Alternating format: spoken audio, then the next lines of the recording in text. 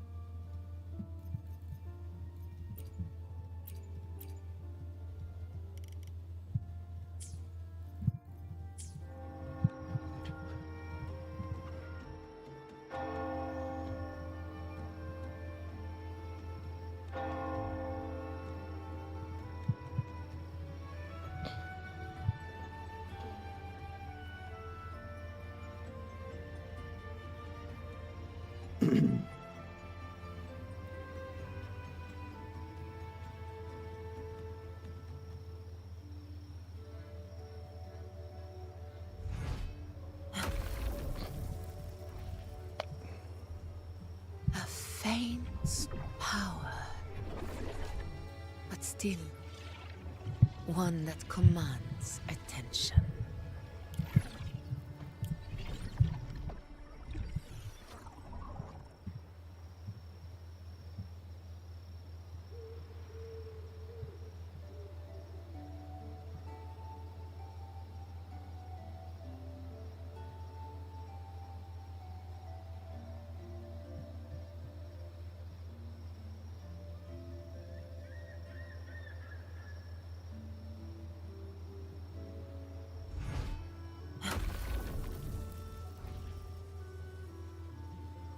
Faint power, but still one that commands attention.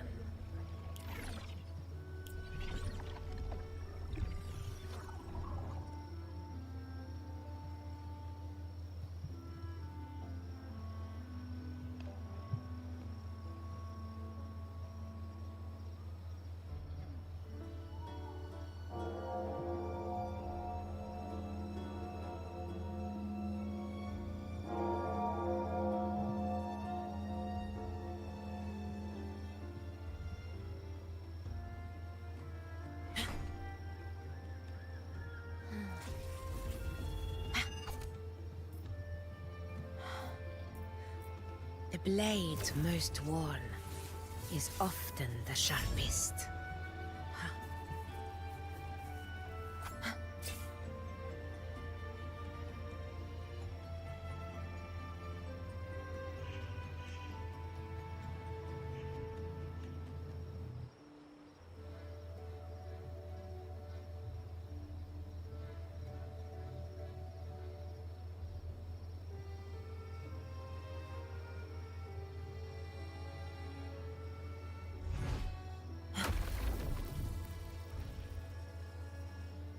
A faint power, but still One that commands attention.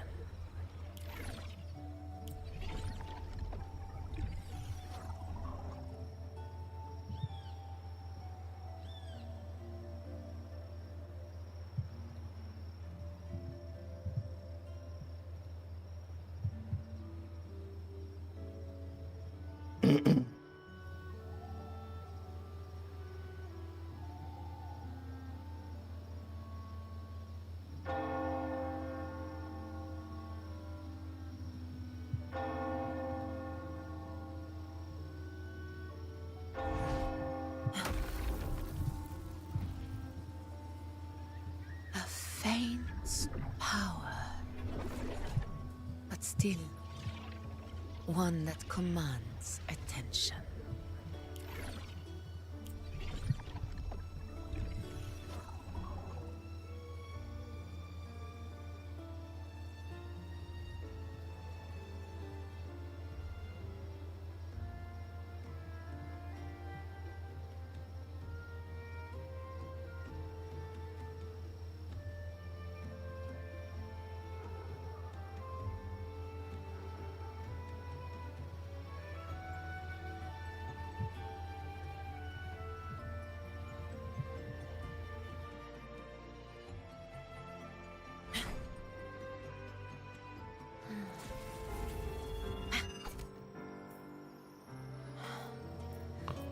The blade most worn is often the sharpest.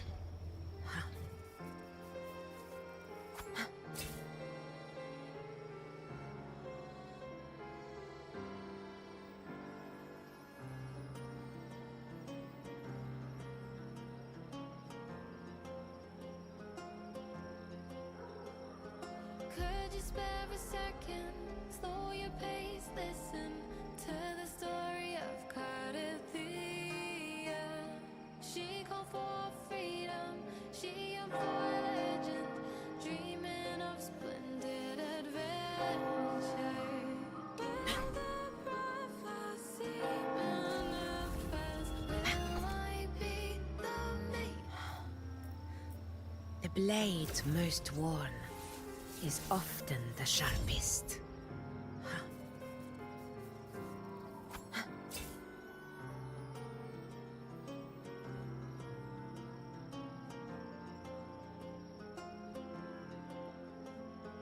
Could you spare a second? Slow your pace, listen to the story of Cardathea. She called for freedom, she yearned for legend, dreaming of splendid adventure. Will the prophecy manifest? Will I be the maiden who's blessed? Then The blade most worn is often the sharpest.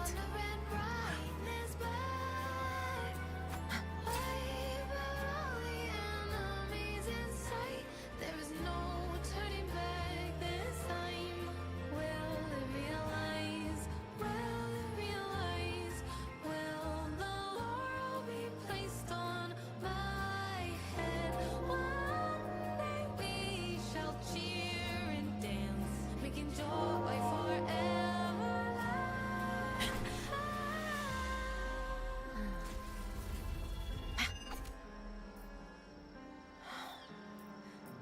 The blade most worn is often the sharpest. Here comes the growling dark tide. The more pain she feels, the clearer she sees halos of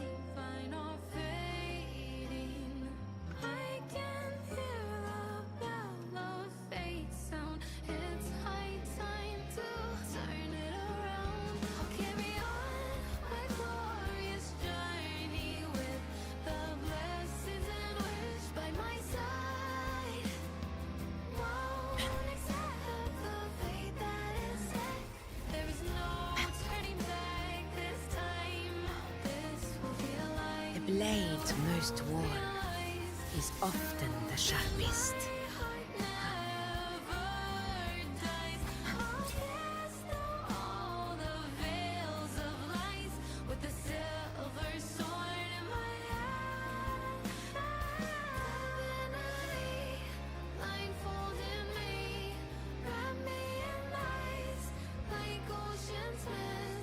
I'm still that girl, carrying the hopes. I'll break the shackles, free the souls trapped in those dark wells. A faint power, but still One that commands attention. Won't accept the fate that is set. There is no turning back this time. Will be true, will be true. Be a closure for this myth. But one day we shall cheer and dance, making joy forever last.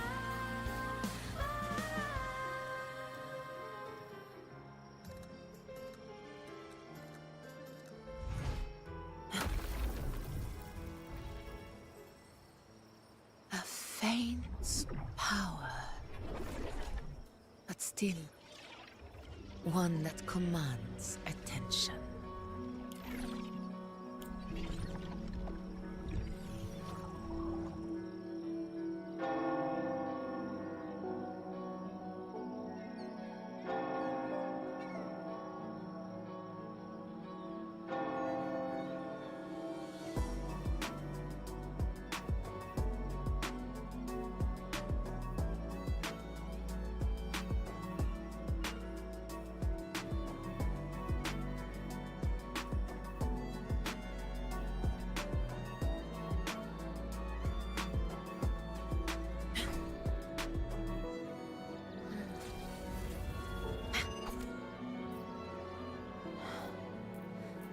The blade most worn is often the sharpest.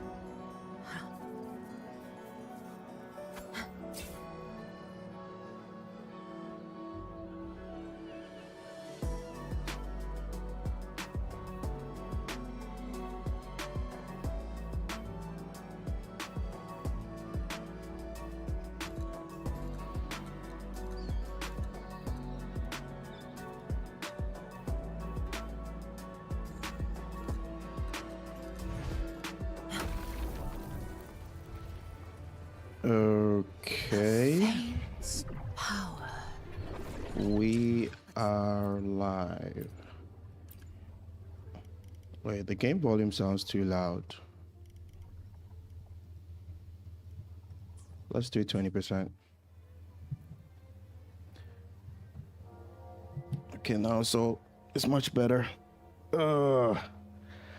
Have you watched the Genshin live stream? I'm afraid I haven't. Did I miss anything important? Honestly, I was asleep all day. I was just so tired. I just woke up. So I don't know what's going on in the gacha community, to be honest. So what did I miss? What did I miss? What's going on in the Genshin community?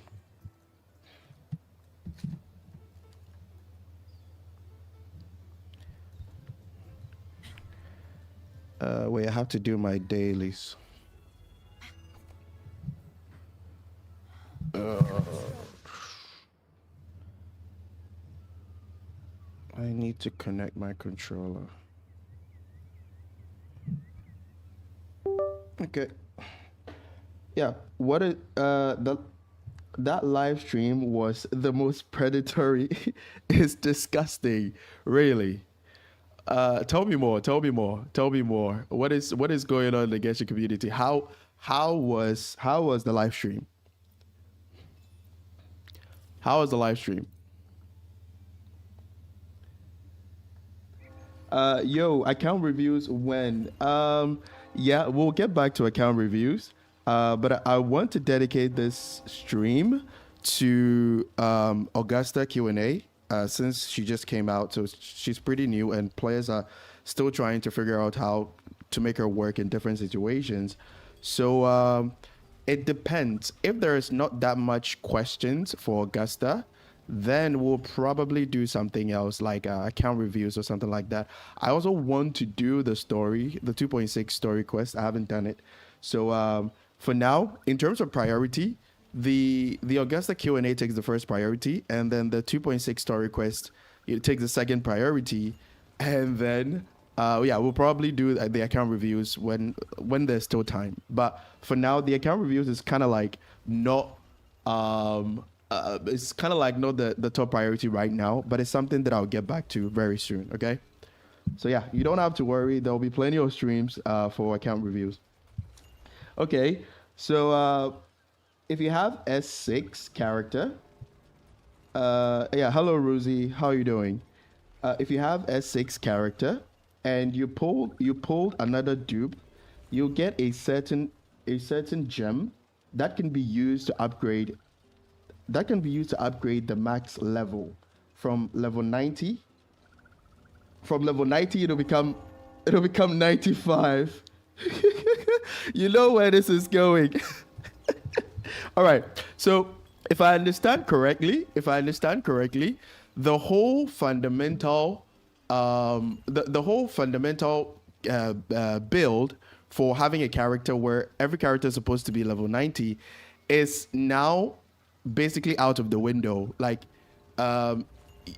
whales are going to get more privilege, and leveling a character to level 95 actually, it sounds more broken than it seems, because your character's base attack goes up, and for most characters that skills of base attack or even HP, they get a significant boost in base HP or base attack. So basically they'll be able to do more damage, right? So even if you will and you're at S6 and somebody wills and the person gets another copy after getting S6, then that means technically that person can do more damage than you, right? Yeah, hey UP, how have you been? Wait, I honestly don't know where Genshin devs are taking Genshin Impact, but this is something that needs to be addressed, and it's something that needs to be thoroughly assessed, because it kind of like doesn't make sense for somebody to will and be able to level their characters from level 90 to level 95. Like I said, it might not sound broken as much as it seems, but it increases base attack if the character's skills of like attack, and if the character also skills of HP, for example. If I'm not mistaken, I think Neuvillette skills of HP. So they're basically saying, give us more money, and we'll make your characters even more broken, right? So yeah, it sounds really, really predatory, but again, I don't really know why somebody would go to the length of getting another duplicate of a character if you already have S6. Like, I don't know, maybe I'm like money, it's kind of like a problem for me compared to most people, but I just don't understand why you would go through the trouble of getting a duplicate of another character whilst you already have S6. It kind of like, it just doesn't make sense to me, because the game is going to be much easier than it is already, right? So yeah, maybe it's my broadcast, like tripping or overreacting, but to me, it kind of like it doesn't make sense. But then still, I'm sure you would get people who are going to do it anyway. So, but it's something that needs to be addressed. It sounds really, really predatory. So yeah, I'm with you on that. The devs even lied, and they don't. The devs even lied that they don't need money. Are they out of touch or something? The thing is, if you don't need money, right? If you don't need money, then you shouldn't give players the incentive to pull for duplicates of a character if they already have S6, right? I think before, I stopped playing Genshin Impact for quite some time, but before, what I knew was that if you have S6, I think I had I had S6 for multiple 4-star characters. So if you get S6 for any character, any duplicate that you get after S6 will probably give you like another pull for you to like use and you pull again, if I'm not mistaken. That is what I'm aware of. That is what I'm aware of. So it just doesn't make sense for you to give players the incentive, right, to pull for duplicates after S6 whilst you claim that you don't need money. Right? It just doesn't make any sense. They should be ashamed of Duet Night Abyss. I mean, see, the thing is, we can't really say much about Duet Night Abyss because Duet Night Abyss hasn't come out yet. Even though the devs have announced that a lot of things are going to be free, you can actually farm currency to pull for your favorite characters. And I think I've watched a little bit of the live stream. I've also watched a video from Brax about it, and I think they also I think that it gives off the impression that they're going to majority of their revenue is going to come from like selling skins and stuff like that, right?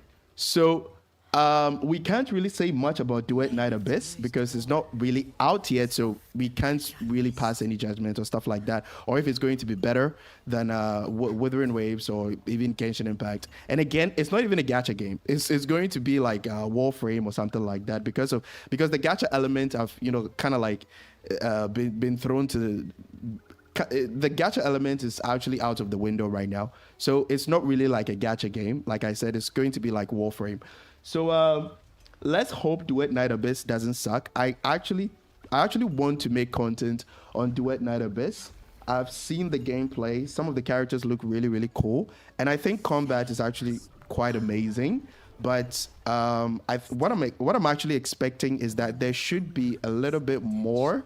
I wouldn't really say difficulty, but there should be a little bit more engagement when it comes to the combat, right? Because for Wuthering Waves, for example, the game actually rewards you for dodging, because like when you dodge, you get a concerto energy, and then you'll be able to dodge counter. And a lot of characters, their dodge counter actually have like a pretty decent scaling or pretty large scaling compared to like their normal attacks or something like that. So technically, when you dodge counter, you'll be able to like leave the field really quickly if you're using like a sub DPS buffer or something like that. And with your DPS, you also be able to like do more damage as long as you don't dodge too much, right? As long as you don't dodge too much. So like I said, I'm actually looking forward to Duet Night Abyss. I want the combat to be more engaging, specifically kind of like reward you for engaging with the combats like Wuthering Waves. Like I said, with dodges and parries and stuff like that, right? It makes the game more refreshing, and it gives you a reason for you to like keep playing the game. Unlike Genshin Impact, where you can literally do random bullshit go, like, because it all revolves around elements. So if you have a pretty fundamental knowledge about how elemental reactions work, you don't really need to think much about your rotations, right? Because you know that, hey, if I add if I add hydro to pyro, I get like forward melt, forward vape, and if I do the opposite, I do reverse vape or something like that. So once you know that, once you have that fundamental knowledge about the game, about Genshin Impact, rotations are not really interesting, or rotations basically stays the same, right? So the game gets boring within a very short amount of time. That is one of the reasons why I couldn't play Genshin Impact anymore. The only reason I was playing Genshin Impact was because of Sino and Wanderer, and Alhaitham. These characters actually had something special about them. They actually require you to think. You can actually use your terrain. For example, Wanderer, you can actually use your terrain to your advantage. They kind of like give you a reason to, play the characters. Aside from the whole do random bullshit go and then, like apply elements and then everything. Basically, everything is done for you, right? So yeah, for Duet Night Abyss, I'm hoping and praying that the combat feels really, really good and it rewards you for doing certain things, right? So yeah, but I intend to make content about it. I intend to make guides about Duet Night Abyss, by the way. So yeah, 3 pulls if it's a 5-star. I don't know what you mean by that. Do we think Galbarena Do we think Galbrena will be the next best DPS? Honestly, I don't know. I have no idea. I don't even know if Galbrena is coming out in 2.7. I don't know. I have no idea. I have no idea. Kuro, Kuro did another major blast for 2.6. Augusta doing Getsuga Taisho. Augusta doing Getsuga Taisho, coupled with a badass music, is insane. Oh yeah, I mean, yeah, version 2.6 is kind of like one of the major patches in Wuthering Waves history, mainly because of Augusta and Yuno. Like Augusta and Yuno are kind of like, if you take a look at the way their kit is designed, I mean, I think Yuno is in the what's the word? Is it the Crossing Stars? Yeah, Yuno is actually here. If you take a look at the way these characters are designed, right? It kind of like blows your mind because they stray far from every character design that Kuro has come up with over the past few months or like over the year, right? Because if you take a look at Augusta, for example, Augusta is really special. She's the only character that can actually stop time, which is actually pretty broken.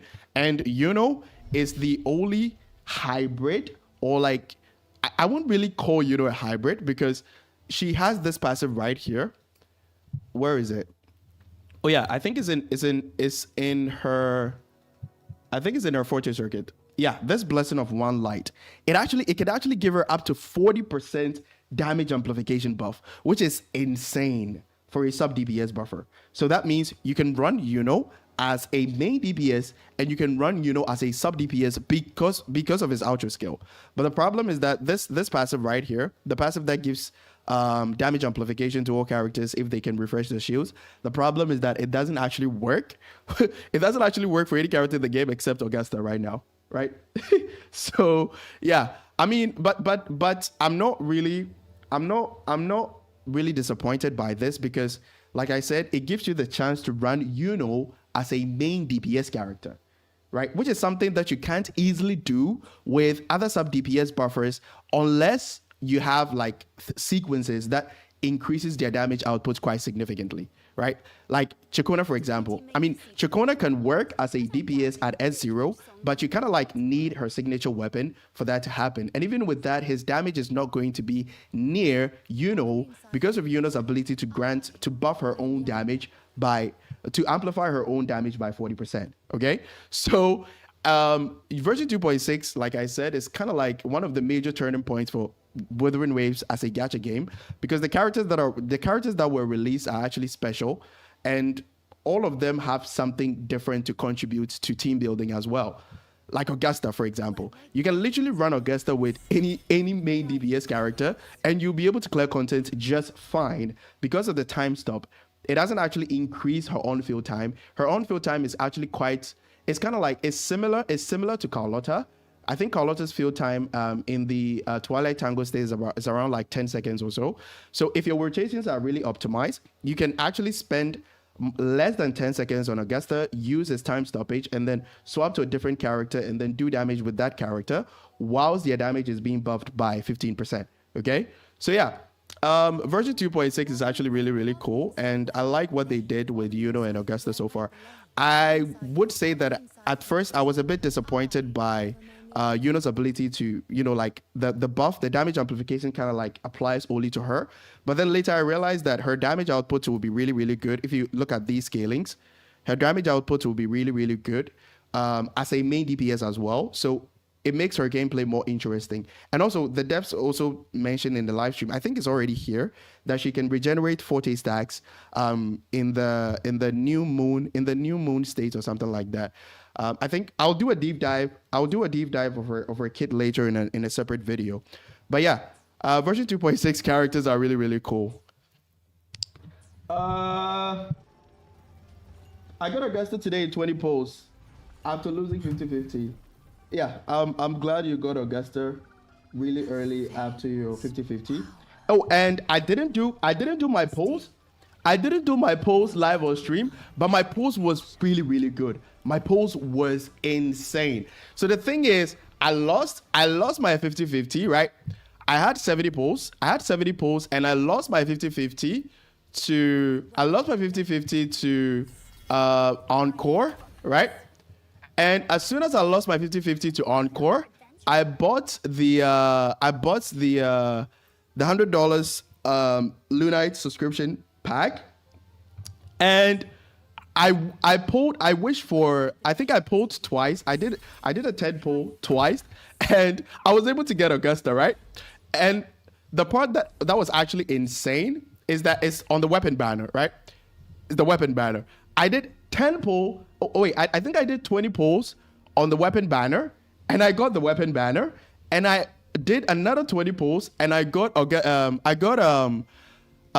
Carlotta's signature weapon as well. Yeah, so there it is. I did a 20 pull, and I got Augusta's signature weapon, and I did another 20 pull, and I got Carlotta's signature weapon as well. So yeah, my pulls was insane, bro. My pulls was insane. It's a shame that I didn't do it on stream. We would have gotten some pretty good reactions. But again, even if I did it on stream, maybe my luck wouldn't be really good compared to like me doing it alone. So yeah, I was able to save some money. Yo, what's up, Senpai? Hello, Flippy. How have you been? Is Augusta's weapon really that important to make her future proof? Maybe defense inflation. No. The difference between Augusta's signature weapon and Jian's signature weapon is not that huge, right? The difference, the only buff that makes a difference is crit damage. I think I already made a video about that on the channel. If you have more, Jian's weapon was performing slightly better. I think about 2.3% better than Augusta, because I didn't have cracked crit damage stats on Augusta's echo piece. Again, they were all using the same echo pieces they were all using the same substats on their echoes, right? All of them were the same. You can check out the video on the channel later. All of them were the same. And on the media server, it's something that they do to kind of like keep to make testing way much easier, right? So that you can arrive at reasonable conclusions. So the only difference, what actually contributed to a little bit more damage for Jian's signature weapon is the boost in crit damage. Meaning that if you're able to optimize your echoes to roll like really decent substats, like really cracked crit damage substats, you should be fine, right? But at R2 and above, at R2, R3, it performs better than Jian's signature weapon, because Jian's signature weapon at higher refinement only buffs, it only gives you a heavy attack damage bonus, and even with that, it's not really high. At R2, you're going to get 60%, and at R1, you're going to get 48%, which is just a difference of just 12%.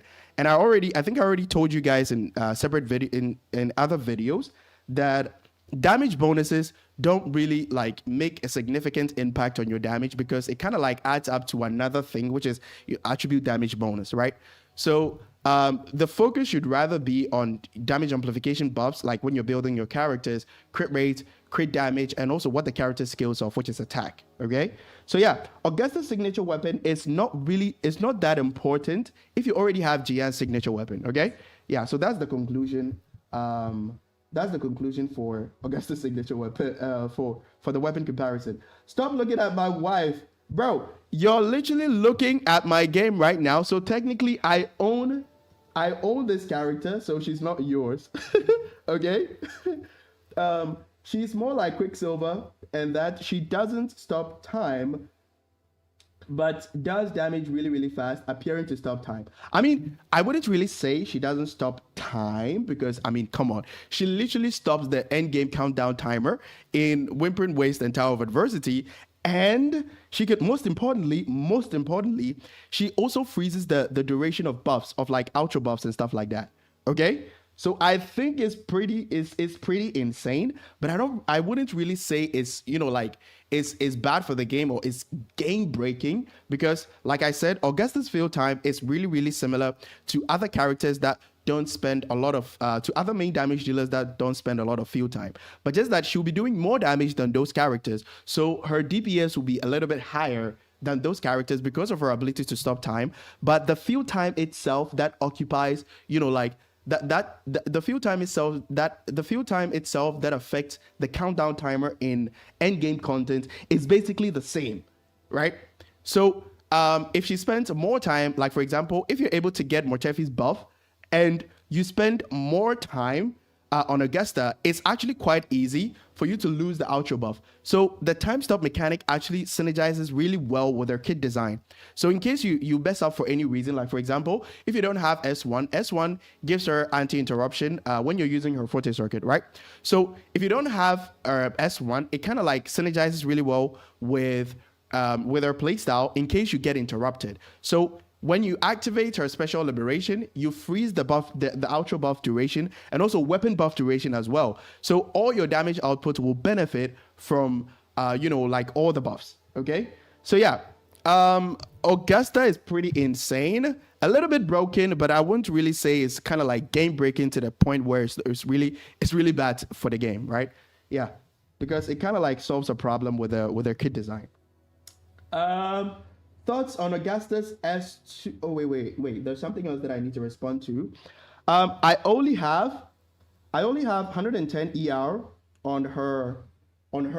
Am I cooked? My crit stat is 76 on 283. So do I have to leave it or try to get 120 ER?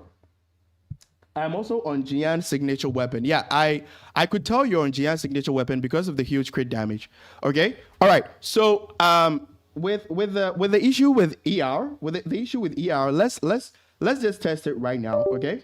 Let's just test the issue with ER right now. So as you can see, I have 109. I have 109 energy region. Okay. So let's hop into the Tower of Adversity, do a full rotation, and then see if we can consistently use her normal liberation to be able to recover ascendancy stacks and then use her Forte circuit. Okay. So yeah, let's hop into the Tower of Adversity right now.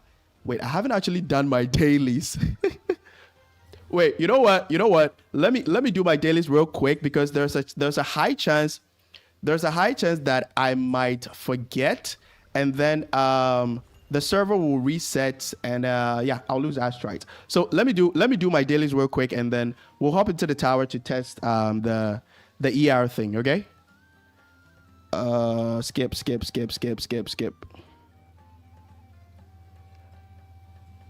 Wait, where's the skip button? All right, that's it. I think Yuno is going to be a gauntlet character, so that means I need to be farming this one right here. Okay, so let me just drop some stamina into this dungeon, and then we'll be able to finish. I'll be able to finish my dailies real quick, and then we'll hop into the Tower of Adversity. I don't really think you're going to have any issues. Okay, if anybody told you that you're going to have issues, I don't really think you're going to have any like issues because I've already tested Augusta, but it was against holograms. I haven't actually played her in the Tower of Adversity on my main account. Okay, so but I don't really think you're going to have any issues. Let's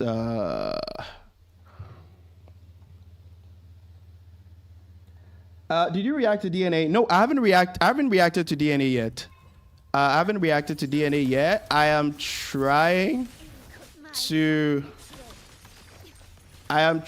do the Augusta Q&A, and then after that we can do something else, okay?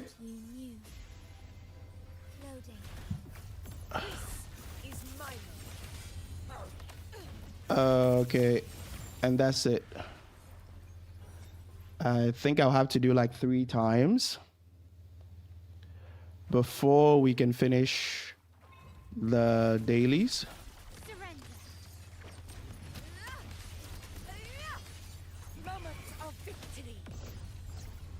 Okay.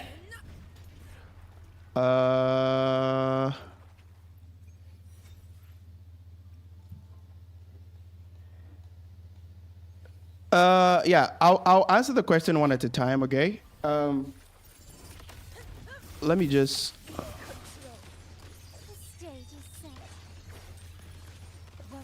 finish up with this one and then hop to the Tower of Adversity. Oh shit, I missed.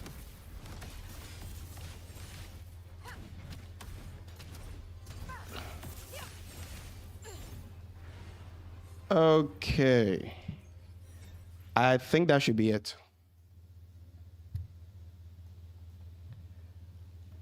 Okay. Wait, do you think Augusta and Frolova have good synergy? Yeah, so it's something I found out later. But for Augusta and Frolova, the problem is that Augusta's time stop actually cancels Frolova's alt. So that means the moment you use the time stop liberation, the alt that stops time, what's going to happen is that it cancels Frolova's alt. So any echo skills that you do, especially with Cantarella, won't be able to allow Hecate to use her enhanced attacks, okay? So that is why Augusta Frolova is not really recommended, but you can still play it anyway. Like, I'm not really saying that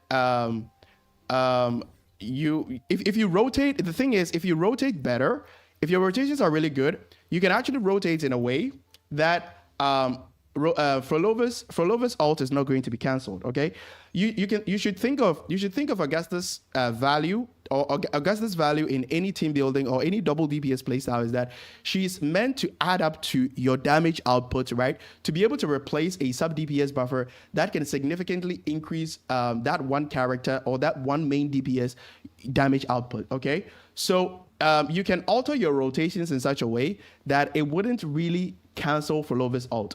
Right? Yeah. So it's something that maybe we can test later.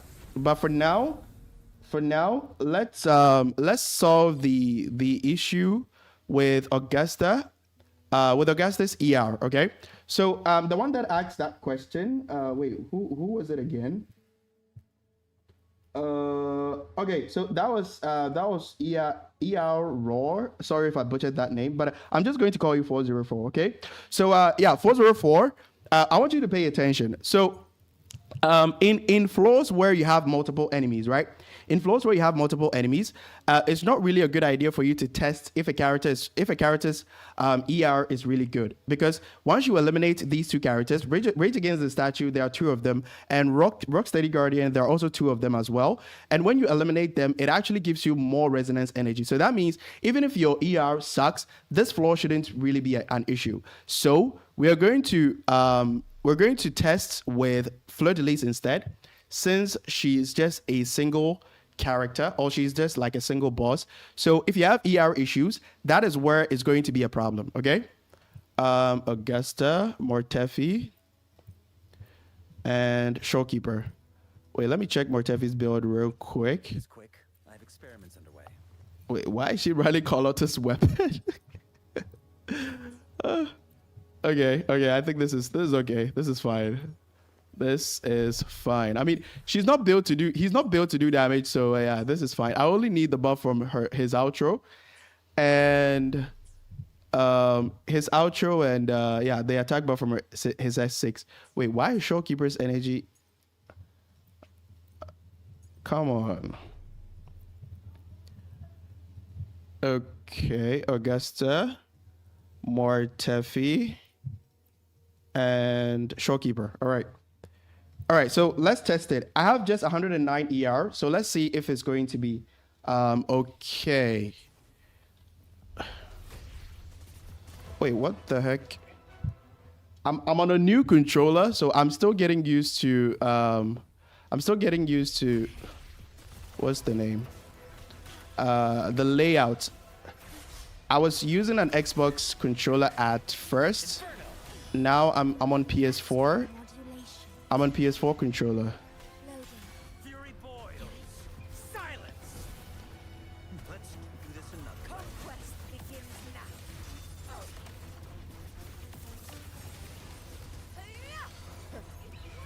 now. Okay, boom. And then we stop time. So let's see if we can consistently use her normal ult in the next rotation, okay? All right, now we cannot swap from Showkeeper, because if we do that without an outro, Augusta is not going to get the stacks, okay? The what's the name? The Majesty stacks that allows her to use her Forte circuit. Fight by my side. Okay, boom. Okay, we're having some energy issues. We're having some energy issues right here. Okay, boom. And we lost the Mortefi. We lost the Mortefi. Yeah, we lost the Mortefi Ultra buff. We lost the Mortefi Ultra buff. Yeah. We lost the Mortefi Ultra buff. We lost it. We lost the Mortefi Ultra buff. So yeah, that means 109 ER. 109 ER is still a problem. It's going to be a problem. Yeah, 109 ER is going to be a problem. But there's I think if we alter our rotation, right? If we alter our rotation, we can fix it. So for 404, to answer your question, 110 ER would still be a problem because I have 109 ER. Okay, so I think you should probably target around like 120 ER to make your rotations really smooth. But you're not going to have a problem in other end game content like Whimpering Waste because you kind of like clear out more enemies within a very short amount of time. So recovering resonance energy is not going to be a problem. But in the Tower of Adversity, when you're facing just single target enemies like Fleur de Lis, for example, that is when it's going to be a problem. Okay, so for those of you who have 110 ER or less, let's see if we can alter the rotation, right? Let's see if we can alter the rotation to kind of like make her rotations a little bit to be able to fix her ER issues in case you don't want to like spend additional resources to like hyper optimize your echoes. Okay, let's see if we can alter the rotations a little bit.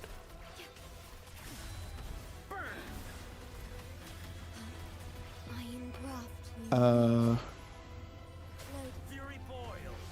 Feel my wrath. Not bad. Okay, and from here we use the liberation, right? Before we use the skill. Oh shit! My skill got cancelled.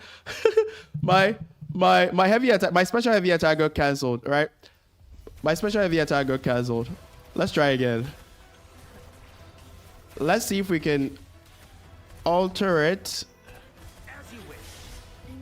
to be able to fix it. Okay, Fury boils. liberation. And now,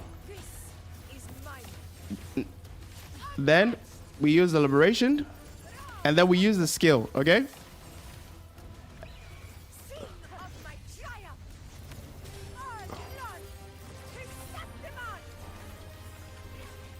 Now let's see if the next rotation. Let's see if the next rotation is going to be a bit smoother. Okay. There's actually a problem with this rotation that I'm doing right now, but I'll tell you guys about it later. There's actually a problem with this rotation. Fury boils. But let me see if the ER, we can fix the ER issues first.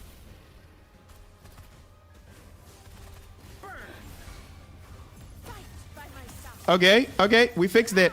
We fixed the ER issues, okay? We fixed the ER issues. We fixed it. We fixed it. We fixed it. What the heck? Come on. Yeah, we just fixed the ER issues, okay? We just fixed the ER issues.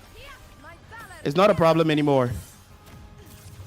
It's not a problem anymore. Yeah. So you can work with 109 or even 110 ER, okay? But you have to alter your rotations. But the problem, the mistake that I made with this rotation, with this new rotation, right, is that when I used Augusta's normal ult, right, her normal ult that kind of like slashes in a wide AoE, what happened was that I wasn't able to stack the defense shred from her weapon. I was actually looking at, you guys can play the stream a little bit backward to be able to see what I'm talking about, okay? I wasn't able to stack all the 5 stacks of the defense shred from her weapon, okay? So that means we need to alter the rotations a little bit to be able to stack all the defense shred on her weapon, okay? But essentially, for those who have less than 110 ER, essentially what you need to do is to kind of like use her skill, use her liberation, right? Before you use her skill. use her liberation before you use her skill to be able to recover energy. Okay. But before you do that, make sure that you've stacked all the defense shred from her weapon before you use the normal liberation. I know this can sound a little bit confusing, but I want you guys to watch this rotation really, really carefully, okay? I want you guys to watch it really, really carefully. So what I'm doing now, after the heavy attack, I go back to Augusta, and then I do this, right?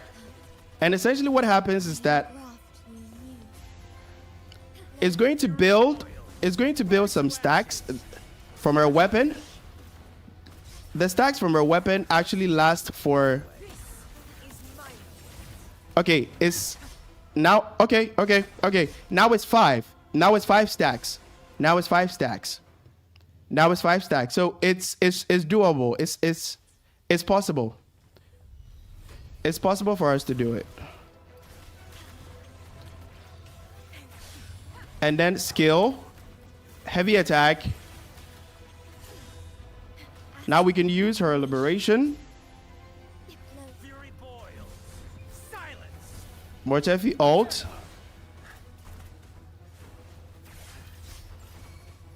And then we intro with Augusta. All right, good.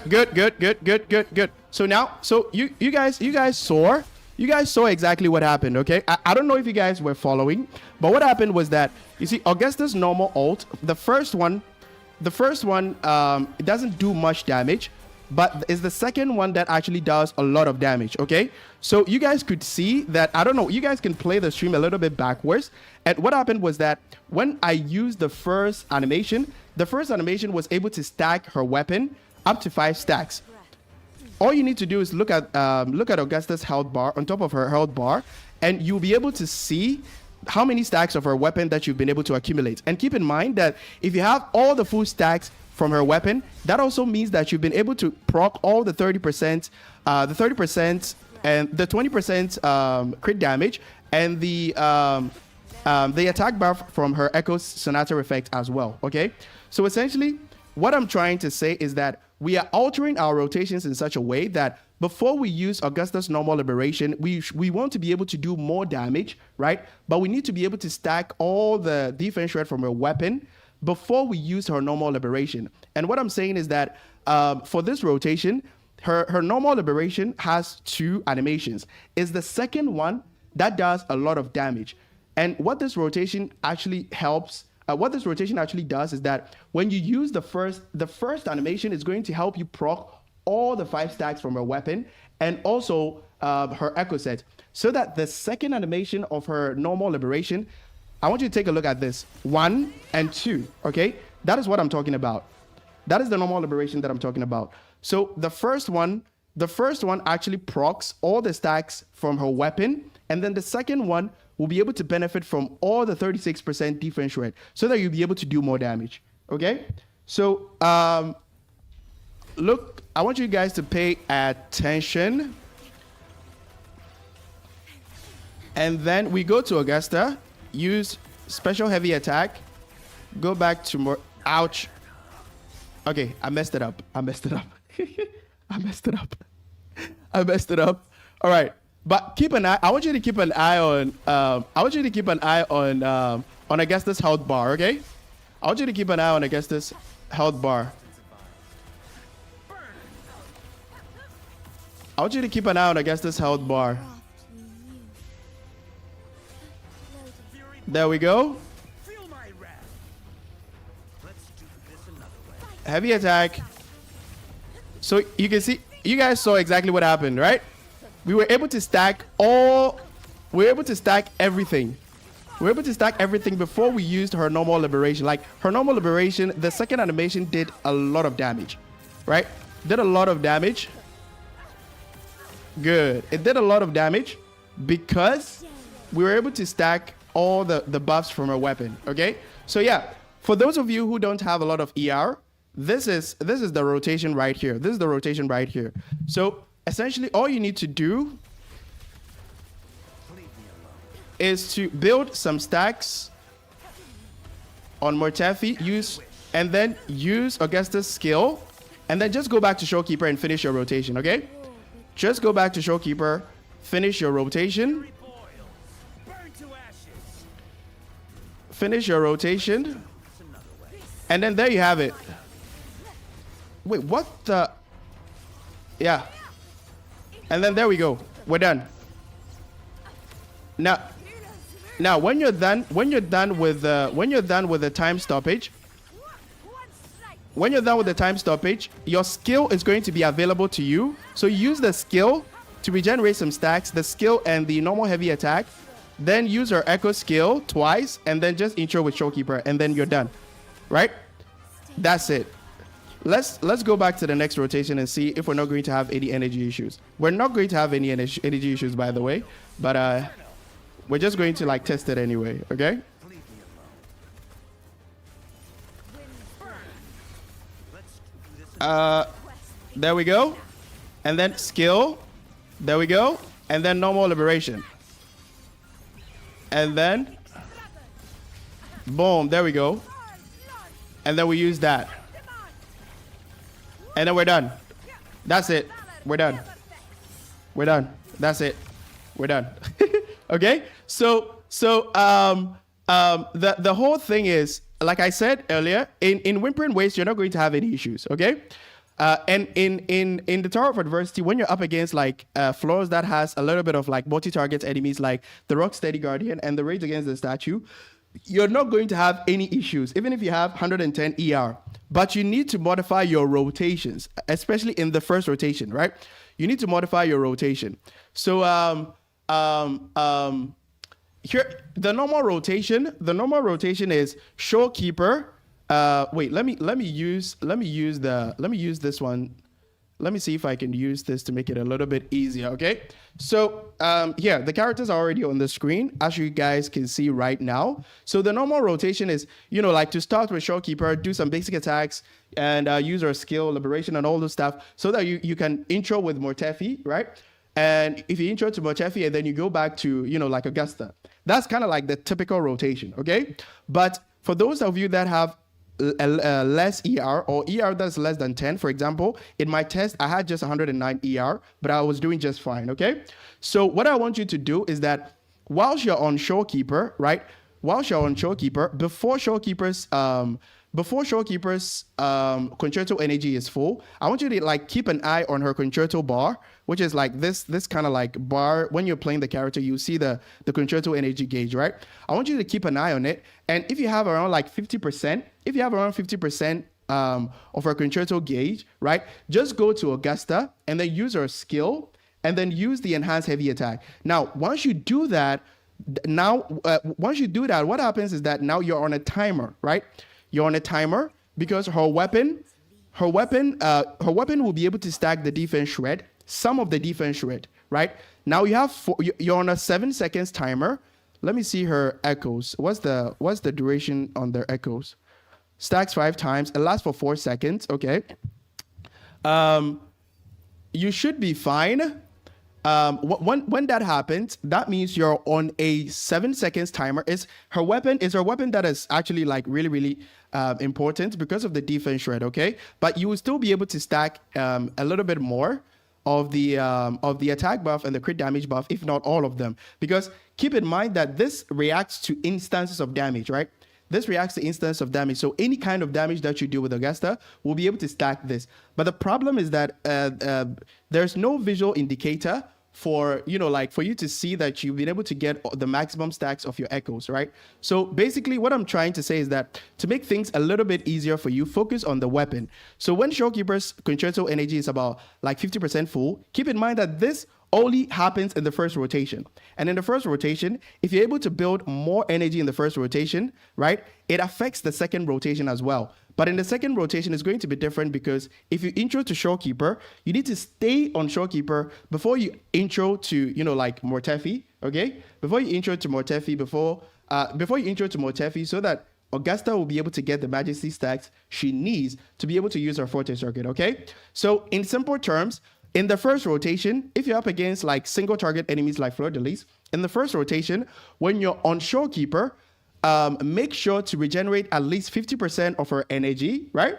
And then when you see that happen, just go to Augusta, use her skill to recover full purple stacks, and then use the special heavy attack, right? When you use the special heavy attacks, what happens right now is that you've been able to stack some of the defense shred from her weapon, okay? And now what happens is that when you intro from Mortefi to Augusta, you're going to get full purple forte stacks, okay? But the thing is, after using the special heavy attacks, from the intro, right? You use the normal liberation.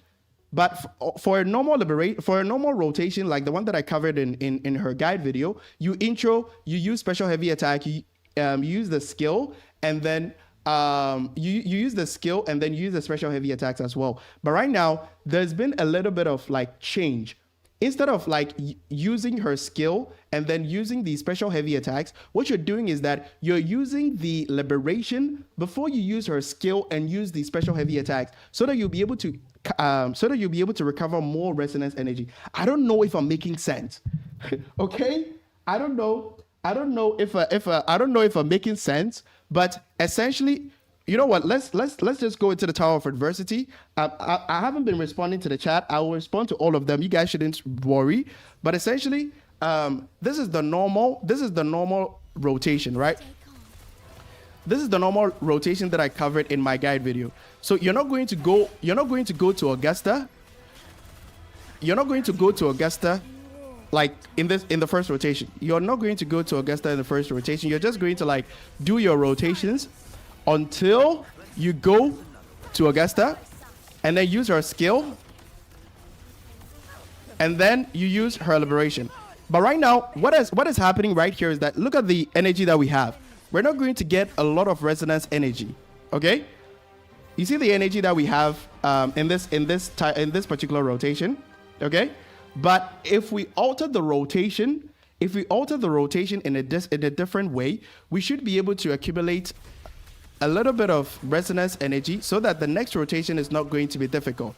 So right here, we use the skill, special heavy attack, and then now we can proceed just like the first rotation.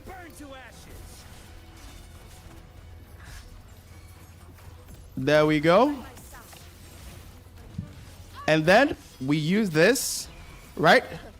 You see the amount of energy that we have right now compared to the first one. I haven't used the Forte circuit. The Forte circuit regenerates like a good amount of energy, but I haven't used the Forte circuit.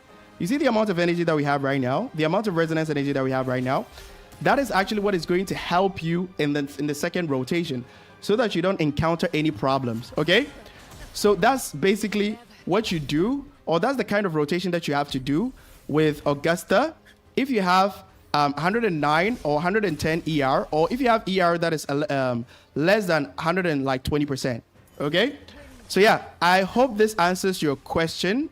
I don't know if there's still a little bit of confusion, but let me know in the chat, and then yeah, we can get back to it later. But I hope it kind of like makes sense. Okay, let me go back to the other questions that we have. There's a lot of questions in the chat, so this is going to take a while.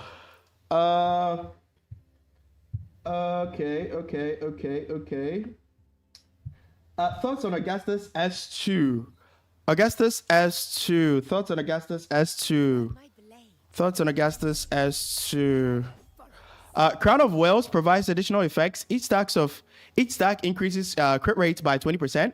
For every 1% of crit rate over 100%, Augusta gains 22% crit damage, increase up to 100%. Okay. Keep in mind that Crown of Wales is actually the passive that gives you 15%.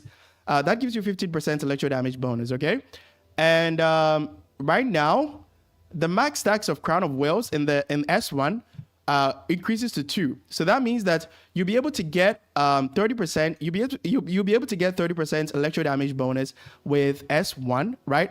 And a little bit of crit damage. But the most important thing is that for S1, it gives you anti-interruption so that you don't really lose your sanity when you're trying to use her Forte circuit, okay? But S2 kind of like builds up on S1. That's why I covered S1. So for S1, when you have Crown of Whales, essentially you need for this buff to kick in, you need to have Crown of Whales. Okay, so when you have Crown of Whales, it gives you 20% crit rate, and if you're using your signature weapon, you can easily get 80% crit rate. You can easily get 80% crit rate when you're using her signature weapon. So that means that the extra crit rate that you get from S2, will kind of like not provide any real value when you have her signature weapon, because it says you need to be over 100%, right? You need to be over 100% crit rate before you can benefit from these buffs right here, okay? So S2, for you to get full benefit from S2, you need to be running her with Showkeeper, okay? Because Showkeeper's additional 12.5% crit rate is going to help you get more crit damage from this, right? So S2's value, if you're not running her with Showkeeper, S2's value is a little bit low, right? Because you'll be able to get around like 105 or maybe 106 crit rate if you have like a really, really good build, right? You'll be able to get like 105 or maybe 108 crit rate, right? But what's going to happen right now is that you only benefit from the extra, like the small amount of crit rate that you have over 100%. So basically the point I'm trying to make is that S2, if you don't have the rest of the sequences, you don't really get that much value from S2. So my suggestion is to stick with S1, because with their signature weapon, you'll be running crit rates anyway. So your crit rate should be around like maybe 70 or even like 75 or even 80%. Okay. But if you want to go for S2, you need to keep in mind that you need to kind of like go for the other sequences as well, because that is when she's going to get more crit rate to be able to benefit from more crit damage. Okay. Let's take this one for example. I think one of her sequences actually gives her additional crit rate. Wait a minute. I think one of her sequences buffs crit rate if I'm not mistaken. All right, this one says for every 1% of crit rate over 150%, Augusta gains 2% crit damage, increase up to 50%. Okay, all of this doesn't really matter. Wait, so that means you don't get any additional crit rate from the other sequences. Wait, your videos are very helpful. Whatever I like, I found here. Yeah, thank you.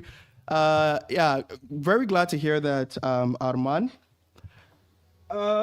Wait, it's Aman. Sorry, it's Aman. Yeah, it's Aman. I thought it was Arman. I have a friend called Arman, by the way. Okay, so what is happening here is that you don't get any additional crit rate from the other sequences. You only get 20% crit rate from S2. And keep in mind, with this build that I'm running right here, I've been able to I think Showkeeper's crit rate is still in effect. I want to make Showkeeper's crit rate wear off so that we can take a look at her actual crit rate. Wait, it's still 84. Is it supposed to be 84? Wait, I think Showkeeper's crit rate is still in effect from the Tower of Adversity. It's a bug. It's a bug that they need to fix. So let Showkeeper's buff run out. I think my total crit rate is around like 70 something percent, right? I want to use that one. I want to use that one as an example to be able to explain the S2 better. Okay. Let me see. Wait, it's still 84. When I was building Augusta, I think my total crit rate was around like 70 something or something. Wait, let me spend a little bit of time in the overworld and see if it'll wear off. It's a bug in the Tower of Adversity. So if you have like Showkeepers, if you were in Showkeepers ult and then you go out of the Tower of Adversity, you get to keep the ult. You get to keep the what's the word? You get to keep the crit rate buff for like a long period of time, right? But if it's still 80%, then that means that's how it should be. Okay, it's still 80%. It's still 80%. So we can use this, okay? We can use this. So for S2, what S2 is going to do is that S2 is going to give us 20% crit rate. And that 20% crit rate is going to add to what I have right here. Keep in mind, my echoes are not really that decent, right? My echoes are not really that decent. This one, I think this one is okay. This one is 8.7 on 16.2. This one is 8.7 on 15. This one's also good. This one is 7.5 on 15. I mean, I can do a little bit better. This one is 6.3% on 12.6. This is really terrible, but at least I have like heavy attack damage bonus. And this one is 6.3 on 13.8. This one is also terrible as well. So using this, let's just use this to be able to analyze the value that you can get from S2, okay? S2 is going to give you 120% crit rate, which adds up to this, and then you're going to end up with 104% crit rate, right? Now, what happens is that if you're not running Augusta with Showkeeper, like for example, if you're running her with Verena, for example, what is happening here is that S2, the only value that you get from S2 is that you're only going to get, it says for every 1% of crit rate over 100%, Augusta gains 2% crit damage increase up to 100%. Now, what is happening here is that you're going to get 2, so this 2 is going to multiply the extra 4 that we have right here. So you're going to get 8% crit damage from S2, from having S2, right? If you're not running her with Showkeeper, which is something that I don't really recommend because it doesn't really make sense for you to spend additional pulls or money on S2 if you're only going to get additional crit rate, right? And just an 8% crit damage. Okay? Tutorial on how to use her. She's complex. Don't worry, we're going to like cover that later. But I want to answer the questions in that order. Okay? I want to answer the questions in that order, so we'll get to that very soon. So yeah, I don't really think S2 is worth it because you're going to get 20% crit rate, which adds up to what I have right now, which is 84. So that means you're going to get just 20% crit rate and 8% crit damage just by spending additional pulls on S2, which can also result in the loss of a 50-50, right? So I don't think S2 is really worth it. But S2 is only worth it if you plan to play Augusta with only Showkeeper, right? If you plan to play Augusta with only Showkeeper, this is something that I don't really like as a player, right? I want the freedom to be able to pair my characters with anybody that I want and still be able to clear endgame content, right? But if you're willing to play Augusta, or if you're willing to play Augusta with Showkeeper, or always play Augusta with Showkeeper, right? Then S2 is something that is worth it because now the 4% adds up to the 12% crit rate that Augusta can, that the 12% crit rate that Showkeeper can provide. So that means now you have around 4 plus 12, that is 16%. That is an additional 16%. That is an additional 16% crit rate. And if we multiply 16 by 2, we get 6 plus 6, so we get 32, right? 6 plus 6 is 12. Okay, yeah, so we get 32. So that means if you're running her with Showkeeper, you get 32% crit damage, and you get the additional 20% crit rate from here as well. Okay, but at this point, all your attacks are going to crit. Even with this build without S2, if I pair her with Showkeeper, I get around, if we add 10 to this, that is 94. If we add 2 to this, we get 96% crit rate, right? If I'm running her with Showkeeper, I get around like 96% crit rate from here. So that means almost all of my attacks are going to crit anyway, right?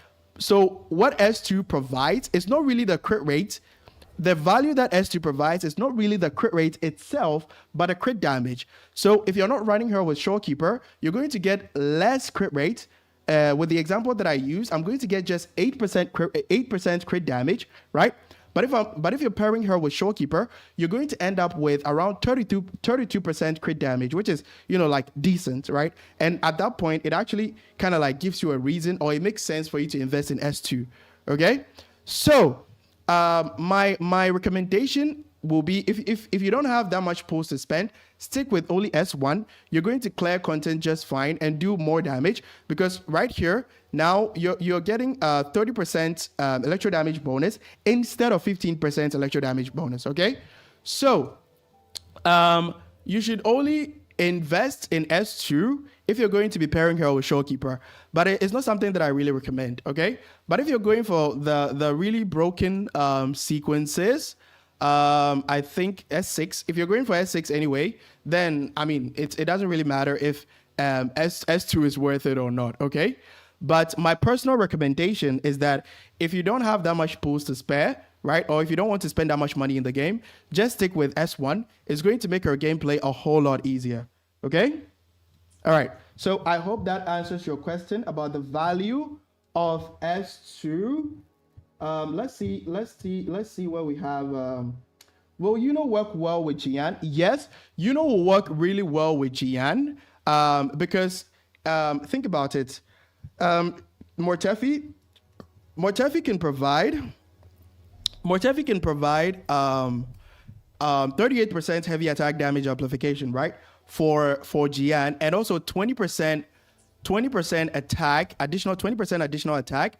And if we add this 20% to Moonlit, what's going to happen is that Moonlit, we're going to get around like 44 or 42% attack buff for Jian, right? But if you take a look at Yuno's kit, let's go to Crossing Stars. If you take a look at Yuno's kit, Yuno is able to amplify heavy attack damage, right? Yuno is able to amplify heavy attack damage by 50%. Or wait, heavy attack, yeah. So Yuno is able to amplify heavy attack damage by 50%, right? Which is 12% more than 12% more than what Mortefi provides, okay? But if you think about the other additional buffs that Mortefi can provide, it kind of like makes you think that Mortefi will be the better buffer anyway, but that's actually not the case, okay?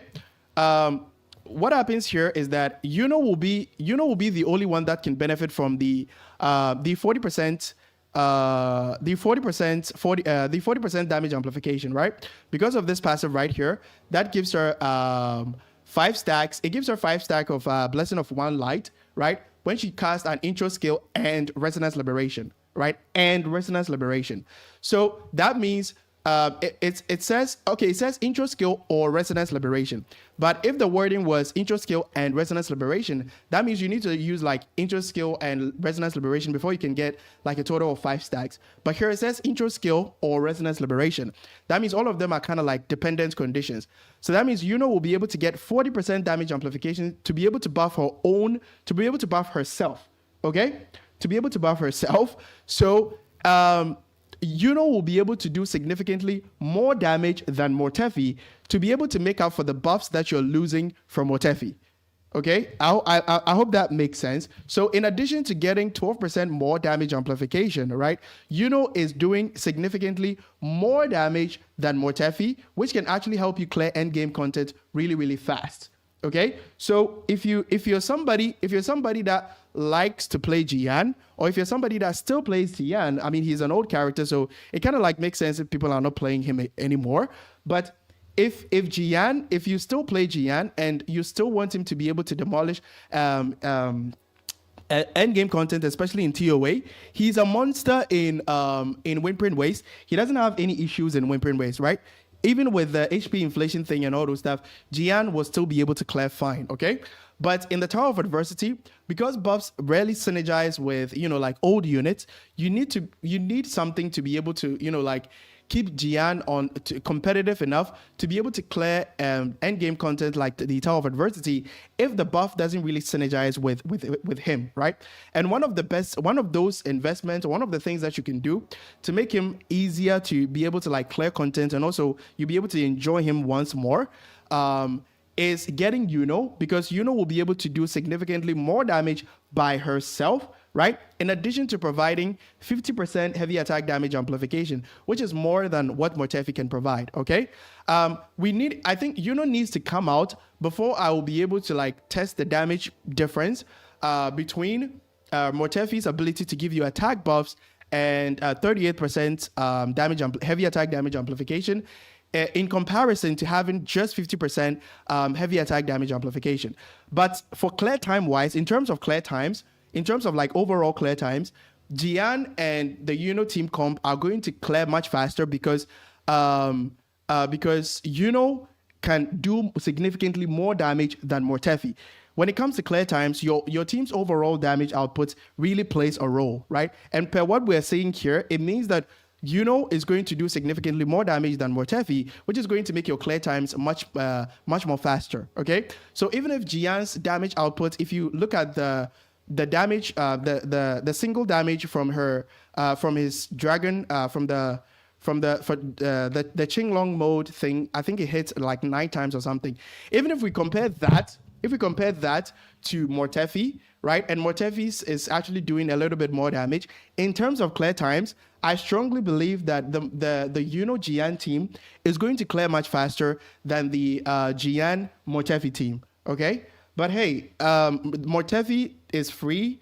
Mortefi is easily accessible, which kind of like makes Jian, like usable in case you can't afford to pull for Yuno, okay? But if you still play Jian and you want Jian to perform better, in terms of like overall clear times, pulling for Yuno is one of the best things that you can ever do, okay? So yeah, Yuno needs to come out before I can do damage comparisons. But my first impression is that the additional 12%. The additional 12%, that we are getting here, the additional 12% heavy attack damage amplification that we're getting right here, right? It's not really going to provide it's not really going to provide like a huge damage boost in terms of Jian's personal damage, only Jian's damage. When you compare his damage output to the Mortefi team, right? So I'm talking about the single damage ticks that you can get from the Qinglong mode basic attack, the Qinglong mode basic attacks. All right, let me show you guys real quick. I'm referring to this one. Yeah, okay. So it hits 8 times, right? So even if I don't, my first impression is that I don't really think the 12% increase in damage amplification is going to be better than all the attack buffs that Mortefi can provide. And I even forgot that if you're using Static Mist can also give you like additional attack buff. So that means Mortefi will be providing around like 52, or even like Mortefi will be providing around like over 50% attack buff to Jian because of Moonlit, his S6, and also from Static Mist, okay? So that is why I think from my first impression, I don't really think that the 12% increase in heavy attack, the 12% increase in heavy attack damage amplification is going to perform better than the additional attack buffs that Mortefi can provide, right? But what we need to take into consideration is overall clear times, okay? So yeah, that is my first impression. Even though Jian's personal damage, the single hit damage from the Qinglong mode might be doing less damage, but the overall clear time for Yuno team is going to be significantly faster, or a little bit more faster than the Mortefi team, since Mortefi's damage output is kind of like really low, okay? Yeah, so that's my first impression about the Yuno team comp. Will Yuno work well with Jian? So I hope that that answers your question. Is it normal that I don't have? Wait, is it normal that I don't have? I didn't have but a focus echo. Wait, I didn't have a focus echo at day 2. It depends. It depends on your preparation. Okay. So if you go to your data bank, right? If you go to your data bank, you can see that enhanced drop rate right here, right? If you didn't really use this, that means you can endlessly you can farm for the False Sovereign, which is her focus echo. You can farm for the False Sovereign really, really easy because you can fight. You'll be able to like get more echoes here, which you can, like data modify to be able to get the substat that you want, right? So for my build, I actually did it on day one. My build was actually done on day one. Okay, my build was actually done on day one. So it was actually pretty easy. You can see that the 2 costs right here is from the old Void Thunder set, which I had like a lot of them. Like I had a lot of them. The 3 costs are from Void Thunder. Okay, I have a lot of them, so it wasn't really difficult trying to like get more electro damage bonus from Void Thunder. And the 1 costs are also very easy to drop in the Nightmare. The new thing that they brought. The new thing that they brought where you can farm for echoes without any stamina. Yeah, the Nightmare Tastic Discords, right? So the 1 cost I got here, I was able to roll double crit on all of them. I think I got about 8 of them or so. But yeah, I think I was a little bit lucky, and I was able to do it on day 1. So it's normal. It's normal for you to have a focus echo like double crit and all those stuff at day 1, okay? Because I did mine on day 1, but at day 2 it should be significantly easier, okay? So yeah, you need to manage your resources well, and then also plan well when there's an upcoming character. I used to do preparation guides for upcoming characters. I think I did some for Lupa, but I was a little bit occupied with Augusta. I wasn't able to make an Augusta prep guide. But even if I don't make one, I mean, there are other creators that does the same thing. So yeah, it shouldn't really be a problem. So yeah, you should plan well, okay? You should plan well when there's an upcoming character, so that you'll be able to like build them on day 1. You think that is a better pull for F2Ps? No. I don't think is a better pull for F2P. No. Would have been a better pull for F2P if where's the gallery? Would have been a better pull for F2P if this buff, the 40% damage amplification that she provides was universal, right? And the problem is that it's actually difficult for you to get this to work. Based on what we're seeing right here, right? It's difficult for you to get it to work for other characters. That is the problem, right? And also her sequences doesn't fix this issue. Usually for characters like this, they devs would want you to spend more money to be able to get like higher sequences so that it can fix a problem with buff restrictions. Like for example, for Lupa, I think if you have Lupa's S3 or S4, it kind of like gets rid of all those conditions that you need to put 3 fusion teammates on your team to be able to get the maximum buffs that she can provide, okay? So that is the problem with None of her sequences actually fix this, so that I would have been able to say that, oh, hey, if you're F2P, you can pull for and maybe on a rerun, you can decide to get dupes or maybe like accumulate corals so that you'll be able to like, you'll be able to, build, you'll be able to like get more sequences with time so that she can provide that 40% damage amplification to everybody, to anybody in the team, as long as they are under the that domain thing that she can create. Okay, that is the problem. Sequences doesn't fix that issue with other characters being able with the 40% damage amplification being restricted to her. That is the problem. Okay, so I don't really recommend for F2Ps, but I recommend for players that want to see their DPS characters do significantly more damage. And the reason why I'm saying this is because we can speculate that since one of her sequences doesn't solve this issue or doesn't make the 40% damage amplification universal to all characters as long as they are in her domain, right? We can speculate that Kuro is actually going to make more characters in the future that have some synergy with obtaining shields. Okay? That have some synergy with obtaining shields. So even with that, if those characters don't skill off heavy attack damage bonus, if those characters don't really skill off heavy attack, right? The fact that they can consistently refresh their shields make them usable with Okay? The fact that they can consistently refresh shields like Augusta makes them usable with Yuno. Okay? So I hope I'm kind of like making sense here. Yuno is for people who kind of like, who think or who have the, what do you call it? Who want to kind of like have some kind of versatility with their team building so that they don't always get forced to pull for the best in slot sub DPS buffer for like another unit, like maybe Galbrena or something like that. Okay, but and the reason why I'm saying this is based on speculation. Because of what we have in the game so far. Again, if we use Lupa for example, Lupa, all her buffs. If you have like S, which one was it? Which one was it? I think it's S3 if I'm not mistaken. Yeah, the Pack Hands effect now no longer requires 3 fusion resonators, right? Yeah, since Yuno doesn't have this kind of sequence, right? We can speculate that for Yuno, we're going to get a lot of DPS units or a lot of characters in the future that have some synergy with refreshing shields, okay?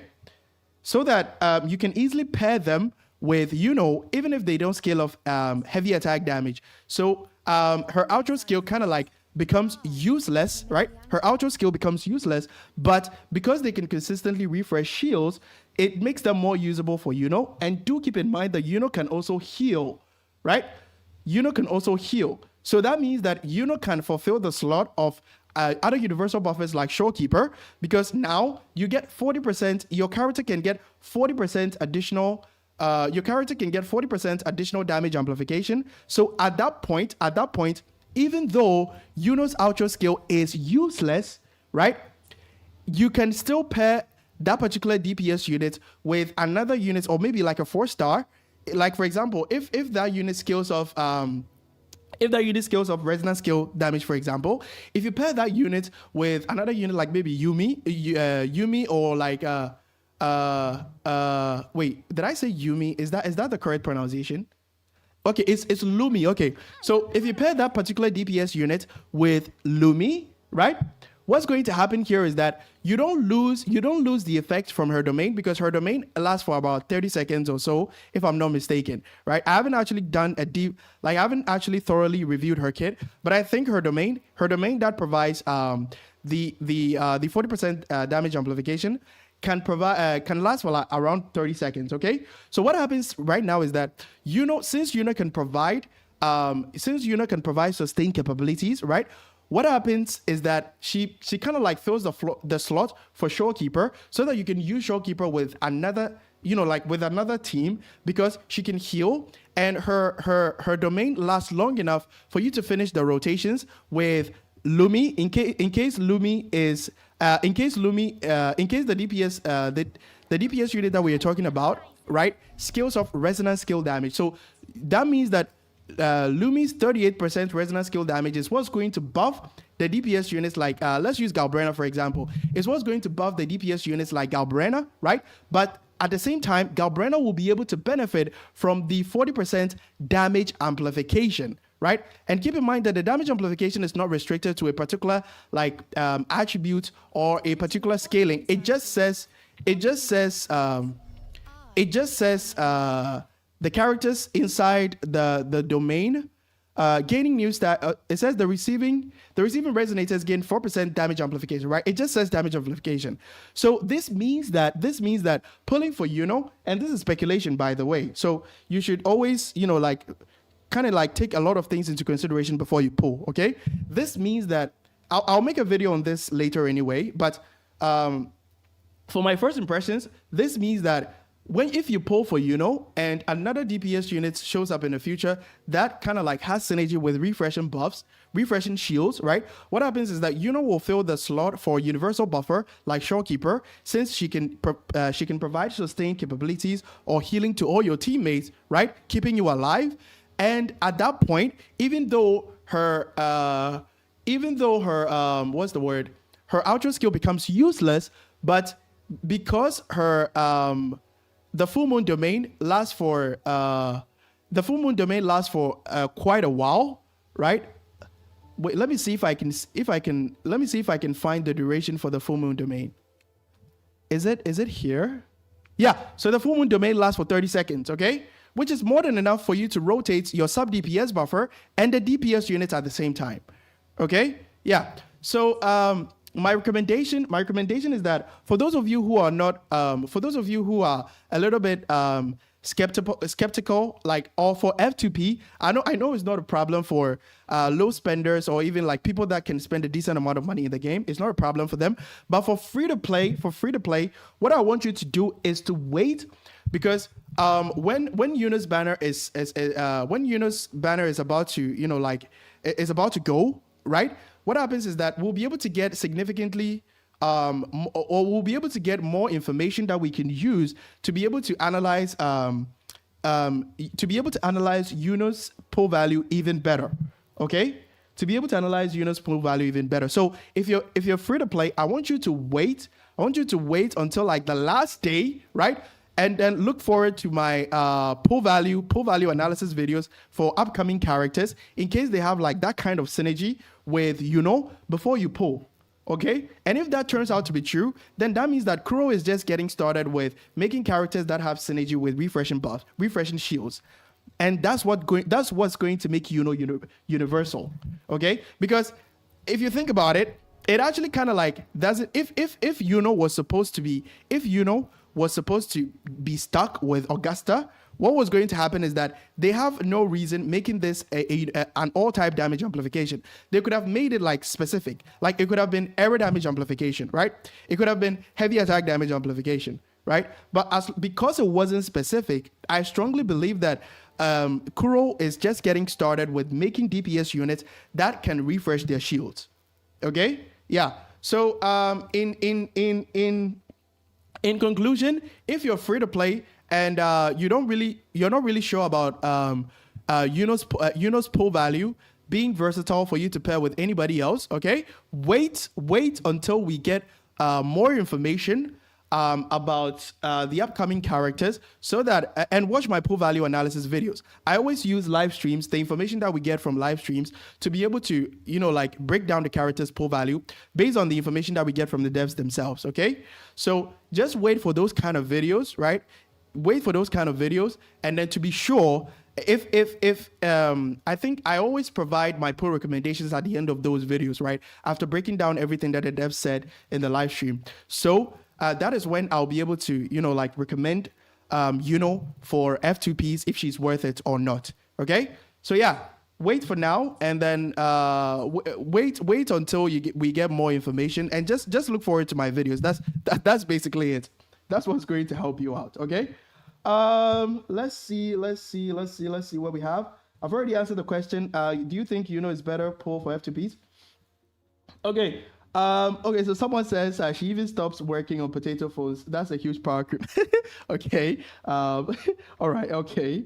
Also, for someone who got all the Broadblade characters in a game, which signature is the most versatile to be shared between them? So for Broadblades, right? For Broadblades, the most versatile in terms of versatility, you should always go for Broadblades that have crit rate substats, right? So you should always go for Broadblades that have crit rate substats, and the reason for doing that is because you can't really predict the characters that you're going to use them on, like what they are going to have on their skill tree. You can't really predict what they're going to have on their skill tree, okay? You can't really predict what those characters are going to have on their skill tree. So if you have a weapon that has a crit rate substat, what happens now is that the crit rates that you get from weapons is usually it's actually like 2.3% more than what you get from echoes, right? So that means you can run the signature weapon and then run a crit damage. It gives you the freedom to run a crit damage focused instead. Okay? So in terms of versatility, one of the most versatile weapons that I will recommend is Jinxi's signature because of the crit rate substat, okay? But I don't really recommend Verdant Summit and Wildfire Mark or Lupus signature because of the crit damage substat. So if the DPS units in the future turns out to have crit damage on their skill tree, it's just going to make things a whole lot difficult, okay? I think Augusta's weapon kind of like has a little bit of, like versatility, but I wouldn't really recommend it over Jinxi's signature weapon because this one provides more crit rate, right? the 88% additional base attack that you get is good, right? The 88, the huge base attack is good, right? But it doesn't come close. It doesn't come close to the crit damage focus that you'll be able to run for that particular character when you're running a weapon like GC signature weapon, for example. Okay, because if you run Augusta's signature weapon, you kind of like, you don't have a choice. You still have to run a crit rate focus, right? You still have to run a crit rate focus to make things a whole lot easier, right? So with Ages of Harvest, it gives you the freedom to run a crit damage focus, and also the base attack, which is 587, is not that bad. If your echoes are really good, right? If your echoes are really good, let me use my GNC for example. Yeah, so my GNC has 2.2k attack, which is pretty decent, right? For all damage dealers, you should prioritize getting 2000 or 2k attack or more. Okay, so with 587 base attack, it's not really a problem. Okay, so in terms of value, Augusta's signature provides more base attack, but the base attack doesn't come close to the crit damage focus that you can run on any other character if you're running Ages of Harvest, for example. Okay, and yeah, you also get 2.3% more crit rate, right? Yeah, so that is. I hope that answers your question, Magma. I hope that answers your question. Did you react to DNA? No, I haven't reacted to DNA yet. I'll do that after the Augusta Q&A if there are no other questions to answer. Do you know how to obtain Heart Pour? The internet says I need Lupa, and I'd like to unlock the dialogue option in the main quest because I like the lore. I have no idea what Heart Pour is, by the way. I have no idea what Heart Pour is. But let me Google it real quick. Let me just switch my display. Let me just switch my display and then Google it real quick, okay? Withering Waves, Heart Pour. I have no idea what that is. Take your heart trophy. No, that's not where. What does Heart Pour taste like?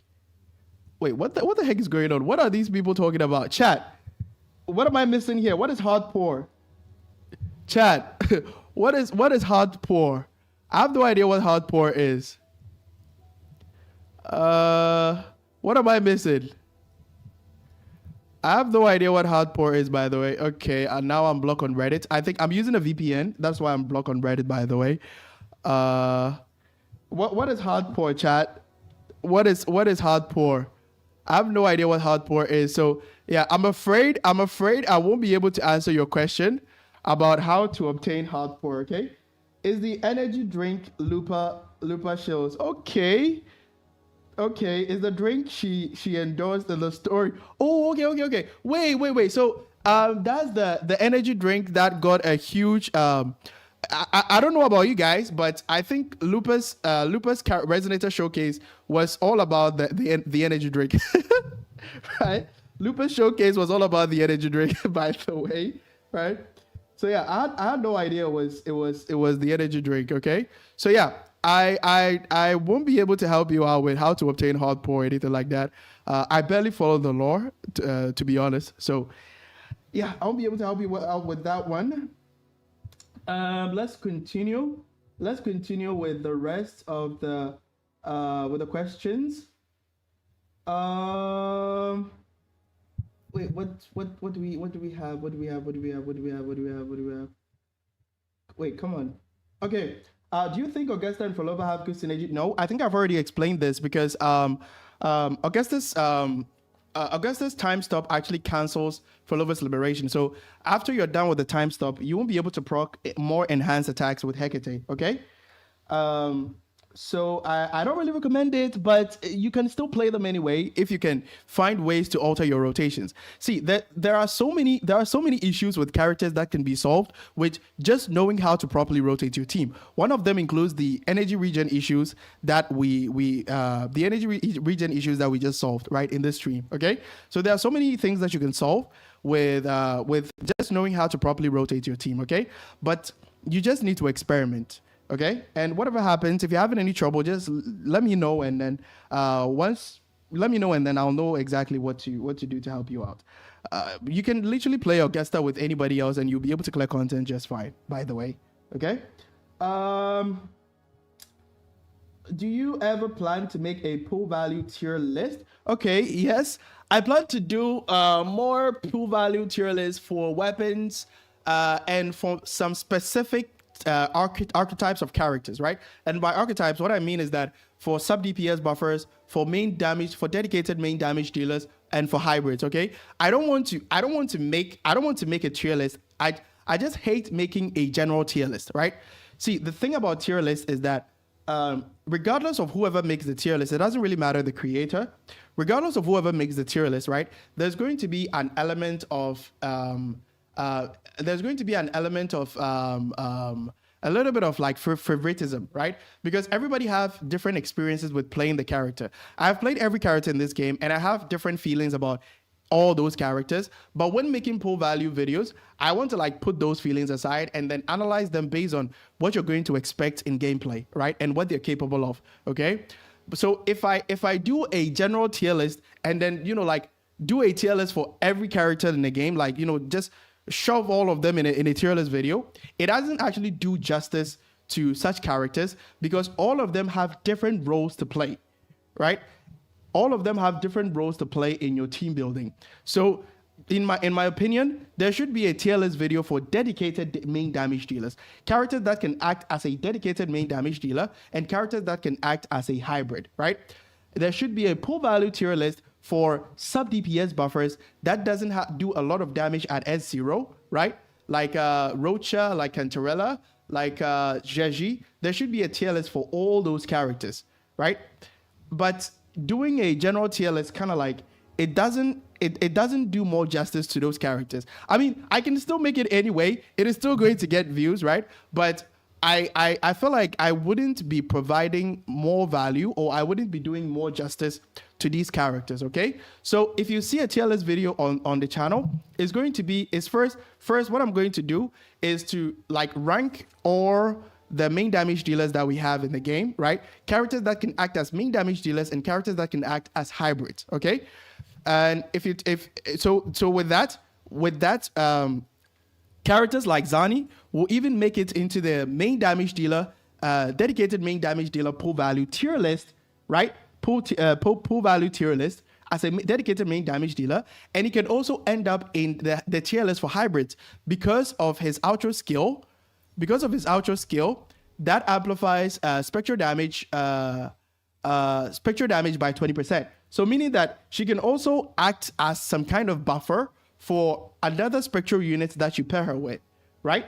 So she will make it into the dedicated main damage dealers, and she'll pool value tier list, and she's going to make it into the hybrid tier list as well. But in the hybrid tier list, her value is going to be very low, right? Because, I mean, 20% spectral damage amplification is kind of like too restricted, right? Compared to other characters like, who can provide, who can provide all type damage amplification with a catch, by the way, because the character needs to be able to refresh shields, okay?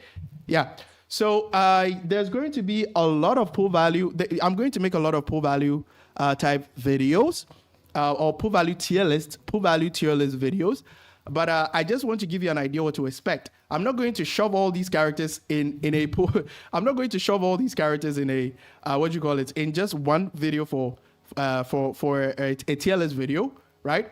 I'm just going to like take all of them based on the kind of role that they play in your team building. Because if I shove all of them in a tier list video, it doesn't do justice to them. Like I said, it'll be able to get views anyway, right? Because of the engagement. Somebody will be like, hey, I really like Lupa. So Lupa does this, Lupa does this, Lupa does that. Why didn't Lupa, why didn't you put Lupa higher up, blah, blah, blah. It'll still get more engagement. I'll still be able to get more views. But as much as I care about the views, I mean, the views bring in the bag, right? The views bring in the money. As much as I want to, farm views, I try as much as possible to provide more value for you guys, okay? Because it's whatever I say in my videos has influence on somebody spending money in the game. And I wouldn't really want somebody to be irresponsible with the way that they spend in the game. Okay, yeah. So yeah, look forward for tier list videos, and those are the kind of like tier list videos that you should expect. Yo, what up? Sorry, it's been I've asked many times already, but do you think it's worth going for a signature if I already have Gian's sig? No. If you're going for if you're going for just R1, if you're going for just R1 Augusta's signature, right? If you're going for just R1, which is what a lot of people are going to run anyway, right? If you're going for R1 and you already have Gian's signature weapon, you can easily skip it. The damage difference between them is not that significant, okay? It's not that significant for you to spend extra pulls to be able to pull her signature weapon. Reserve those pulls for Yuno instead, okay? Yeah, it's not worth it. But there are conditions. There are conditions. If you still play Gian, right? Or if you still play Gian on your account, because he can still demolish enemies in Whimpering Waste. He's still one of the best DPS units that you can use in Whimpering Waste, okay? So if you still use Gian, if you don't have that many characters on your account and you still use Gian, I don't really recommend it because it's going to be difficult running Augusta and Gian in the same challenge because you can't swap weapons there like the Tower of Adversity, okay? So if you don't really play Gian anymore, it's not really necessary. You can stick with Gian's signature weapon. The damage difference between them at R1 is not really significant, okay? It's not really significant. But if you still play Gian, then you can decide to get her signature weapon so that you don't encounter that problem I talked about in Whimpering Waste, okay? So I hope that answers your question. Sentry Construct. What else do we have? Is it worth pulling for Gian? I think I already answered this question, okay? Yeah, I already answered this. And wait, did I already answered this? Okay, I think I answered it from like a general perspective, like for free to play, right? But yeah, if you still play Gian, at the moment, Gian's damage output in the middle tower enemies have received like a large HP, a significant boost in their HP. Like their HP has been inflated a lot, right? So if you still play Gian in the Tower of Adversity, right? It makes sense for you to get her get for Gian because not only does provide more damage amplification, right? But will be able to do significantly more damage. Will be able to do a lot of damage from what we're seeing in the gallery, right? Will be able to do a lot of damage. So your overall clear time is going to be really, really fast if she's paired with Gian. Okay, yeah. So if you still play Gian in the Tower of Adversity, to be specific, then you can get Yuno to be able to increase your team's overall damage output. Okay, but if you don't really play Gian in the Tower of Adversity anymore, especially in the middle tower, right? If you don't really play Gian there anymore, and you have like a lot of characters to be able to clear any reset, right, without Gian, then I don't really think you should spend pulls to pull for specifically for Gian. Okay? Yeah, specifically for Gian. But in terms of like free to play, I've already provided a lot of speculation in this video already, right? But to sum it all up, I just said that there's a high chance that Kuro is going to make characters in the future that have some synergy with refreshing shields, which will make them benefit from Yuno's 40% damage amplification, right? So it's based on speculation at the moment, but when Yuno's banner is about to it's about to go out for a new version to start, we'll be able to get more information. That is when Kuro will be able to market new units. So we'll be able to get more information to be able to determine if Yuno is still worth your pulls, okay? So just watch my pull value videos after the live streams, right? And you'll be able to figure out if you should get Yuno if you're free to play. So that is to sum everything up. Wait, so I had a concern. Why would a gacha player spend on DNA, Duet Night Abyss? There's no sense of collection. I might spend $100, but another player can just grind. No. I mean, the thing is, no, you guys need to understand, right? You guys need to understand that We haven't actually covered DNA yet. I'm going to react to some videos for DNA, right? But let me just brush over this one real quick, okay? You guys need to understand that games. One of what devs care about. What devs care about is for you to have a good experience in the game. But that's only second to how they can monetize the content that they bring into the game. Okay, so you guys should just keep in mind that the money is the first priority. Okay, the money is the first priority, and player satisfaction is second. But they go hand in hand, so you could say that they are kind of like on the same level, because if you make your players happy, you'll be able to make more money from them. So what is going to happen is that I think it's going to be a little bit similar to Wuthering Waves for the grind. You can grind to the extent that you'll be able to like get the character. For example, in Wuthering Waves, for every patch, on average, we get around like 90 to 100 pulls, right? And 90 to 100 pulls is good. Is okay for you to at least lose your 50-50, right? For every patch, we get around 90 to 100 pulls, sometimes even 80 to maybe 100, but like that's kind of like the range. We get around like 80 to 100 pulls, okay? So if you're able to like grind and then get all the 80 pulls, even if it's 80, if you're able to grind and you get all the 80 pulls from events, exploration and stuff like that, right? You at least you are guaranteed to, even if you lose your 50-50, it's okay, because now your next pull is what is guaranteed. Okay, so in general, you need to you're only guaranteed a character in Wuthering Waves after 2 patches, right? Basically.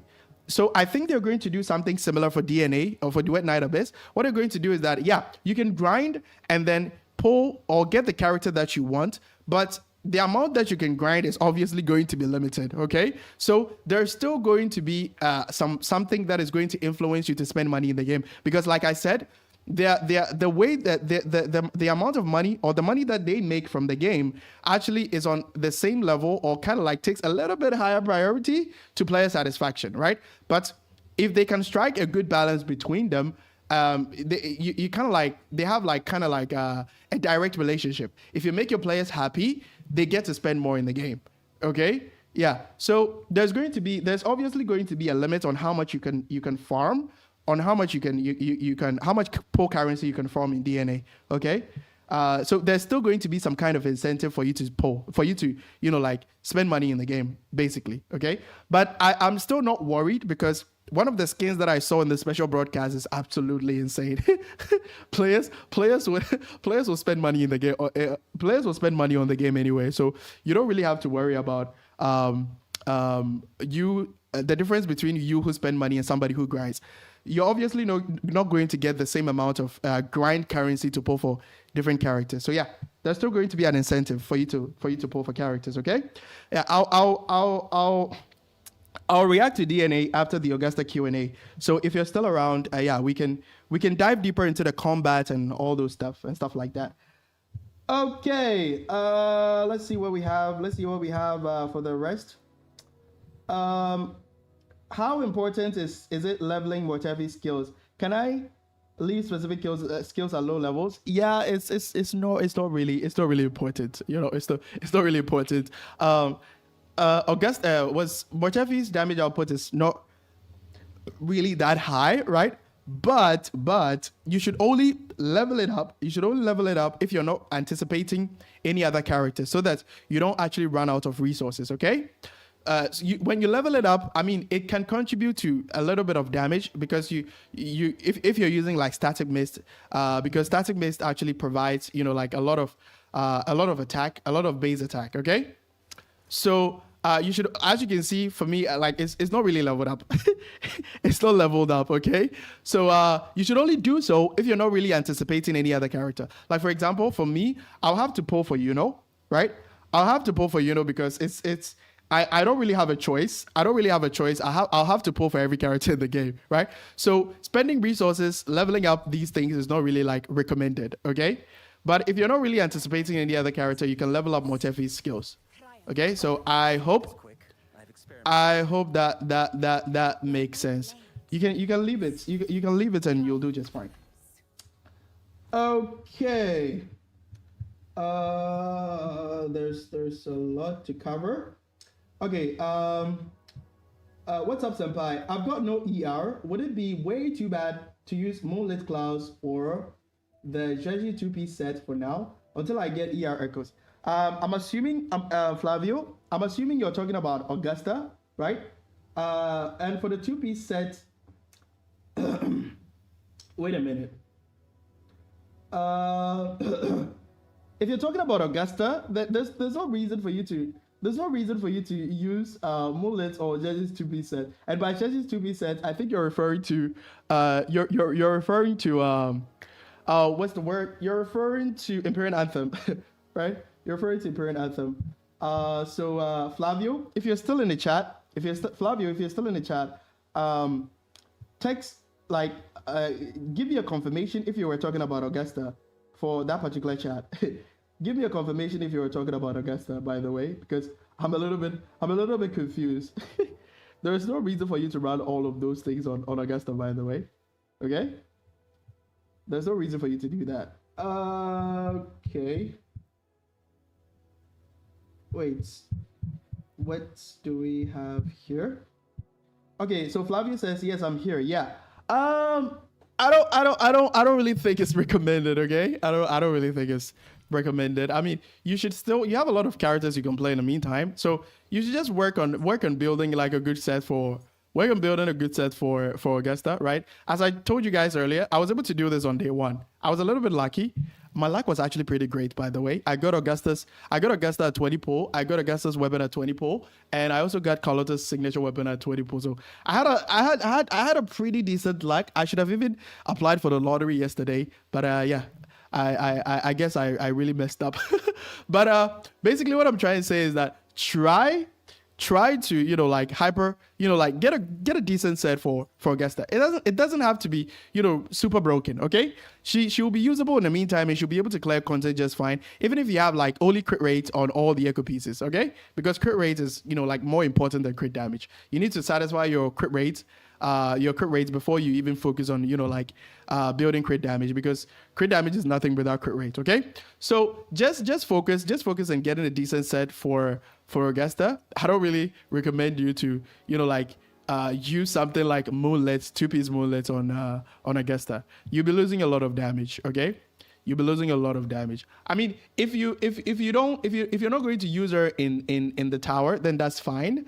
Or maybe in Whimpering Race or something like that, then it's fine. If it's just the overworld enemies are not that strong anyway, so it's fine. You can use the Moonlit and the Imperial Anthem, since they provide energy regen. Okay, but if you want to use her in endgame content, okay. If you want to use her in endgame content, try as much as possible to get the full set. That is the 3-piece Crown of Valor and the 2-piece Electro. Wait a minute. The 2-piece Void Thunder. Okay, but like I said, if you're not going to use her in endgame content, it's fine. You can just focus on getting the 3-piece set and then use the 2-piece. The 2-piece is going to be Moonlit. Okay, you can use that for now. But keep in mind, you're going to have problems in endgame content a little bit, right? You're going to have a little bit of problem. You might not face issues, but I mean, your clear times are going to be a little bit. Your clear times are not going to be that decent, okay? Yeah, and especially if your rotations are not optimized as well, it's going to be a little bit difficult. But yeah, it's something that you can do, okay? You can do it anyway. Good crit rate and crit damage, but no ER. Okay, so if your crit stats are really good, for the 3-piece sets, okay? If your crit stats are really good for the 3-piece sets, then feel free to run the 2-piece Moonlit or Imperial Anthem, so that your ER is going to be better. But wait, you don't have any ER substat on your echoes. On all your echoes, you don't have any ER substat. Any ER substat. For real. You don't have any ER substat on your echoes. Really? You don't have any ER substat. Wow. Well, at least I was able to get 9.2. So the rotation, I don't know if you were here when we were trying to alter her rotations, all right? My 9.2, my 109 ER was still enough. I had to alter her rotations a little bit, okay? So maybe you can watch the stream. You can play back the stream. Maybe I'll post it. Maybe I'll post it on the channel. I'll edit it and post it on the channel. Okay. But what you need to keep in mind is that even without any energy regen substat, you have to alter your rotations. But then it's going to be a little bit sweaty, right? So if you're not really comfortable with sweaty gameplay, you can use the two-piece Moonlit, okay, or the two-piece Empyrean Anthem. But make sure you have like good crit stats on them, okay? Make sure you have good crit stats on them. Okay, that answers your question. Let's see what we have here. I think I even lost track of all the questions. I even lost track of all the questions. Okay, I'm scrolling. Okay. Hi, bro. I have Augusta, NGC's weapon, and Shorekeeper. I could either get S0 R0 or Augusta's weapon. What should I go for? If you have Jinxie's signature, you feel free to skip her signature weapon, okay? Her Augusta is actually pretty strong in such a way that she doesn't actually highly depend on her signature weapon, okay? Augusta's damage output is really, really decent, and with the time stoppage thing, it actually increases her damage output or her damage per second quite significantly, okay? So you shouldn't be forced to pull for her signature weapon if you already have like Jinxie's signature weapon on your account, okay? You shouldn't be forced to do it. But keep in mind that you wouldn't be able to, like run two DPS units, two Broadblade DPS units on the same floor in Whimpering Waste. So you kind of like have to think about what's going to happen in the future. Okay? Yeah. So you can skip her weapon if you have Jinxie's signature, but if you're fine with if you're not going to encounter any issues with running two Broadblade units on the same challenge in Whimpering Waste, then it's fine, okay? It's fine. Why is your YouTuber model not Ling Yang? Okay, I'm actually working on getting a camera, right? I'm working on getting a camera or a VTuber model. I haven't actually decided yet. I'm still contemplating what to do. The camera can actually make my videos, in terms of like average view duration, the camera can actually make people watch my videos for a long period of time. The VTuber model can also help as long as it's detailed enough, okay? So I'm thinking of getting either a better VTuber model or I'm thinking of getting a better VTuber model or a camera, right? So yeah, I might surprise you guys in one of my videos. So yeah, you don't have to worry. I'll make improvements on the VTuber model, and yeah, it might be Ling Yang, it might not be Ling Yang. Okay, I can't. There are no promises. There are no promises, by the way. Thank you so much, Unk. Okay.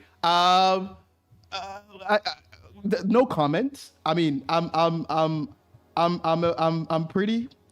I'm not that young, and I'm not too old either. I'm not like Tectone, by the way. I'm not too old like Tectone. I think Tectone will be in his 30s, right? Yeah, I'm not in my 30s, so I can't really say I am in the Unk status just yet. I'm still in my 20s, by the way. Yeah, so I'm not an Unk, but yeah, no other comments, by the way. So with S2, 44111 is better with crit rate focus. Yeah, I think it's something that I also forgot to mention. Since you can get 20%, since you can get 20% crit rate, since you can get 20% crit rate, I think 44111 is something is something viable. It's a viable it's a viable build that you can run. It's a viable build that you can run since yeah, this focus, the Lady of the Sea. Yeah, because of the Lady of the Sea, okay? Yeah, since you're getting 20% crit rates, it makes more sense for you to run 44111. I wouldn't really say 44111 because you just need 3 of these, okay? You just need 3 of these. So as long as they are different echoes, I think you should be fine. But wait, we need to take into consideration, right? We need to take something into consideration. we need to take something into consideration. If you're running the 3-piece sets, this one right here, this one gives you crit rate, and this one gives you attack and attack. So 18 plus 18, 8 plus 8, which is 16. So that gives you around like 32% attack, right? That gives you 32% attack. And so that means you are sacrificing with the 4. So it's actually 4-4-1, right? It's actually 4-4-1, since you just need 3 of those echoes to be able to form the 3-piece effect. Okay, so it's actually 4-4-1, but we'll be losing 18% attack. Okay, but how much attack do we get for a crit damage 4 cost? Let me see right here. We get flat attack of 150. Okay, we get a flat attack of 150. But since I only recommend you doing that, right? Since we're losing some attack right here, I only recommend doing that if you have a signature weapon, because a signature weapon gives her a lot of attack. Okay, so I only recommend doing that, going for 4-4-1 to form the 3-piece set, so that the 2-piece will be electro damage bonus. Okay, I really recommend forming the 4-4-1 if you have a signature weapon, because of the huge base attack that you can get. Okay, so yeah, at S2 4-4-1 3-piece set is actually really good, because the attack that you are losing. The attack that you are losing to get 44% crit damage is actually really, really decent if you have her signature weapon, because of the huge base attack. Okay, yeah. So that's my recommendation. It's something it's something that I haven't tested yet. It didn't come to mind. I would have tested it. I would have made a video about it on the media server, but right now it's too late. So it's too late. So I can't really test it unless somebody gets S2 and the person, sends me a footage of damage comparisons, okay? But it actually makes sense for you to do that if you have a signature weapon, because of the high base attack, okay? Can you see buff and give your thoughts about it? So you can play her with Augusta only. I won't really say you can only play, I've already taken a look at her kit in the gallery, and I've already provided my thoughts about it. I don't know if you were on the stream. It's not stuck with Augusta. You can play her with Jian, and she can also function as a main DPS, because the 40% damage amplification actually applies to herself, and she can get them with an intro skill and a liberation cast. Okay, so it's not stuck. It's not stuck with any other team.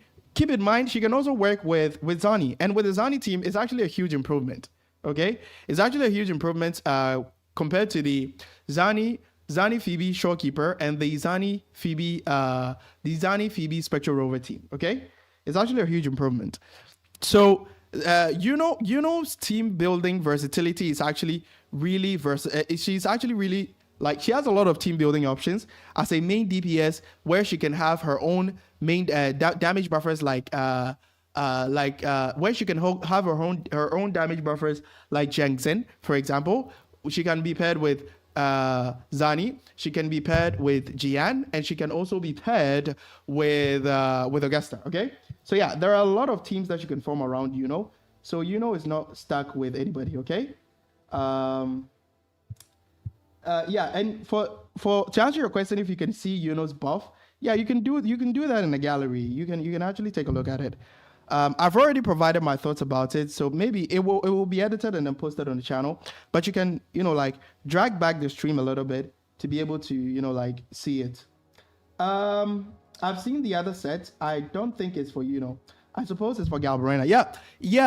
I mean, we haven't actually received any confirmation that Galbrena is even a fusion character, but it kind of makes sense, because in the live stream, what Kuro normally does is that they tease characters that are coming in the upcoming version in their live streams, and in the live stream, you guys saw that we saw a small clip of Galbrena. Okay, so yeah.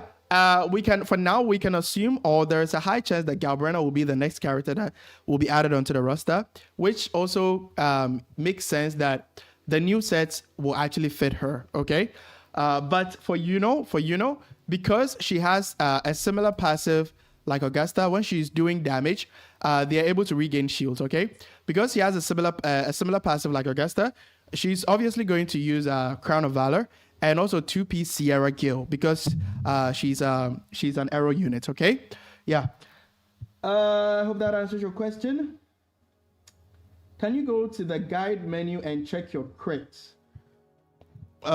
Wait, I think I already did that for Augusta. Yeah, the crit is already right here. It's right here. Wait, it says a tutorial on how to use her. She's complex. Okay. Wait, have you seen my guide video? Girl Lovely says that she's a complex character to play with. I don't doubt that she's a complex character to play with if you compare her with other units like Carlotta, for example, okay? But have you seen my guide video? Girl Lovely, if you're still in the stream, please watch my guide video. And if she's still complicated to play with, just reach out to me or reach out to the Discord, right? Go to the Discord. We have a help channel, and we have like helpers who are ready to assist you with anything, right? You can provide any information there about what you're having issues with, and helpers will be able to assist you. If I'm free, I can also like help you out. Okay, so showing you exactly how to play Augusta will be like I'm making her guide video in the stream, right? And there are a lot of things to cover. There are a lot of questions to answer. So just watch my guide video, right? And if she's still complicated to play with, just go to the Discord, and then in the help channel, just ask for help with anything that you need help with, and then helpers will be able to assist you with anything that you need. Okay. So yeah, that's it. Hey Senpai, nice to meet you. Yeah, nice to meet you too. Governor Stream. I still remember you, by the way. You're one of the oldest subscribers on my channel. One stack of Crown of Whales will equal 20% crit rate, right? How many Crown of Whales stacks does Augusta have, bro? Augusta has just one stack of Crown of Whales at S0, but at S1 she can gain 2 stacks. Okay, so at S1, one stack of Crown of Whales gives you 15%. 15% electro damage bonus, right? But for S1, it gets increased to 2, right? So that means she gets 30% electro damage bonus instead of 15% electro damage bonus, okay? Yeah. So I hope that answers your question. And for the crit rate only applies at S2, okay? Yeah, the crit rate only applies at S2. I've already explained why this might not be like a good fit for if you're not running Showkeeper. So I won't really go into that again. I get like 40% crit damage with 90 base with 90 base crit rate. Wait, how exactly do you get 90% crit damage with how do you get 40% crit damage with 90 base crit? Because I mean, if you have 90% base crit rate, right? That, and you get 20% from S2. That means now the only additional crit rate that you have after 100% is 10%, right? So if you multiply 2 by 10, that means now you have 20% crit damage, okay? So if we add Showkeeper can provide up to 12%. So 2 times, what do you call it? So 2 times 10, that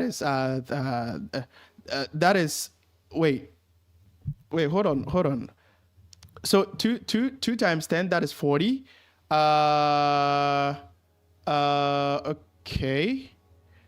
Okay, yeah. So yeah, it makes sense. It checks out.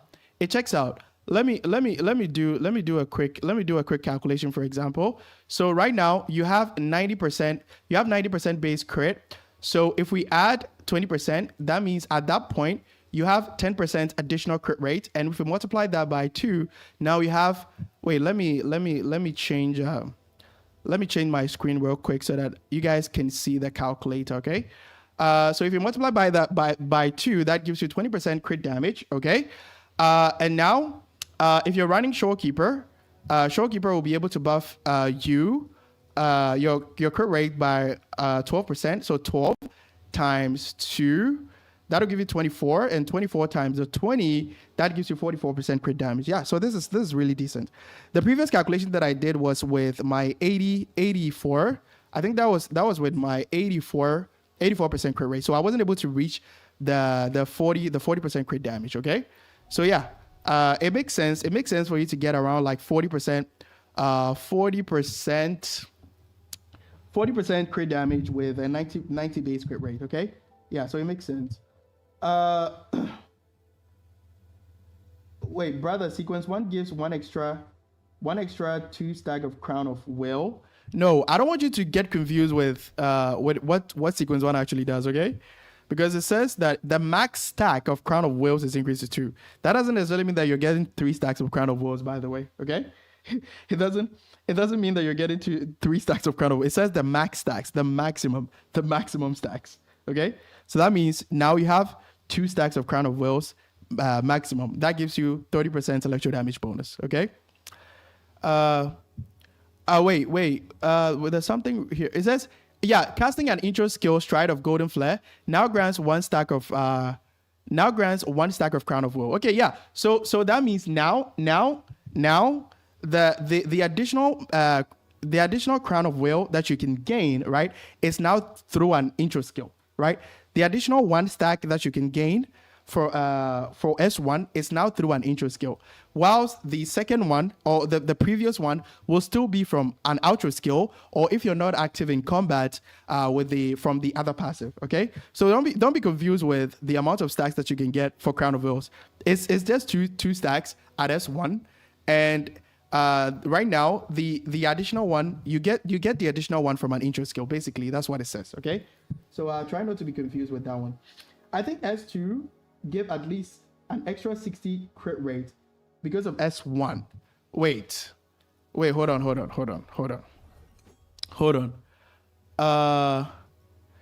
S1, how exactly does it give an extra 60% crit rate?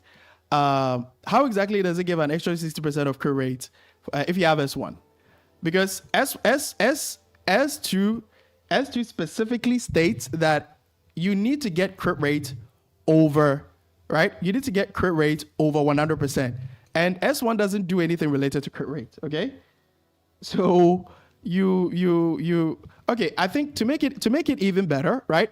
To make it even better, let me download one of the guys in my Discord, right, made a document. I was actually supposed to post it on the channel. Like, I was actually supposed to post it in a community post, okay?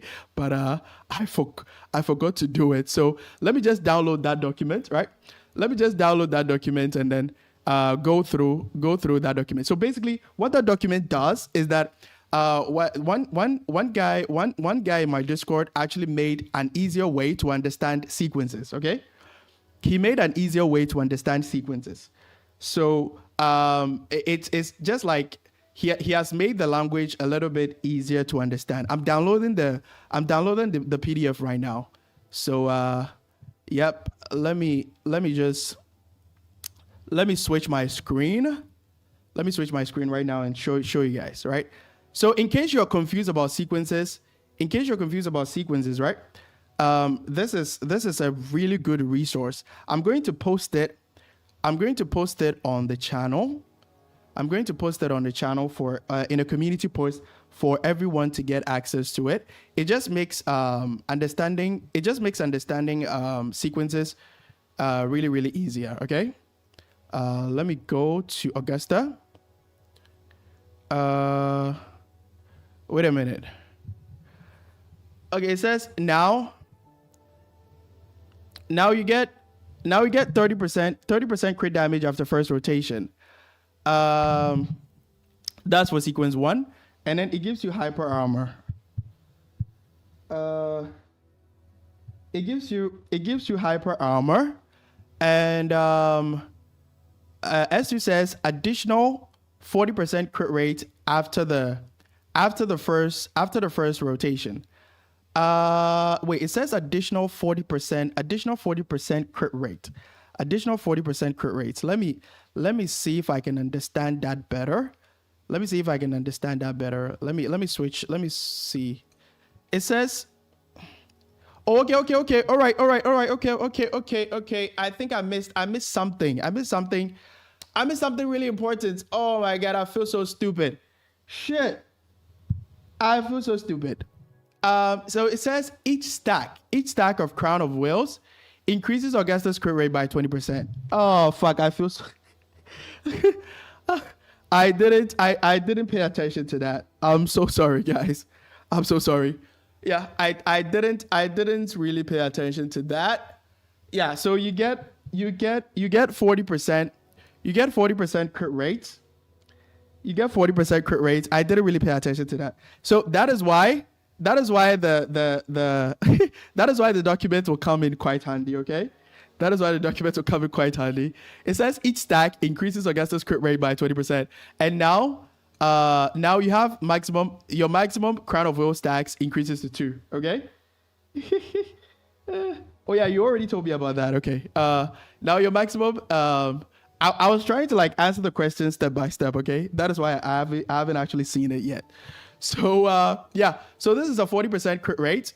So that is 2 times 4. That is if you have a 90% base crit rate, that means now you have an additional 30% crit rate, right? That means you have like an additional 30%, an additional 30% crit rate. And if we multiply that 30% by 2, that means you get like 60% crit damage, which is huge. If you add Showkeeper to the mix, if you add Showkeeper to the mix, that is absolutely broken. Wait, let me do a little bit of calculation right now. So 30 plus 12, and then we multiply that by 2. That is around 84% crit damage, right? That is 84% crit damage. So my bad. I'm so sorry for the confusion, right? I'm so sorry for the confusion. I missed that. Okay. I missed that. Yeah. So yeah, S2 is worth it because I forgot that each stack increases our crit rate by 20%. Okay. Yeah. So I'm so sorry about that, guys. Let me see if I can answer the other questions. I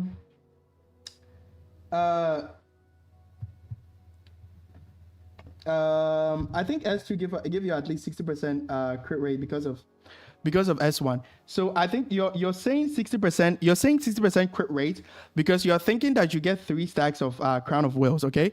But since you get 2 stacks of Crown of Wales, it says the maximum stacks of Crown of Wales is 2. Then that means you're getting 40% crit rate instead of like 60%.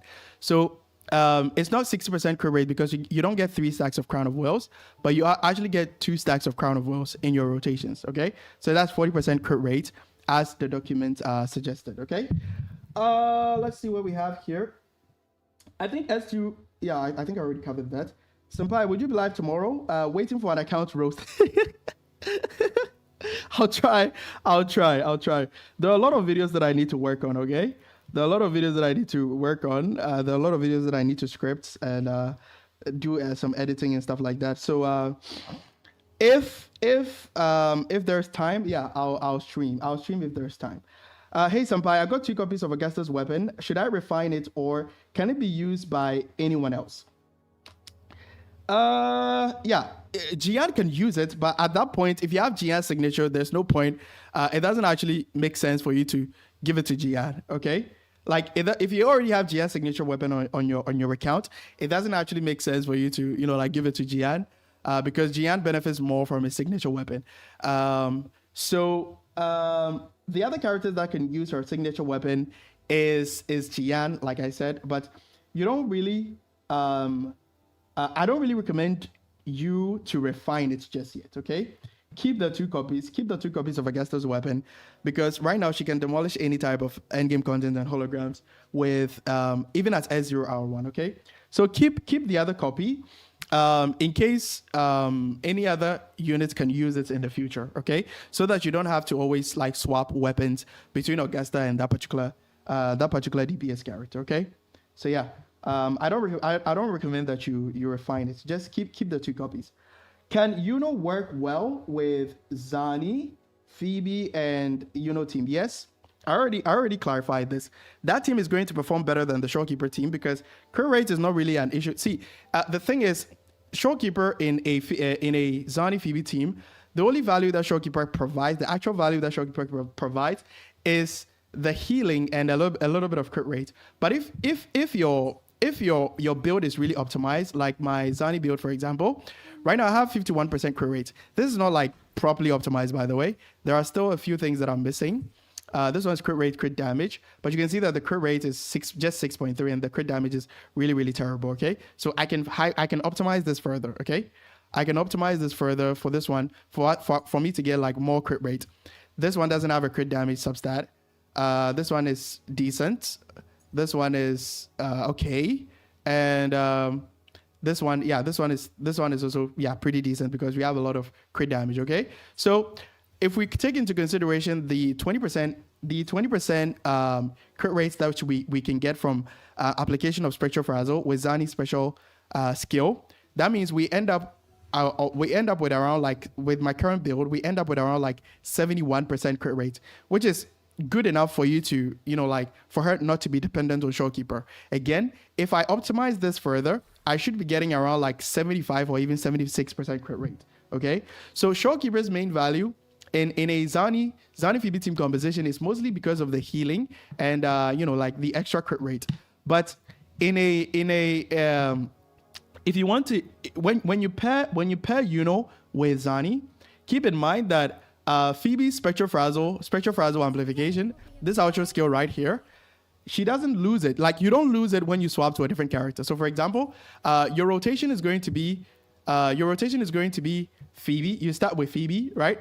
Apply all the Spectral Frazzle stacks, and then you go to intro with Yuno, and keep in mind that Yuno is going to have the 100% Spectral Frazzle amplification. Okay, Yuno is going to have the 100% Spectral Frazzle amplification, but the best part is going to be worthless, or it's not going to do anything for Yuno. But keep in mind that when you intro from Yuno to Zani, right? What happens right now is that you now give the Spectral Frazzle amplification to Zani, and you now benefit from Yuno's outro skill that buffs heavy attack damage by 50% as well, right? So that team is actually, the damage output or the damage potential of that team is really, really high compared to the Zani Phoebe Spectral Rover or the Zani Phoebe Showkeeper team. Okay, so yeah, Yuno is a great fit for Zani.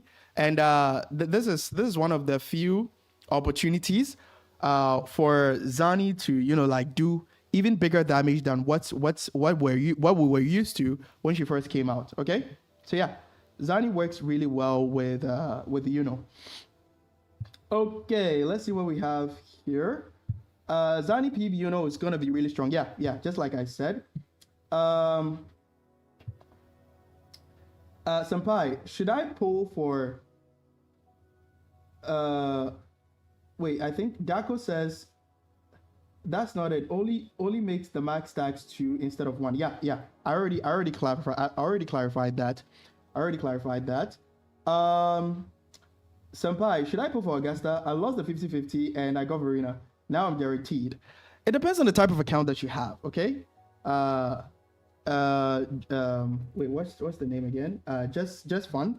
It depends on the type of account that you have. Okay, if you have a lot of DPS units, on your account right now, and Zhangli was also given for free. I don't know if you were around in version 1.2, right? So if you have a lot of DPS units on your account, I don't really think if you have enough DPS units to clear all types of endgame content right now, there's no reason for you to pull for Augusta unless you actually like her design, her playstyle, something like that. Okay, but she's a good investment she's a good pull for free to play, right? Because her team building is not restricted to a best in slot 5-star character, right? Her team building is really like diverse. She's versatile because of Mortefi, and almost everybody have Mortefi. Okay, so you can't really go wrong with pulling for Augusta, but do keep in mind that I'm speaking from the perspective of somebody that has every character in the game. Okay, so if I wasn't making content on Withering Waves, I wouldn't be really pressured to pull for any character if I have enough characters to clear any type of endgame content. Okay, right?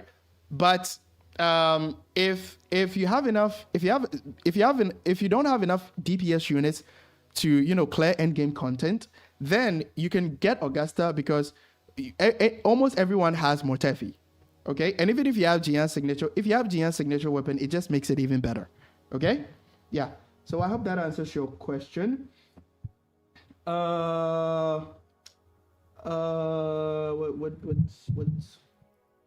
What do we have here? Can Yuno replace Showkeeper in his Zani team? Yeah, I think I already clarified that.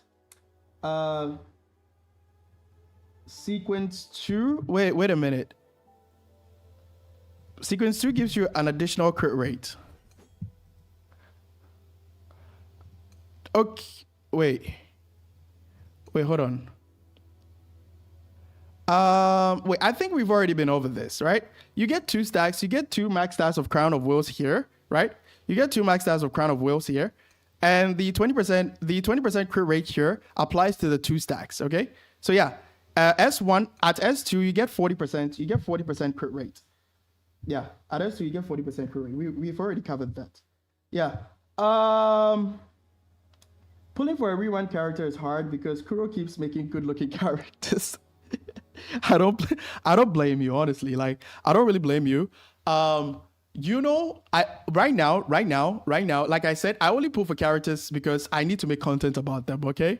But if I wasn't making content, even though I have every character in the game, I would have still pulled for Augusta and Yuno anyway, because Augusta's playstyle actually fits my kind of playstyle because she's really, really aggressive, and her playstyle, the special heavy attacks, has a lot of mobility, right? I don't like characters that stay at one place for a long period of time, okay? Like, that is one of the reasons why Carlotta is a little bit boring, and Jinxie is also a little bit boring for me to play with, all right?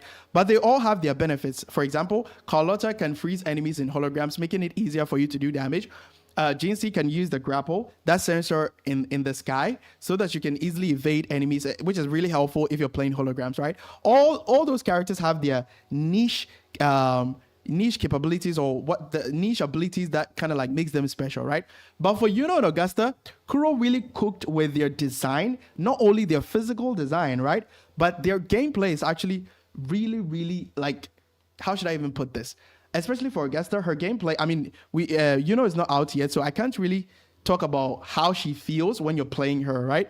I can't really talk about how she feels when you're playing her. But for Augusta, the way she feels when I'm playing her, it's actually insane. Like, you get to like sweep around the field. It has a lot of mobility and like stuff like that. Okay, the time stop is not even what makes her special, in my opinion. It's her gameplay when she's recovering the ascendancy stacks or the orange stacks. Right, everything just seems so fluid. Everything just like the kind of feeling that you get when the attack hits. Right, it's it's on a whole different level. So yeah. Kuro is actually not making it easy for us to skip characters, right? So you need to hold on to your wallet, right? You need to hold on to your wallet really, really, really, really hard. And spend responsibly. Okay. Let me see if we have any other questions. Do we have any other questions? What about the 4-star Battle Pass Broadblade? Honestly, I haven't actually tested it, right? I haven't actually tested it yet, so I can't really provide feedback on it. But the low base attack on 4-star weapons is the problem. So you might think that, oh, it has 40% crit damage, so yeah, maybe it's worth it. The thing is, crit damage is worthless, or crit damage is nothing if you haven't actually satisfied what the character's skills of. Okay, so if your base attack, if your attack is not good enough, you can't really expect your character to do more damage in comparison to other 5-star weapons because of the base attack. Okay, so if you can get the weapon and you can at least get around like 2,000, around like maybe 2,000 attack or over 2,000 attack on Augusta, then I think it's going to be pretty decent. Okay, because I always recommend 2K attack or more when you're building any DPS units. Okay, so if you're able to satisfy that condition, then maybe I think it's worth it. But for now, I haven't actually tested it in gameplay scenarios, so I don't really know what to expect. Okay, so yeah, I hope that at least that answers your question. Okay, let's see if we have any other questions. Can you demonstrate how to do improved intro with Looper? Again, I mean, this stream is reserved for like Augusta. There are a lot of questions that I need to answer I need to answer, right? So what I recommend is just go on the channel and look for Looper's guide video. I try as much as possible to make the guide videos as detailed so that and also as easy to understand as much as possible. Okay, that is where you're going to find all the improved rotations and stuff like that. But if you're still having any issues, just hop in the Discord, just report whatever issues that you're having in the help channel, and my helpers will be able to help you. My helpers will be able to assist you if you're having any issues. So for now, just watch my guide video. Just have some time, watch the guide video to be able to understand Looper, especially in the rotation section. I have timestamps to be able to help you out. Okay, just look at the rotations. But if you're still not able to understand, just hop in the Discord, and then my helpers will be able to help you out. Okay, yeah. Okay, let me see if we have any other questions. I'm scrolling, but I'm not really seeing any other questions. Okay, Girl Lovely says, I'll go to sleep. I'll see you Augusta rotation tomorrow. Okay, cool. Weewa is still butt cheeks. I mean, you can still clear Weewa. Weewa is not as bad as it seems. There was a little bit of HP inflation, but it's not too bad that you can't clear Weewa. Okay, Weewa is still fine. Weewa is still fine. Weewa is still fine. Should I go for a crit rate or crit damage main forecast if I have a signature weapon? Go with a crit rate. Forecast if you have a weapon, right? Go with a crit rate focus if you have a weapon. It makes things a whole lot easier, and it makes her not highly dependent on Showkeeper, right? Yeah, but if you're going to, if she's going to be stuck with Showkeeper, then you can run a crit damage focus.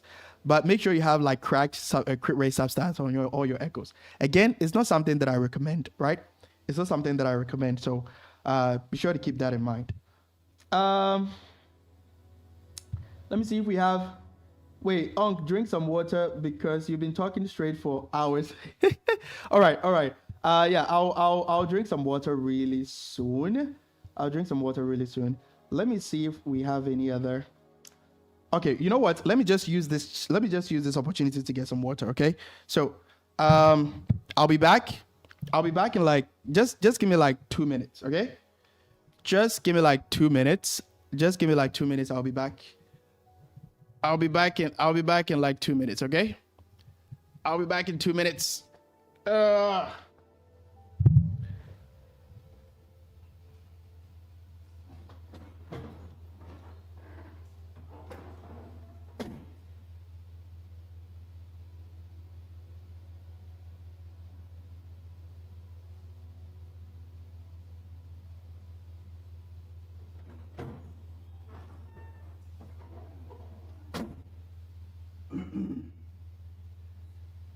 Oh my god.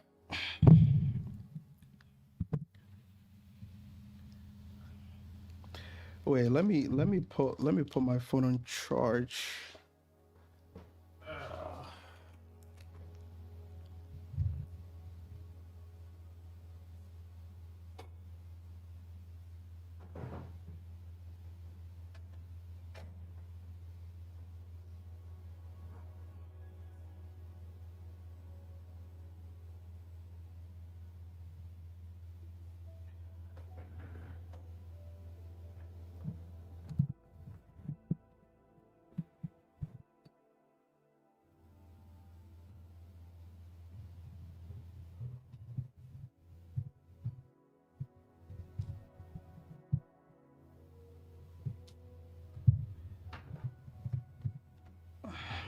Okay.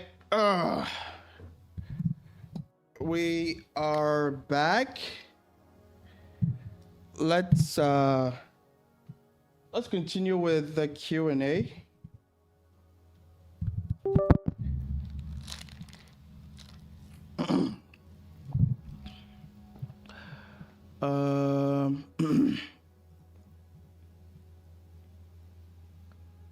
Yeah, so let's continue with the Q&A.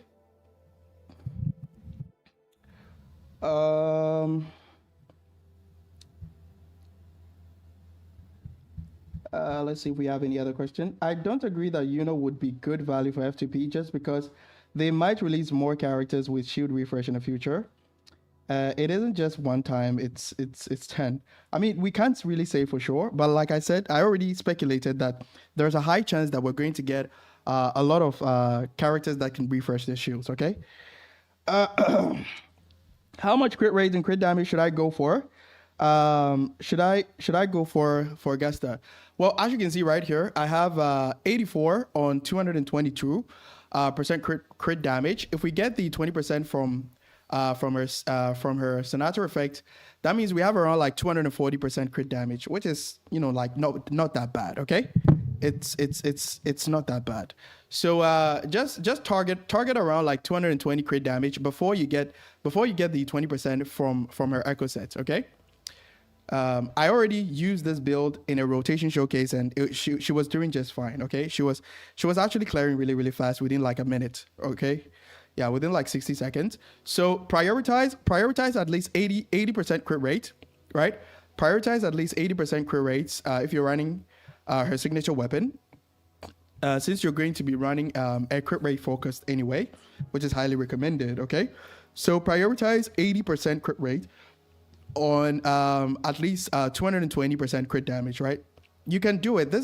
My build is actually not highly optimized, by the way, right? So you can do it. It's something that is it's not really difficult for you to achieve an 80% on 220% crit damage. Okay, let's see what we have here. I'm gonna keep upgrading my echoes so I get more ER. Okay, cool. Hello, I have a question. If you can be so kind to answer it. I can get a standard weapon. I can get a standard banner weapon. What should I get? The broadblade for Augusta, or the gauntlet for Yuno? It depends. It depends on the. Okay, Martin is the one asking this question right now. And Martin, if you're still in the chat, just give me a sign. Give me a sign that you're still in the chat so that we can have a conversation, because this depends on the kind of account that you have. Okay, this depends on the kind of account that you have. So Martin, if you're still in the chat, just give me a sign that you're in the chat so that I can answer you properly, because it depends on the kind of account that you have. It depends on the other standard weapons that you have on your account. Okay, so just give me a confirmation if you're still in the chat. But since I'm not really receiving anything from Martin, that means he or she is not in the chat. So I don't think it's worth it for me to answer that question. Yeah, so with questions like that, it depends on the kind of account that you have, because there are so many weapons that can provide more value for you. So it kind of like makes more sense for you to get those weapons, like Emerald Genesis, for example, like Static Mist, for example. Okay, it kind of like make more sense for you to get those weapons. But again, I need to be able to understand the kind of account that you have before I can recommend you to pull for the standard weapon for Augusta. Okay, so yeah, I won't go into details because Martin is not in the chat. Let's see if we can answer any other question. Okay.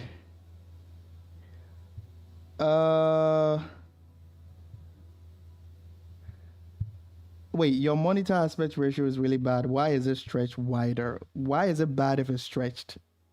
That doesn't actually make any sense. Why is it bad if it's stretched? You should provide reasons why it's bad if it's stretched. But if you just say your monitor aspect ratio is bad because it's stretched, it kind of like it doesn't make any sense. And the monitor aspect ratio is not stretched. It's my camera distance. My camera distance in the game is 100%. That makes it look like it's stretched, but my resolution is actually not stretched. It's still like the default resolution.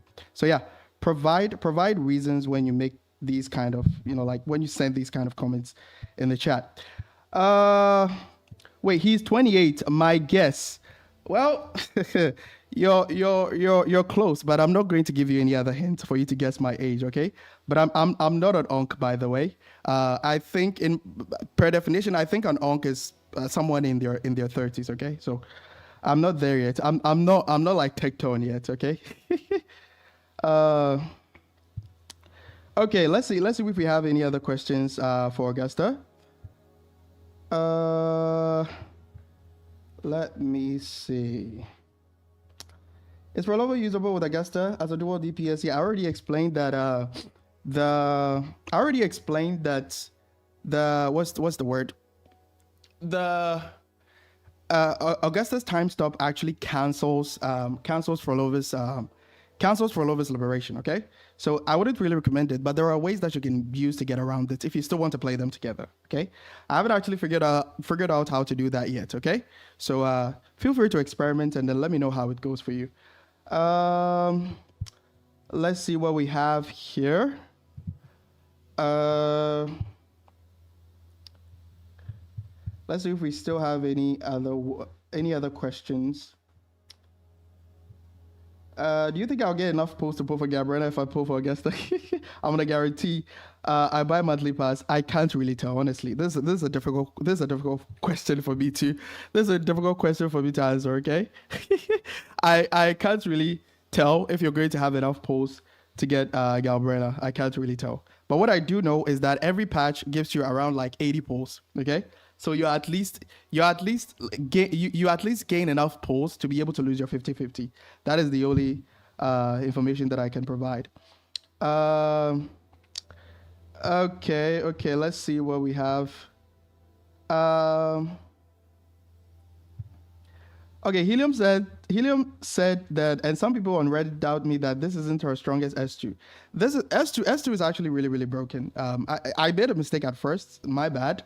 I made a mistake at first because you can get a lot of crit damage from S2. So, and if you take a look at her build, crit damage is actually something that you will most likely be lacking, right? So it can actually help her get to the 300% crit damage more easily. Okay, so it actually helps you balance your stacks for her to do more damage. So yeah, S2 is one of the best sequences that you can have. Again, at the beginning of the stream, it's a mistake that I made, so I sincerely apologize for that. Cartetia exists, so it's not the strongest S2. Okay, well, we haven't actually done any damage comparison, so we can't really tell who's actually the strongest. And keep in mind that Yuno is not out yet, so we haven't actually seen Augusta's true damage potential. So you need to keep that in mind. Okay. Fluxy said the same thing happened to me when I tried to bring up this topic on Reddit. Guys, just try to stay away from Reddit. Reddit, see, there are social media platforms that I stay away from, and I do that to be able to, preserve my sanity, right? Because those platforms are really, really toxic. Somebody can make an argument with you over something that is supposed to be subjective, something that is like subjective. The person will not provide subjective reasons, right? The person will not provide objective reasons, but a person will be providing subjective reasons. So basically things that are influenced by feelings and stuff like that. So you know what? Just try to stay away from Twitter and try to stay away from Reddit. That place is actually really, really toxic. Okay, let's see. Is worth pulling if the 40% amp only works for Augusta and Motefi already has her clearing in 40 seconds? So yeah, I mean, like I said, I think I already clarified this, that you shouldn't really pull for with the expectation that you're pulling her specifically for Augusta. Okay, that shouldn't be the main reason, because there are so many other roles that Yuno can fulfill in your team building. Okay, like fulfilling the role of a main DPS, because she can have her own like buffers. She can have her own buffers like Zhengzin, for example. She can be paired with Jiyan. She can be paired with Zani. Okay, so even before she comes out, right now we know that her team building options are actually really like her team building actions are plenty. So she can work anywhere, and with those teams that she can fit into, the damage, you experience a damage increase instead of like a damage decrease, like the Zani team, for example. Okay, so you shouldn't really think of pulling for Yuno with the expectation or with the mindset that you're pulling her specifically for Augusta. Okay, yeah, think of it as you're pulling her as a high value character, because even if we don't get units that can like refresh their shields, she can act as a main damage dealer. She can act as a main damage dealer. She can act as a main damage dealer. She can fit into many teams, Jiyan, Zani, Augusta, right? So I want you to think of it that way, right? Other than thinking that you're pulling her specifically for Augusta, okay? Let's see what we have for the other questions. Good boy. Go fetch it. Let's see if we have any other questions. The 40 seconds run is very misleading. She had a shit build with like 60% crit rate. She kept retrying until she got the perfect run. Okay, I don't really know who you're referring to. Maybe it's another creator, but I don't really know. Moonlit Clouds or and by COV, I think you mean Crown of Valor. Okay. See, Yuno's damage potential is really good. So you're not even in the live stream that they provided. One of the short footage that they provided, Yuno was hitting. She can do basic attacks when she has 40 stacks, right? And she was hitting around like 22k damage per basic attack hit, which is absolutely insane. If she can do like 4 or even 5 of them, the words are not even coming out. If she can do like 5 of them, that means that she's doing around like 100k damage only from the 40 circuit. And keep in mind that she also has a mode that you can use to regenerate 40 stacks and then do damage when you have 40 skills, when you have 40 stacks, okay? So Yuno's damage potential is really high. Please don't run Moonlit. Don't run Moonlit on Yuno. It's one of the worst builds that you can have. Good boy. Okay, let's see if there are any other questions. Okay, 2 questions. This is from Ender Sky. Is Changli Phoebe better than Sanwa Phoebe? And also, is there any way to make Augusta work better with Baija? Or should I just give up? No, you don't have to give up, okay? You don't have to give up. Baija works with everybody. Baija is basically the more affordable version of Verena, right?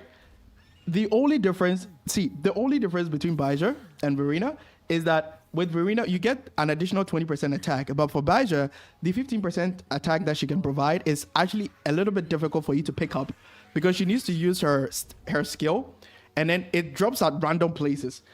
So if you spend time chasing after that, right? If you spend time chasing after it, it's kind of like reduces your damage per second because you'll be spending more time not doing damage, okay? Okay, so Baija works with anybody. If you have a high refinement,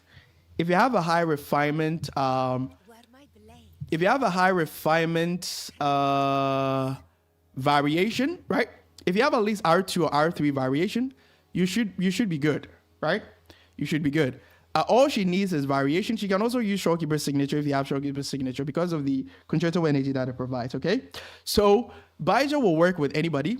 If you're having any problems, see, the thing is, I've actually made things a whole lot easier for you guys. Everything is actually on the channel, right? So if you don't know how to make Baija work, right? If you don't know how to make Baja work with any team, like I said, I can give you a rotation showcase right now for Baja Augusta, right? But that doesn't necessarily mean that that rotation is stuck, or it's a specific rotation, or it's a rotation that is stuck for Augusta, right?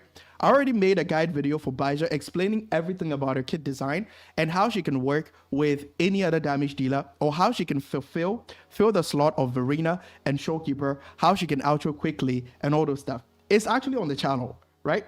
So Ender, if you're still in the stream, please just give the guide a chance.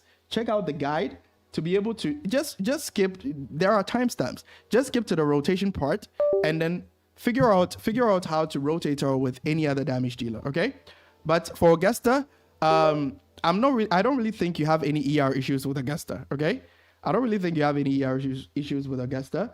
So your rotations are not going to be, your rotations are not going to be a little bit different than the one that I covered in our guide video, in Augusta's guide video. Okay, so yeah, just check the Baja's guide video to be able to figure out how to play Baja optimally so that she doesn't spend more time on the field. Okay, and with you also asked about, is Phoebe Changli better? In the first place, why exactly would you even play Phoebe with Changli, right? I mean, you can do it. You can do it if you want to, right? You could do it if you want to. Like I always encourage you guys to experiment with your team building, right? But in terms of synergy, right? In terms of synergy, Phoebe and Changli don't have anything in common. Right? They don't have anything in common. And even if you want them to work, there are no buffs that they can grant. Like, for example, let's say you're playing Phoebe and Spectral Rover, and then you add Changli, for example. Okay? What happens right now is that Phoebe has synergy with Spectral Rover because Spectral Rover can shred spectral resistance, right? But none of them actually provide anything for Changli, right? So from a synergy point of view, there's actually no reason for you to play Changli with Phoebe, okay? And also, you mentioned Phoebe Sanhua. Yeah, so Phoebe can work really well with Sanhua because her Chamuel star basic attacks, this one right here, right? These ones scale off basic attack damage. So if you have her signature weapon and you gain the basic attack damage amplification buffs from Sanhua, that means that you'll be able to do significantly more damage from the Chamuel star basic attacks right here.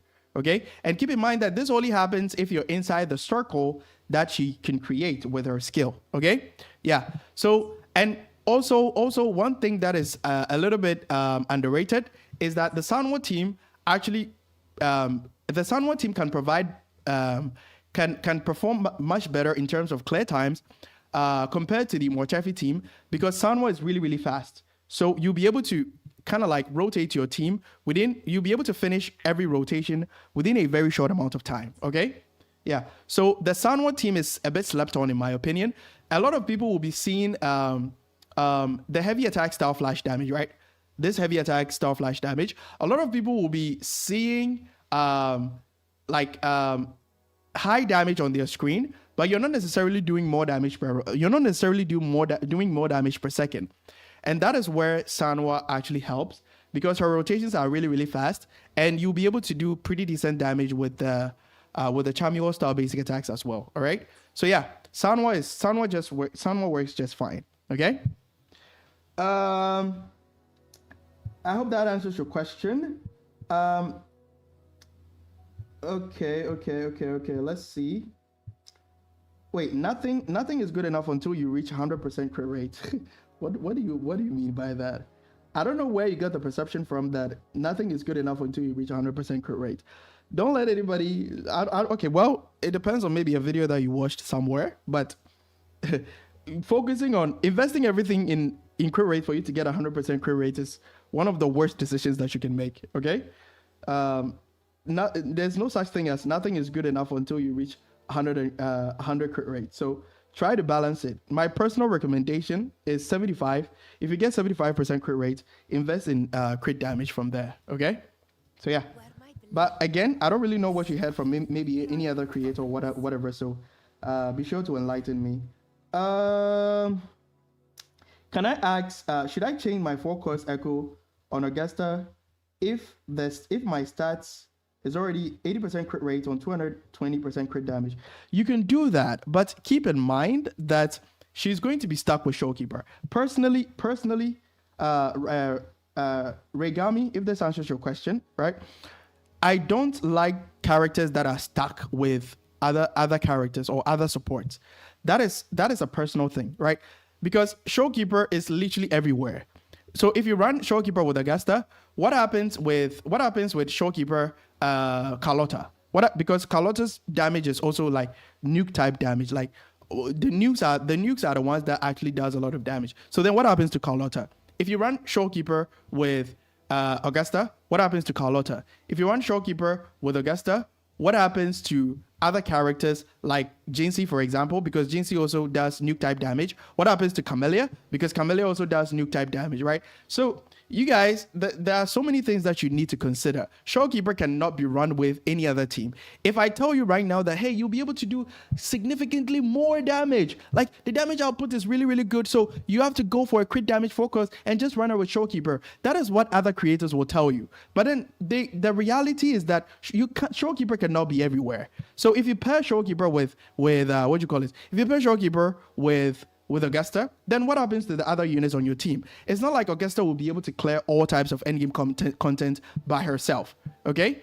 And yeah, there are other units that don't really rely on Showkeeper, like Cortethia and Frolova, for example. But what if you don't have those characters, okay? So my advice is stick with crit rate, but if you want Augusta to be stuck with Showkeeper, then feel free to run crit damage, right? But as a personal opinion, it's not something that I like to do. I want characters that I can run with I want characters that are versatile in terms of team building, right? So I wouldn't really build my characters in such a way that they are stuck with another character. And if I don't have that character, I can't really play Augusta. Okay? Yeah. So that is my advice. You can run a crit damage focus if you want. As long as your echoes are really optimized. I mean, adding Showkeeper's 12.5% crit rate at S0, you should be good. This doesn't apply if you have higher sequences, okay? If you have higher sequences, like for example, the S2 gives her 40%, S2 gives her 40% crit rate, okay? So if you have like higher sequences, this doesn't really matter. You should run crit damage focused, okay? But if she's at S0, which is going to be the case for a lot of you guys, you should only run crit damage if you want Showkeeper, if you want Augusta to be stuck with Showkeeper, okay? So yeah, that depends on you. But personally, it's not something that I like. It's not something that I like to do. Okay. Okay. Let's see. Hello, of Augusta first duplicate or wait for Yuno? I have guaranteed in 20 polls. I don't have Showkeeper or Verena. Well, yeah, since you're asking, then that means polls are a little bit limited. Like you're a low spender or something like that. So that means you want to be able to save polls. But you wouldn't really be asking if you can, like if you were a will or anything like that. So here's what I would say. Augusta is already, even from my clear times, Augusta is already clearing in like 60 seconds, right? With build, my build wasn't really like highly optimized when I was for the guide video that I made on the media server. Okay, so what I suggest is at least please just wait for Yuno.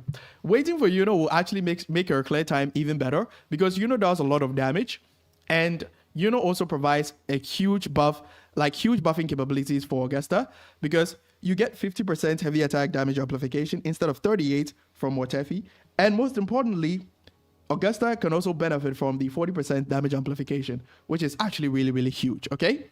So yeah, my advice, wait for Yuno before you get S1. Wait for Yuno before you get S1, and you can actually invest the pulls in something else, okay? Yeah. Let's see if we have any other questions. At S2, is it worth running crit damage or crit rate? Yeah, at S2, you should definitely run crit damage because she's getting 40% crit rate at S2, okay? At S2, she's getting 40% crit rates. So yeah, you should run crit damage at S2. So yeah, I hope that answers your question. Okay, so Adiente says, hi, senpai. Should I use Yinlin R0 or Motefi R3? R3 for Augusta. Motefi will do Motefi will do better than Yinlin, right? But for my testing, I tested it only with an S6 Augusta, with an S6 Motefi and an S0 R1 Yinlin, right? So I can't really, since you by Motefi R3, I think you're referring to her you're referring to his sequences, which is going to be S3, okay? So if you don't have S6, I mean, you can still do Yinlin. I haven't, like I said, I haven't actually tested it yet. Or you know what? Let's just test it right now. Let's just test it right now. Let's just test it right now. Let's just test it right now. So Ardiente, if you're still in the chat, let's just test it right now in the Tower of Adversity. Let's just test it right now in Tower of Adversity. So we'll be comparing clear times, okay? Wait. Even this showcase wouldn't really be realistic for your build, because I have Motefi at S6, and I think you have Motefi. Okay, Ardiente is here. So do you have Motefi at S3? You mentioned R3.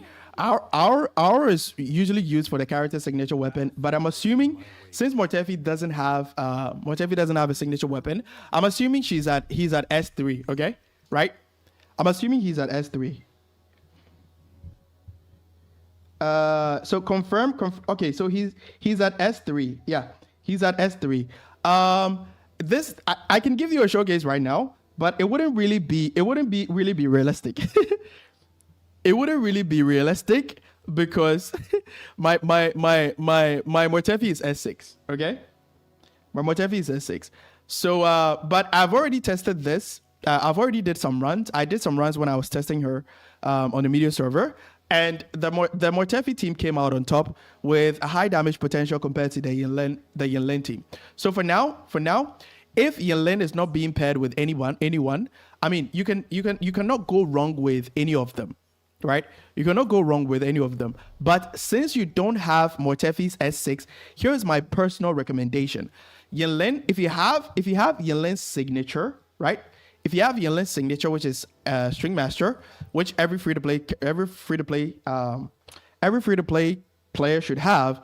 If you have String Master, right, and Yinlin at S0, I would recommend Yinlin. Again, I can't test this because my Motefi is at S6, but because of the 20% attack buff that you are losing from Augusta's from Motefi's S6, if only run Augusta with Yinlin, if you have Yinlin's signature weapon, right, at S0, okay? Because if Yinlin's signature weapon actually buffs her attack, String Master actually buffs her attack by 40% from off field.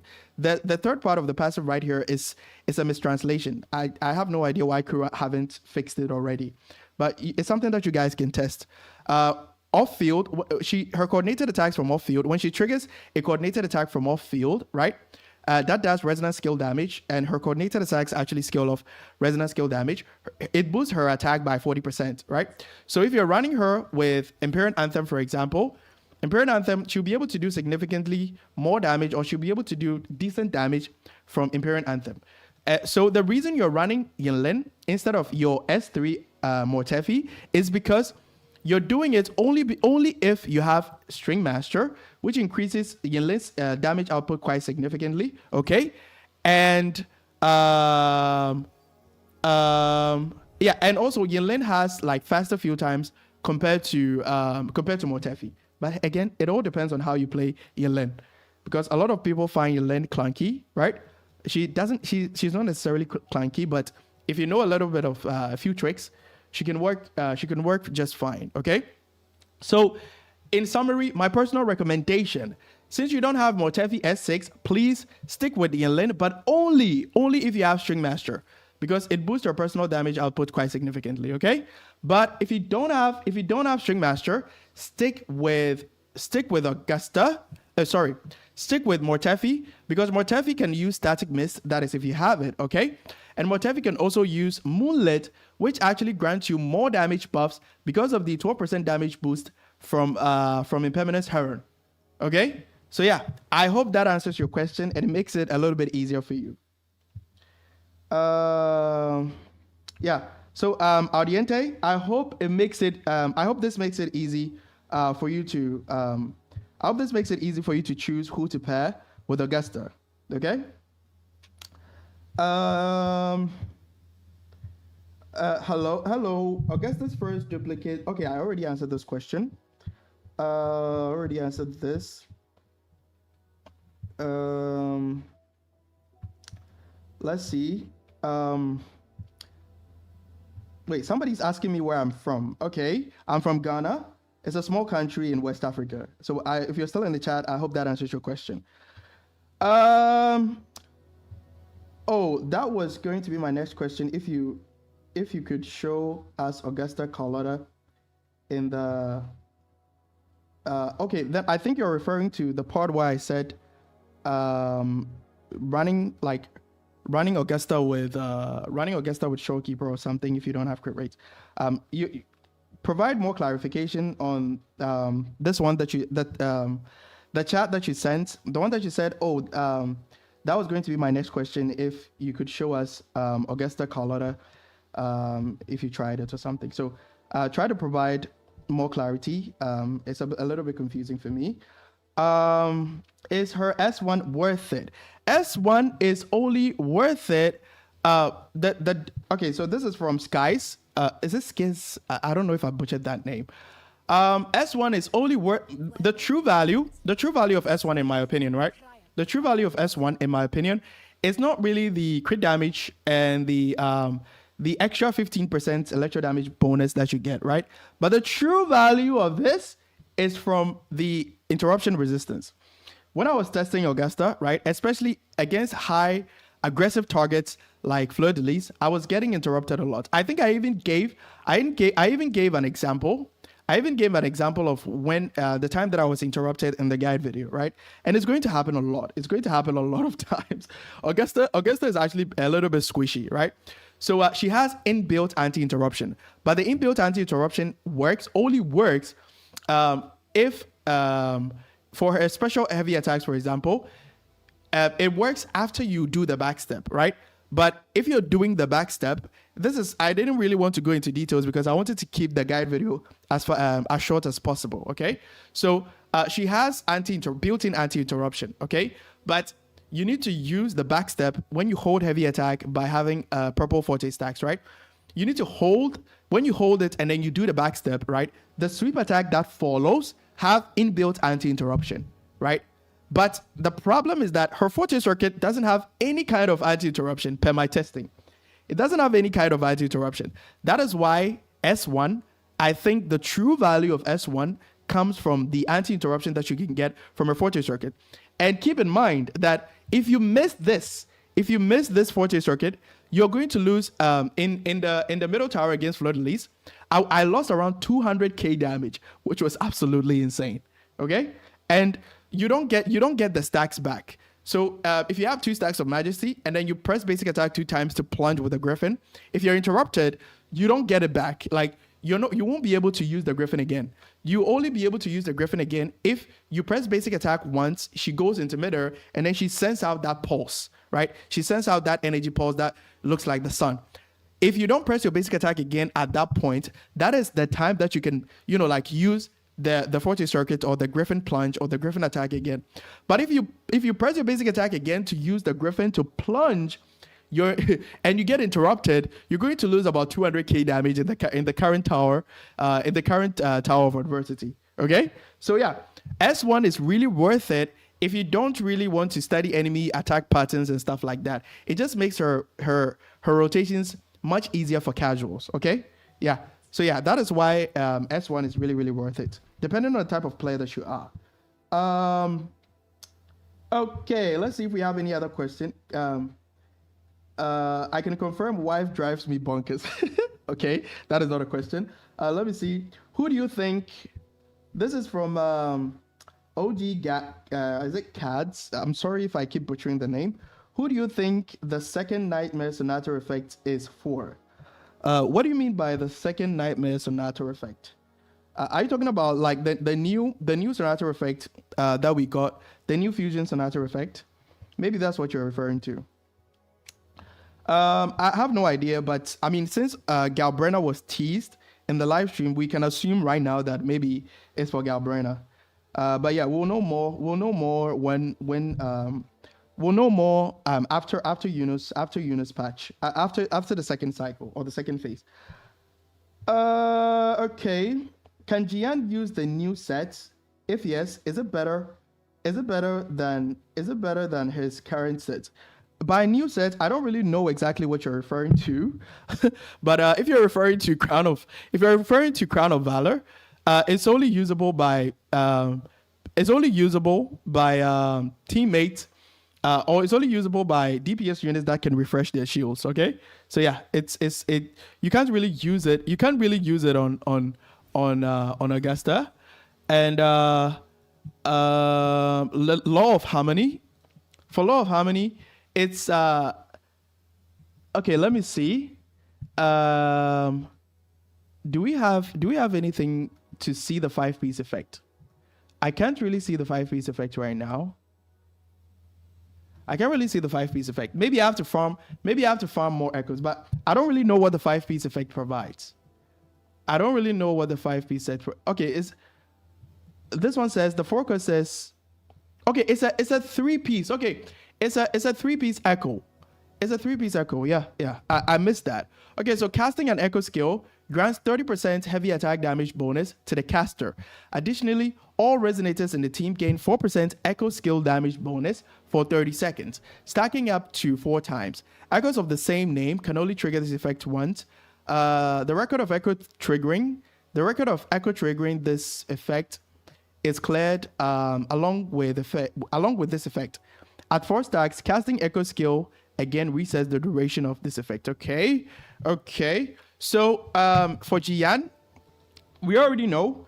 So to answer your question, we already know that the echo skill damage is actually useless on anybody else except Frolova, and Frolova's best team has nothing to do with this set. Okay, but let's see what we have. Let's see what we have right here.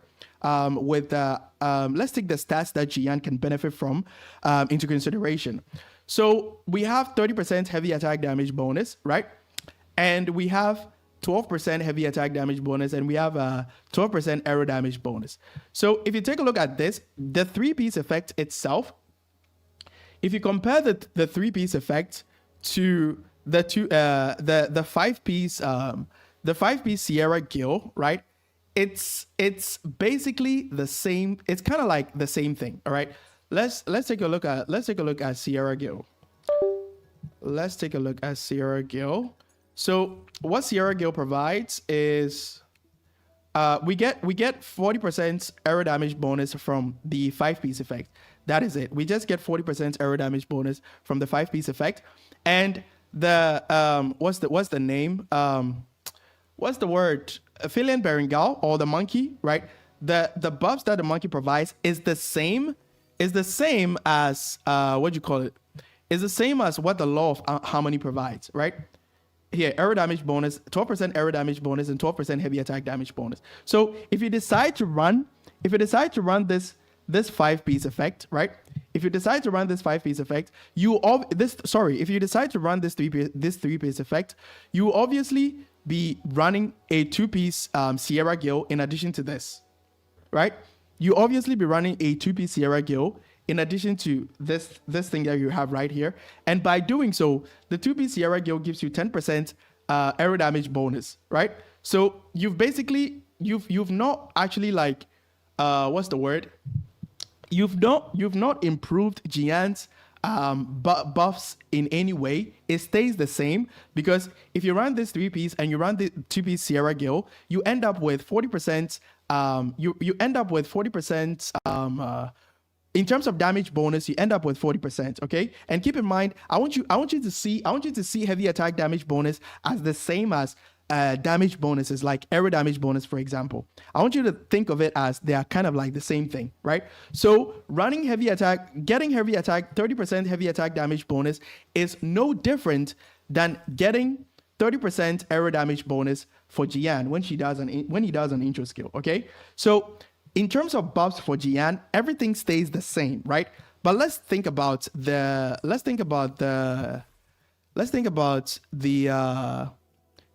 other buffs that you get from echo skills, right? All resonators in the team gain 4% echo skills, right?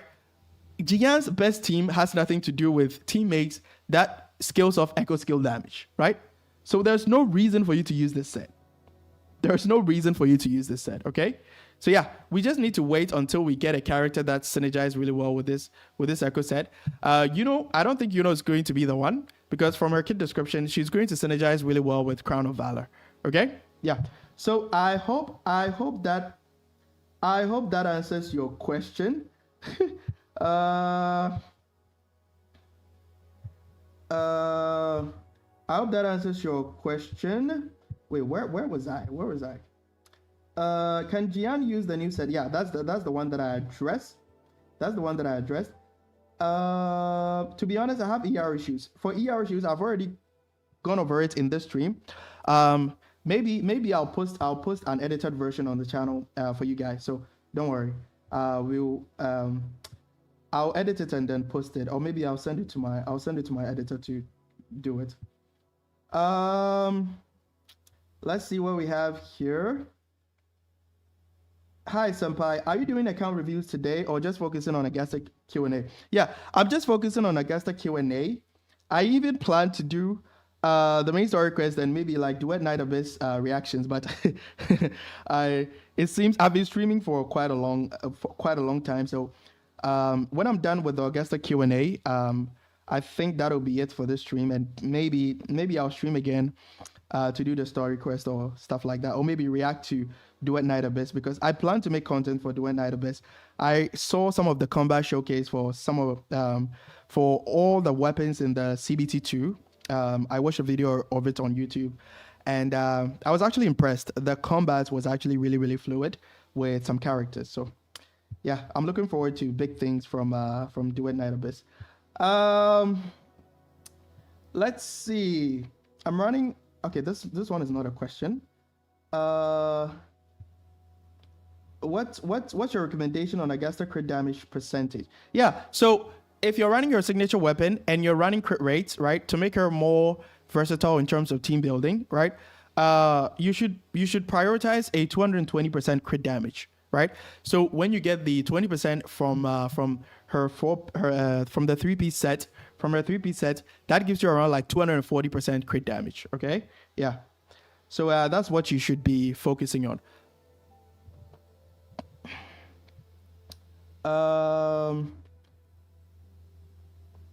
Let's see. When you say clear, you mean tower, last floor, we were, or what? Yeah. So what I mean is the tower, specifically the middle tower, because that's the most difficult tower in the game, or that's the most difficult end game content, right? That's the most difficult. I would say that's the most difficult end game content in the game, aside from holograms. Holograms kind of like, okay, I would say that's the second most difficult end game content, right? Because holograms are like the worst. Hologram feels like you're playing Elden Ring. Okay. S2 Augusta, isn't crit rate better? No. S2 Augusta gives you 40% crit rate, so please run crit damage. To answer your question, Nala. Daco says, I think it's better to run crit rate at S2, because then you'll be able to surpass the crit rates. The 100% crit rates needed for the extra. Oh, okay. Oh my God. Okay. All right. Yeah, you guys have a point. At that point, it doesn't actually make sense. It doesn't actually make sense for you to run crit damage. You should be running crit rate so that you'll be able to get more crit damage instead. Yeah, my bad. Yeah, I'm sorry for the confusion, okay? I'm sorry for the confusion. So yeah, if you have S2, you still run crit rate. so that you'll be able to get more crit damage. Yeah. Sorry for the confusion. Bro, do you have some tips for Whimpering Waste? I mean, Whimpering Waste is getting a rework in the next reset, right? So I think that will be the best time for me to make an updated tips and tricks for Whimpering Waste. Okay, yeah, I think that will be the best time for me to make an updated tips and tricks for Whimpering Waste. But I do have Whimpering Waste guides on the channel, guides for beginners, and also that guys will still help you up until now what we currently have, and how to choose your teams based on the buffs that you gain from they have the different kind of buff that gives you 100% crit rate, and another one actually gives you 100 resonance energy, and it resets all your characters' liberation, right? I covered all of that in my Whimpering Waves video. I have two Whimpering Waves videos, right? I have one for like a general thing, and I have another one for specifically for free to play, right? Specifically for those who don't have broken AoE damage dealers like Shangli Yao, Augusta, and all those characters, right? Yeah, so you can check the channel. You can check the channel for those videos. Okay. I don't find Yelene clanky at all. She's super fun. Yeah, I mean, a lot of people claim she's clanky. She's not clanky to me personally, but I mean, everybody have different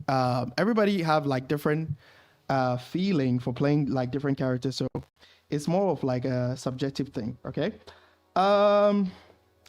Okay. Let's see if there's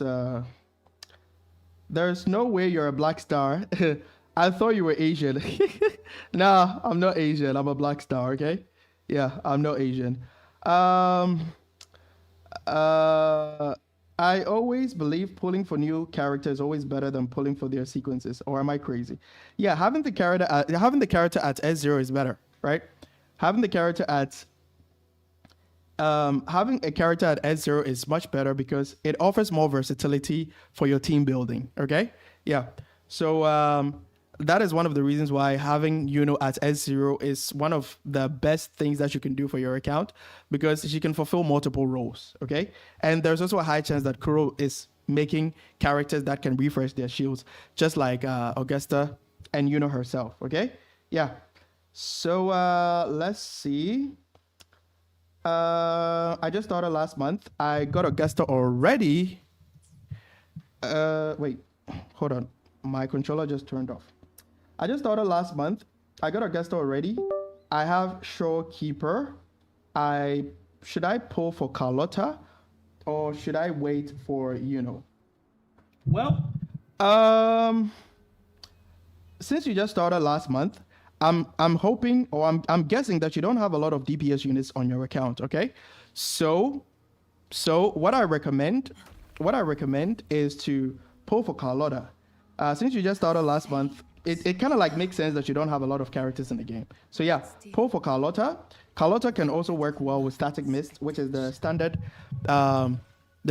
pistol, the standard weapon in the game, okay? Their standard weapon in the game. Where is it? Yeah, this one. Carlotta can work really well with this. So she's very free to play friendly. Okay. Yeah. I intend to make an updated guide for her and also cover her free to play rotations with Tao Chi. Okay. So yeah, look forward to that video really soon. Okay. So yeah, since you don't have a lot of DPS units on your account, please go for Carlotta, okay? Go for Carlotta so that you have a lot more DPS units on your account, so that you'll be able to clear in-game content and also be able to get the rewards, because it's the rewards that are very, very important, okay? Let's see what we have, if we have any other questions. The set you had on Yanlin for Augusta, was it Moonlit? Yeah, so if you're using Yanlin's signature weapon, go with Imperial Anthem. But if you're not using your signature weapon, you can go with Moonlit. Okay? if you're using her signature weapon, go with Imperial Anthem because of the boost in her coordinated attacks. But if you don't have Yele's signature weapon, just stick with Moonlit Clouds, okay? Yeah. Wait, heavy attack damage bonus is more restricted than attribute damage bonus. It kind of like makes sense. Wait. No, I don't really think so. I don't really think so because you can roll heavy attack damage bonus on your substat, but you can't actually roll attribute damage bonus on echoes, right? You can only gain attribute damage bonus from like maybe your focused echo or the 5-piece effects or maybe like the 3-piece effects. So in terms of restriction, I would say that attribute damage bonus is actually more restricted. But again, they don't really make that much difference because at the end of the day, if you have arrow damage bonus, I want you to think of it as is the same as heavy attack damage bonus. The value that arrow damage bonus, 30% arrow damage bonus will provide you is the same value that 30% heavy attack damage bonus will provide you, right? Because of how damage calculation actually works in the game, right? So I want you to think of it all as they are all damage bonuses, right? Yeah. So I hope that answers your question. I got bricked because of Augusta. Okay. I'm curious how exactly you got bricked because of. Wait. Do you mean bricked as in bricked? Okay. Wait, let's not go into that before YouTube demonetized my channel. Okay. Okay. Let's see. Sorry, this isn't about Augusta, but I got to know. I have to know. Is Changli Chisha with The Last Dance a better team, or S1 Encore with R1 Battle Pass Rectifier Changli? Okay, so with Chisha, right? With Chisha, one of the things that going to be annoying when you're playing Chisha is that when Chisha is using her the Daka state, right? The Daka state. Let me see if I can put Chisha here. So when she starts the Daka, all right. So when she starts this thing's called Daka states, right? She can be easily interrupted, right? Before you can use boom boom. This is called boom boom, okay? She can be easily interrupted before you can use boom boom. And that actually makes you lose a lot of damage because boom boom actually contributes to a significant portion of her damage output, right? So if you get interrupted without using boom boom, that's where it's going to be a problem, okay? So I don't really recommend Chisha for beginners or players that are not really good at the game, okay?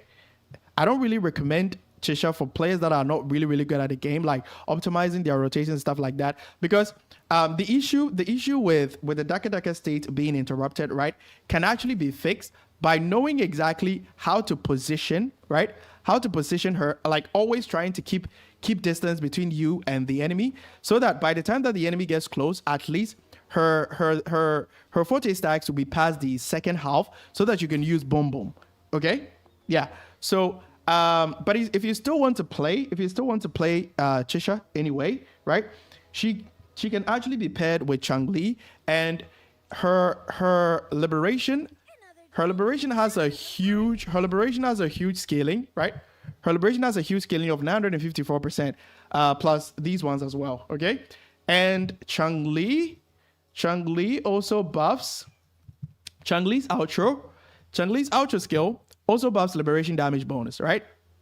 Changli's outro skill also buffs liberation damage bonus. So if you're running Chisha and Changli, right? It's actually an optimal team, especially if you have like Carlotta's signature weapon, which is the Last Dance, because the Last Dance actually synergizes really well with Chisha as if it was made for her, right? So for the Last Dance, every time you cast an intro skill or resonance liberation is cast, resonance skill damage bonus is increased by 48%. All right, for 48 seconds. So if you intro with what's the word? If intro with Chisha, right? You'll be able to the intro gives you 5 seconds buff up time, right? And using her liberation also gives you full thermobaric bullets or forte stacks, right? Let me see if I can find Chisha. Using her liberation gives you full forte stacks. I think. Oh, she's at the top. Using her liberation, I think what sequence is that? Yeah. So using her liberation gives you full forte stacks and it resets your skill. So basically, when after an intro skill, the boom boom that you're going to use will be able to do more damage and benefit from the 48% resonance skill damage bonus. Okay, and when you use her liberation, it also resets the 48% resonance skill damage bonus duration, right? For 5 seconds. And 5 seconds is more than enough for you to squeeze in one boom boom. Okay? And keep in mind that boom boom scales off resonance skill damage. Okay? Yeah. Deal fusion damage considered as resonance skill damage. Okay? Yeah. So Chisha with Changli is very optimal, right? Chisha with Changli is very optimal. But the problem you're going to face is Chisha being interrupted when she's using when she's in the Daka stage or when she's consuming her forte stacks, right? So if you don't want to deal with that, you can go with Encore. I think you said you had S1 Encore, right?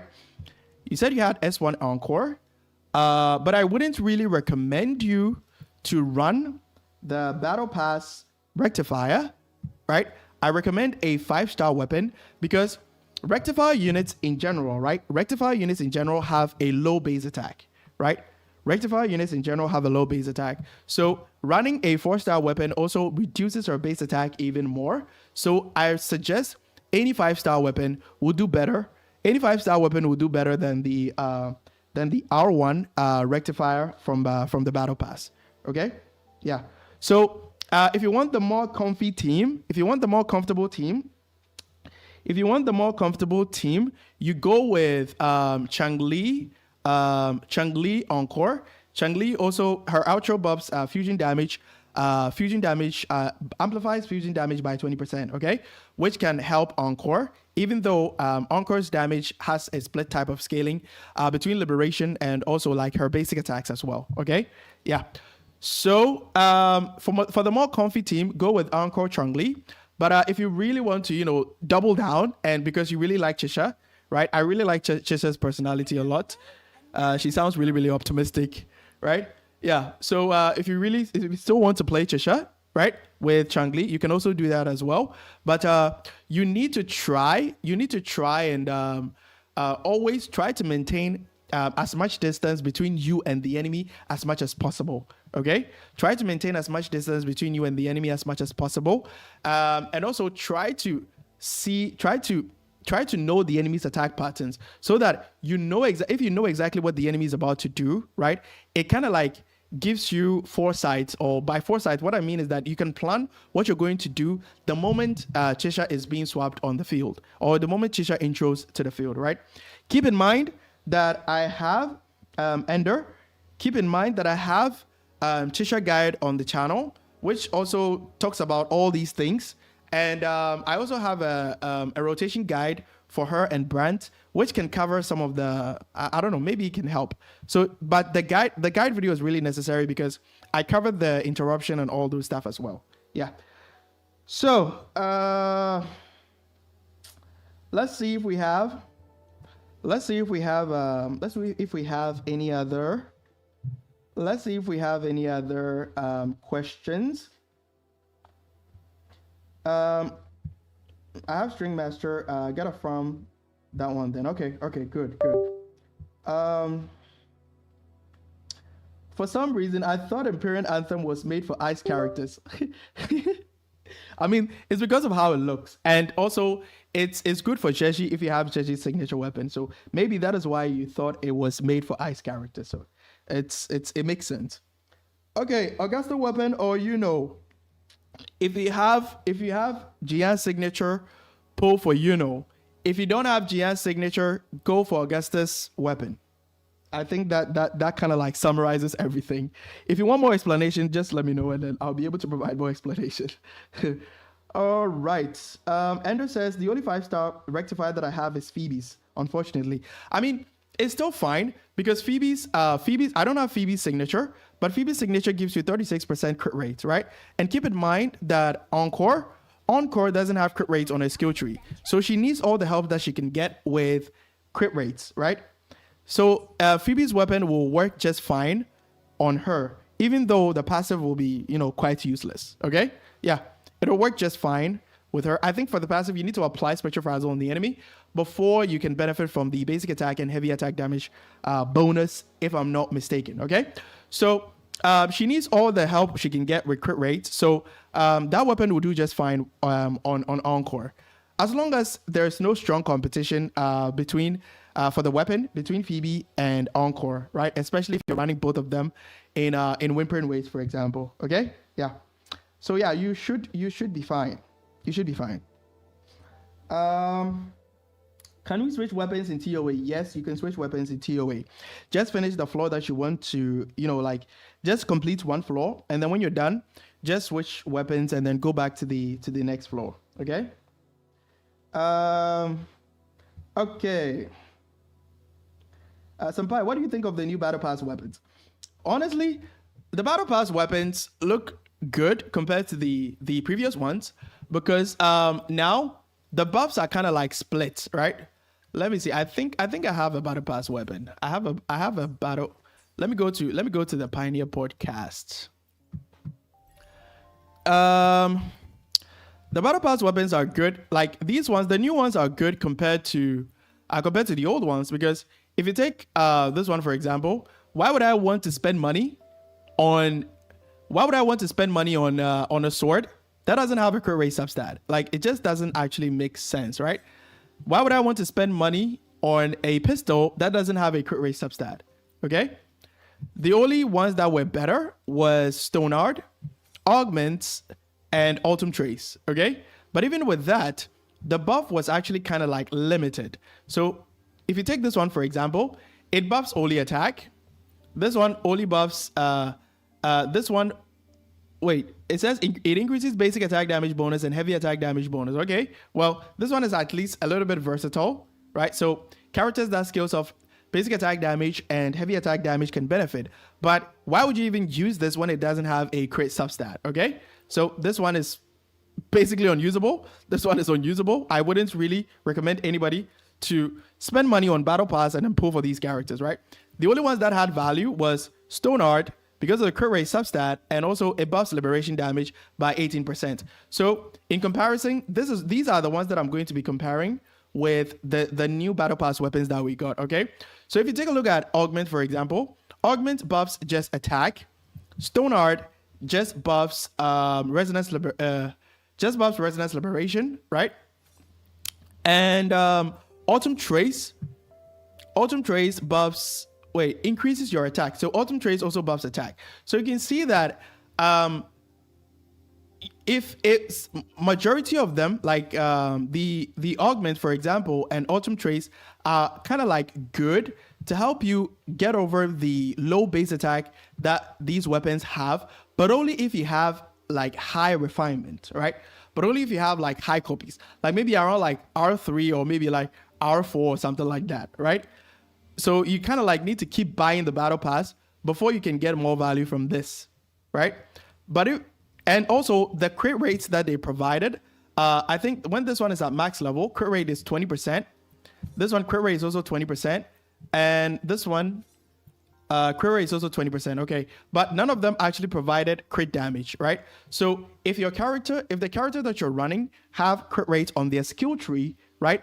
It's actually better for you to use a Battle Pass weapon that has a crit damage substat so that you can take full advantage, okay? But these ones were kind of like crit rates. This one was also crit rates, and this one was also crit rates, right? So whichever weapon that you want to use them on, if the character skills of attack, for example, you're kind of like limited or you're kind of restricted to the crit rate, to the crit rate, even if the character has crit rate on their skill tree. Okay, so but these weapons actually provide something that is really, really different, or something that is special, because this one buffs crit damage by 40.5%, right? And it also increases your attack at R0, at R1. It increases your attack by 7.2 and grants 10.8% heavy attack damage bonus. The crit damage substat that it provides can actually go a long way to help you, because running this weapon means that you can run a crit rate focus, right? And now you have 40% crit damage, which is only 4% less. It's only 4% less than what you have on Jian's signature weapon, for example, because Jian's signature weapon provides up to 44. All right, it's actually 48%. So it's 8% less. It's 8% less than what you would get, right? It's 8% less than what you will get on a 5-star weapon or a limited weapon like Jian's signature, right? So the value that you get from this is actually pretty huge, especially if the character has crit rates on her skill tree, like Augusta, for example. Augusta has crit rates on her skill tree, right? And Augusta also benefits from heavy attack as well. But I'm just saying, even if the character doesn't scale off heavy attack damage, right? The crit rates that it can provide, right? The crit damage that it can provide gives you the chance to run a crit damage, focus echo, right? Yeah. So, wait, what am I even saying? Gives you the chance to run a crit rate focus echo. Yeah. So in terms of value, right? In terms of value, so like to kind of like recap everything, wait, let me see. This one gives you crit rate 20%, but it's the buffs from the passive is separated between 7.2 attack and heavy attack damage bonus. This one also offers crit damage. Okay, all right, good. So in terms of the ones that are worth your money, right? The ones that are actually worth your money, right? I would recommend getting the ones with crit damage, right? Getting the ones with crit damage. But the ones with crit rate, my recommendation is that you have to like get more copies before they can be usable, or before they can have or before they can be universal. At the moment, if you're pulling this for just Augusta, it's fine. Like, you can do that, right? You can do that. But if you want something that you can slap on everybody, right? And you're planning to get more copies because you normally buy the battle pass, my recommendation is to get the ones with the crit damage, because the ones with the crit rate are not enough. Like the crit rate substats that you get from here is not even more than what you can get from your echoes. Echoes give I think crit rate echoes give 22% crit rate, right?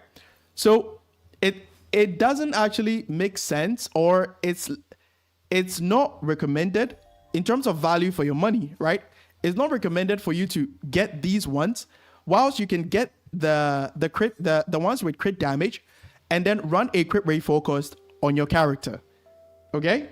Yeah. So and since crit rates takes higher priority compared to crit damage, whatever I'm saying, I hope whatever I'm saying actually kind of like makes sense. Okay? So for the ones that have high value for your money, go for the ones that have crit damage, right? This one has crit damage. This one has crit damage.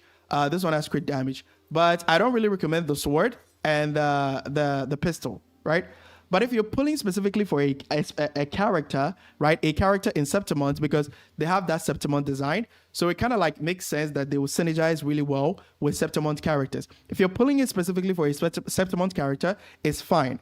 But if you're going for the ones with a crit rate, just keep in mind that you will need to get more copies before you can get more value from the ones with crit rates. Okay, you need to get more copies to be able to get more heavy attack damage bonus, or even more attack. Okay, compared to the ones with crit damage that has that can actually help you get a decent crit ratio, right? Compared to what's the word? Compared to like running the ones with crit rates, okay? So, okay, so Daco says, so in other words, the Battle Pass weapons are the most expensive 4 stars. Yeah, basically. The Battle Pass weapons are the most you just need more copies. Like, you need more copies before they can actually make a huge difference. That is the thing. The reason this is better is because of the crit damage substat, right? And if you take a look at the characters that they've been releasing so far, right?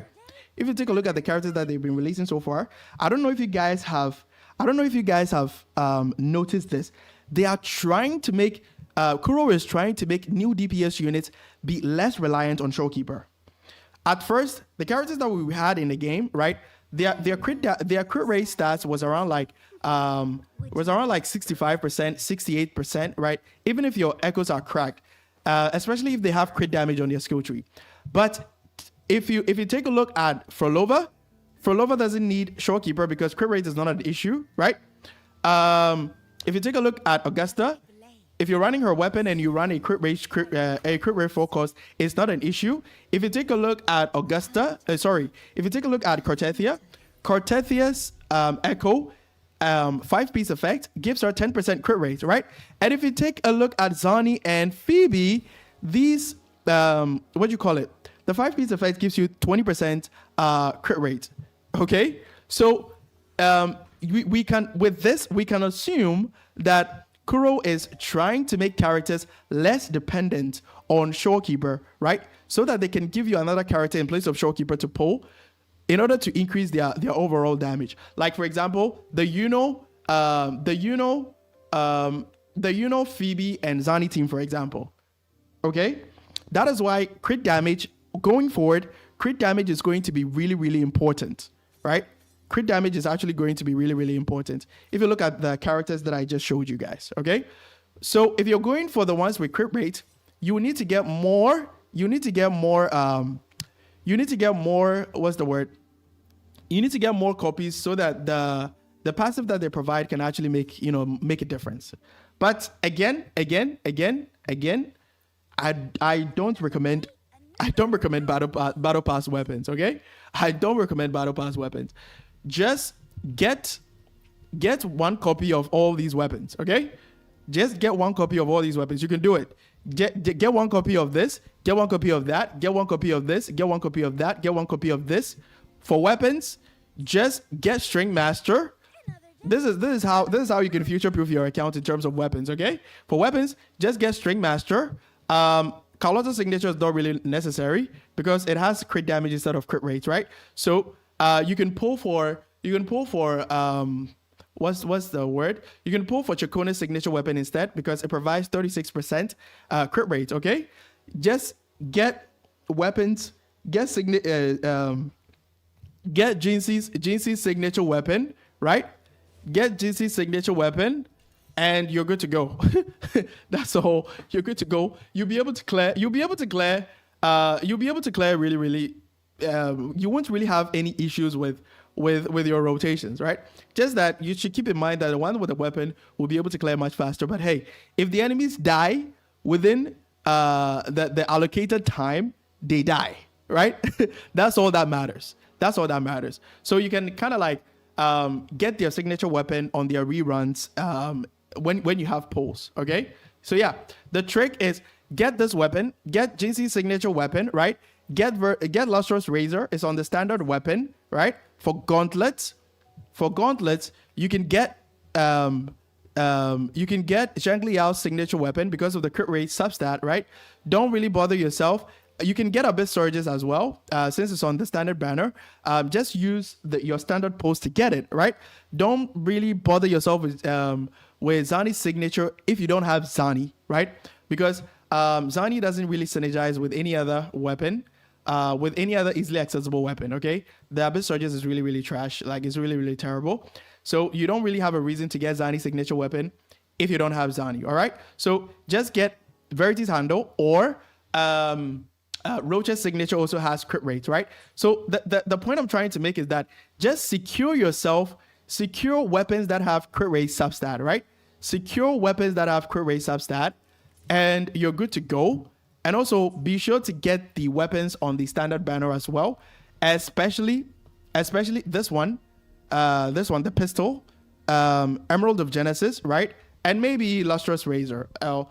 Since you get standard pulls for free, just spend them on these weapons, but the priority should be Emerald of Genesis, the pistol, and then when you're done getting Emerald of Genesis and then the pistol, you can go for these weapons, right?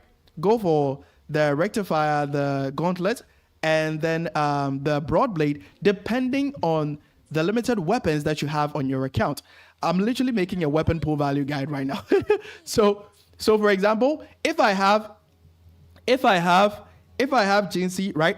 If I have Jinxie's weapon, there's no reason for me to get Lustrous Razor on the standard banner, right? There's no reason for me to get Lustrous Razor on standard banner because I can literally slap this on any other broadblade user. Okay. If I have Emerald of Genesis will work on my Chang-Li. It will work on my Rover. It will work on my Camellia, right? So the value is actually pretty high. It's actually pretty high. Like it's actually really high. Okay. So once you have Emerald of Genesis and Static Mist, which is the pistol, pull for the other standard limited weapons based on the weapons that you have on your account, right? Based on the weapons that you have on your account. So if you have Verity's Handle, there's actually no reason for you to get Abyss Surges, right?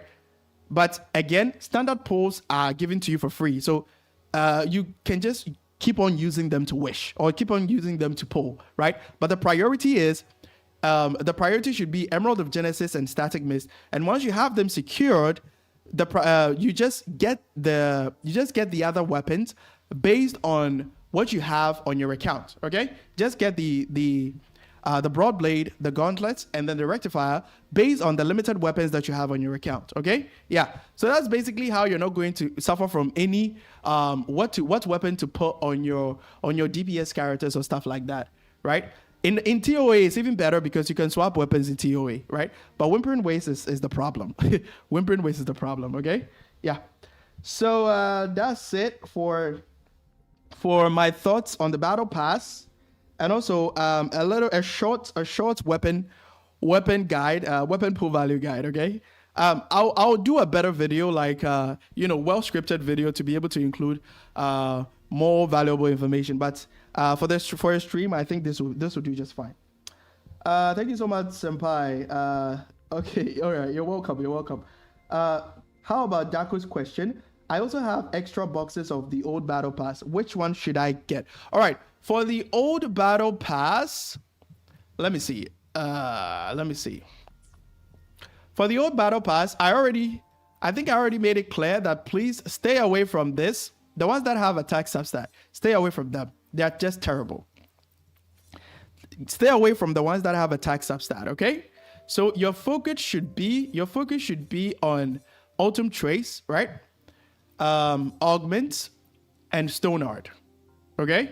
Your focus should be on these weapons. But depending on the other limited weapons that you have on your account, it actually kind of like makes sense for you to double down and then get many copies of one of these to be able to kind of like refine it so that you can get more buffs from the passive, right? And for that one, the one that I recommend is Autumn Trace, right? But you don't really need Autumn Trace if you have a lot of limited signature weapons on your account. Like for example, if you already have Jian's signature, and if you already have like Augusta's signature on your weapon, it kind of like doesn't actually make sense for you to go for Autumn Trace, right? So for now, anticipate an upcoming character, right? Anticipate an upcoming character, and once their weapon is confirmed, right? So that to be able to save you pulls that you would spend on their weapon, right? Just get one of these weapons that synergize with that particular character, right? But stay away from the pistol and also the sword because they have attack substats, which are really, really terrible. All right? Yeah. So I hope that answers your questions in terms of like, setting priorities and stuff like that. Okay. Yeah. But like I said, I wouldn't really recommend anybody to spend money on the battle pass if they have like if they already have a decent number of limited weapons on their account. Okay. Yeah. So Cracking me out of my lab. those are my thoughts. You better have a good reason. those are my thoughts on the weapons. Uh, like I said, I'll make a different video, like a well scripted video, going through all these stuff later. But for the stream, I think this will do just fine. Okay. Thank you, Senpai. You're welcome. You're welcome. Um.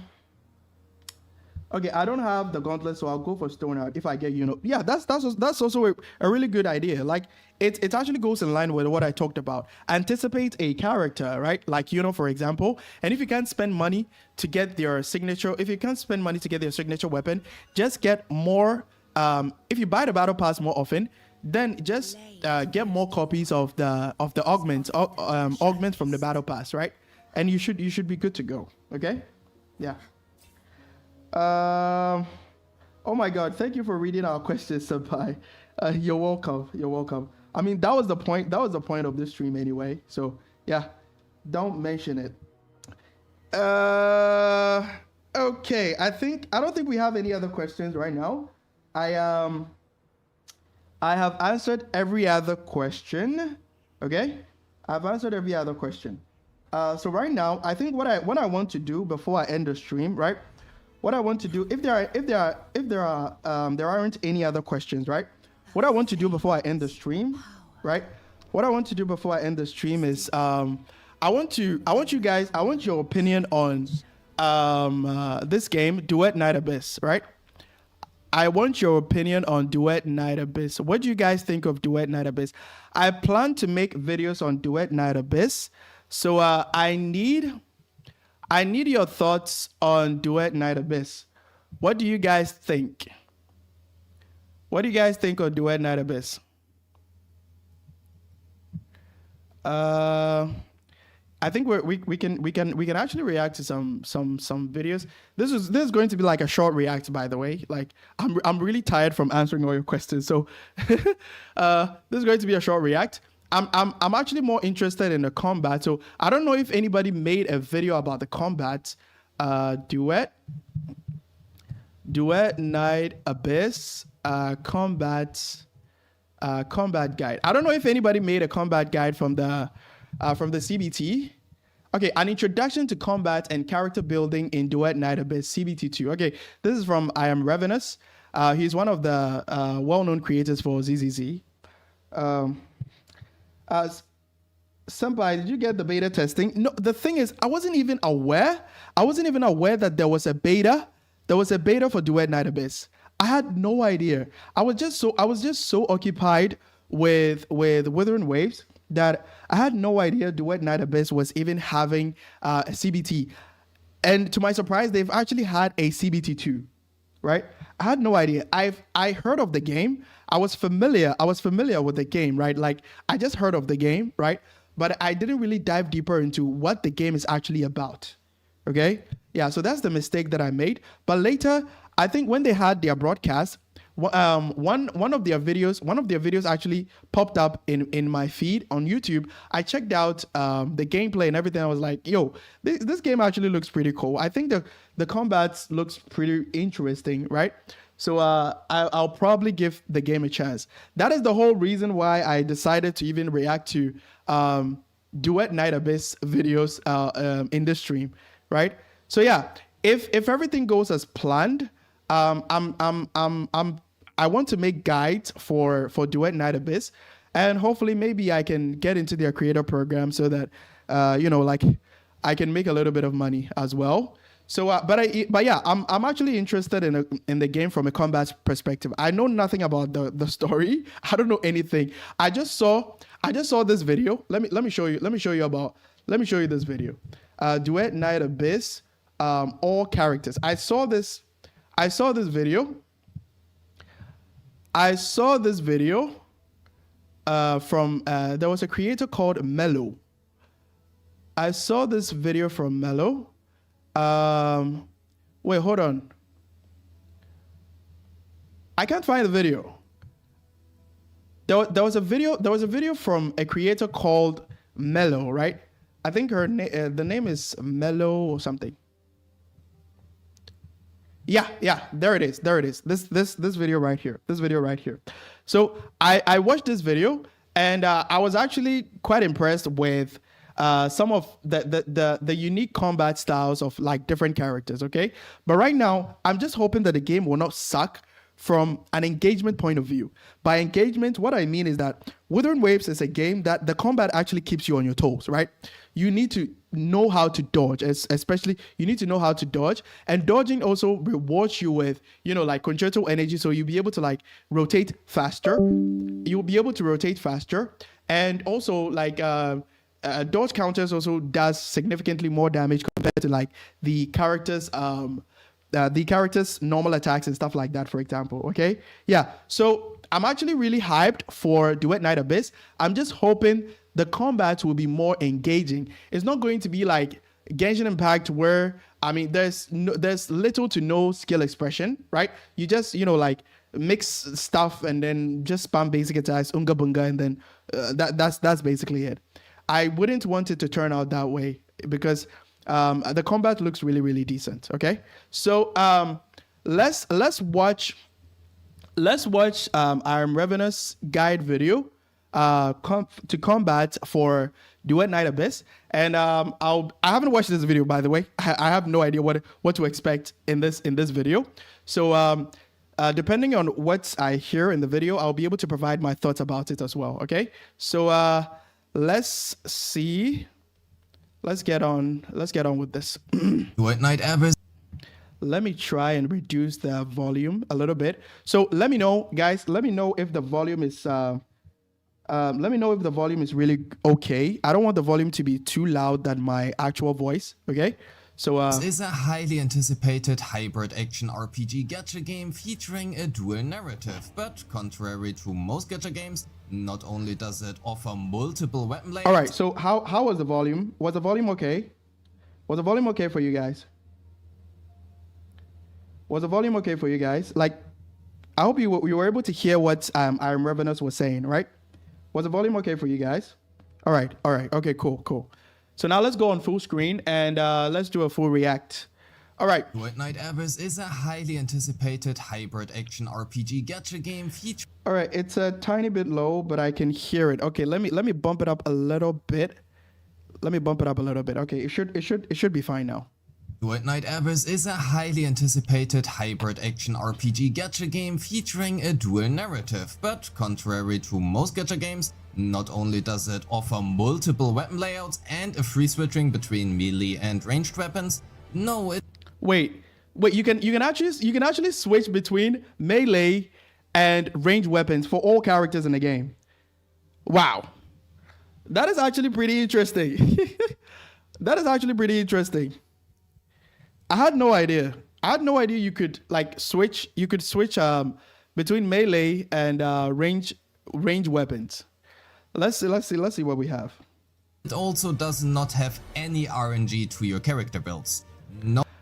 Wait, hold on. Wait, there's no RNG, so that means that you don't have to like hyper optimize your echoes to get crit. Like you don't need to depend on probability to be able to get good crit rates and crit damage and stuff like that. What game is this? This looks like PGR, because PGR there's no active grinding for PGR as well.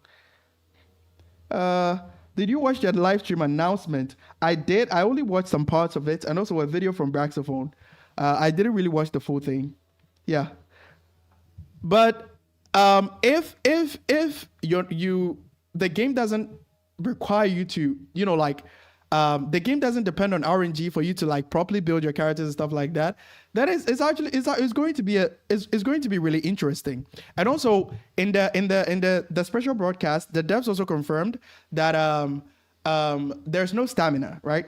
There's no stamina in the game, so that means that you can literally fully kit your characters on the same day that you pull for them. I mean, in Wuthering Waves it's doable, but you need to do a little bit of free farming, okay? But in Genshin Impact is the worst, because talent books and stuff like that are locked behind domains on certain days, which was one of the things that really, really annoyed me back when I used to play Genshin Impact, okay?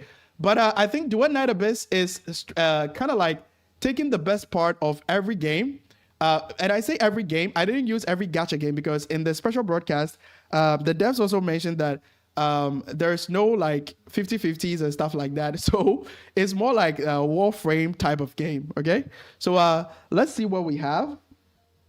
Yeah, so let's see what we have here, and then see what Revenants have to say about the combat. I'm more focused on the combat, right? Because my videos are made, my whole brand is built on, you know, like weapons, rotations, pull value analysis and stuff like that. So if the gameplay really sucks, there wouldn't be any or if the combat really sucks, there won't be any ways for you to like experiment, right? With different weapons, with different teams and stuff like that. So I'm just hoping things turns out to be good after the official release. Okay, so yeah, let's see what we have. No substat RNG at all, nada, niente. But before we actually talk about how we build characters and teams, I do want to quickly point out how much of a glow up this game actually has had. Wait, hold on. This is the CBT2 and this is the CBT1. Wait, is it based on Unreal Engine? Can you guys find out if it's a game based on Unreal Engine? Because if you take a look at the character model, this one doesn't look that nice. This one's kind of like a little bit. I don't know what to call this, right? But the model doesn't actually look good, right? Like the model doesn't really look that decent. It reminds me of the models from the character models from Genshin Impact. but yeah, this one kind of like this one looks way better. This one looks. I'm talking about the character model, for example. I'm talking about the character model, by the way.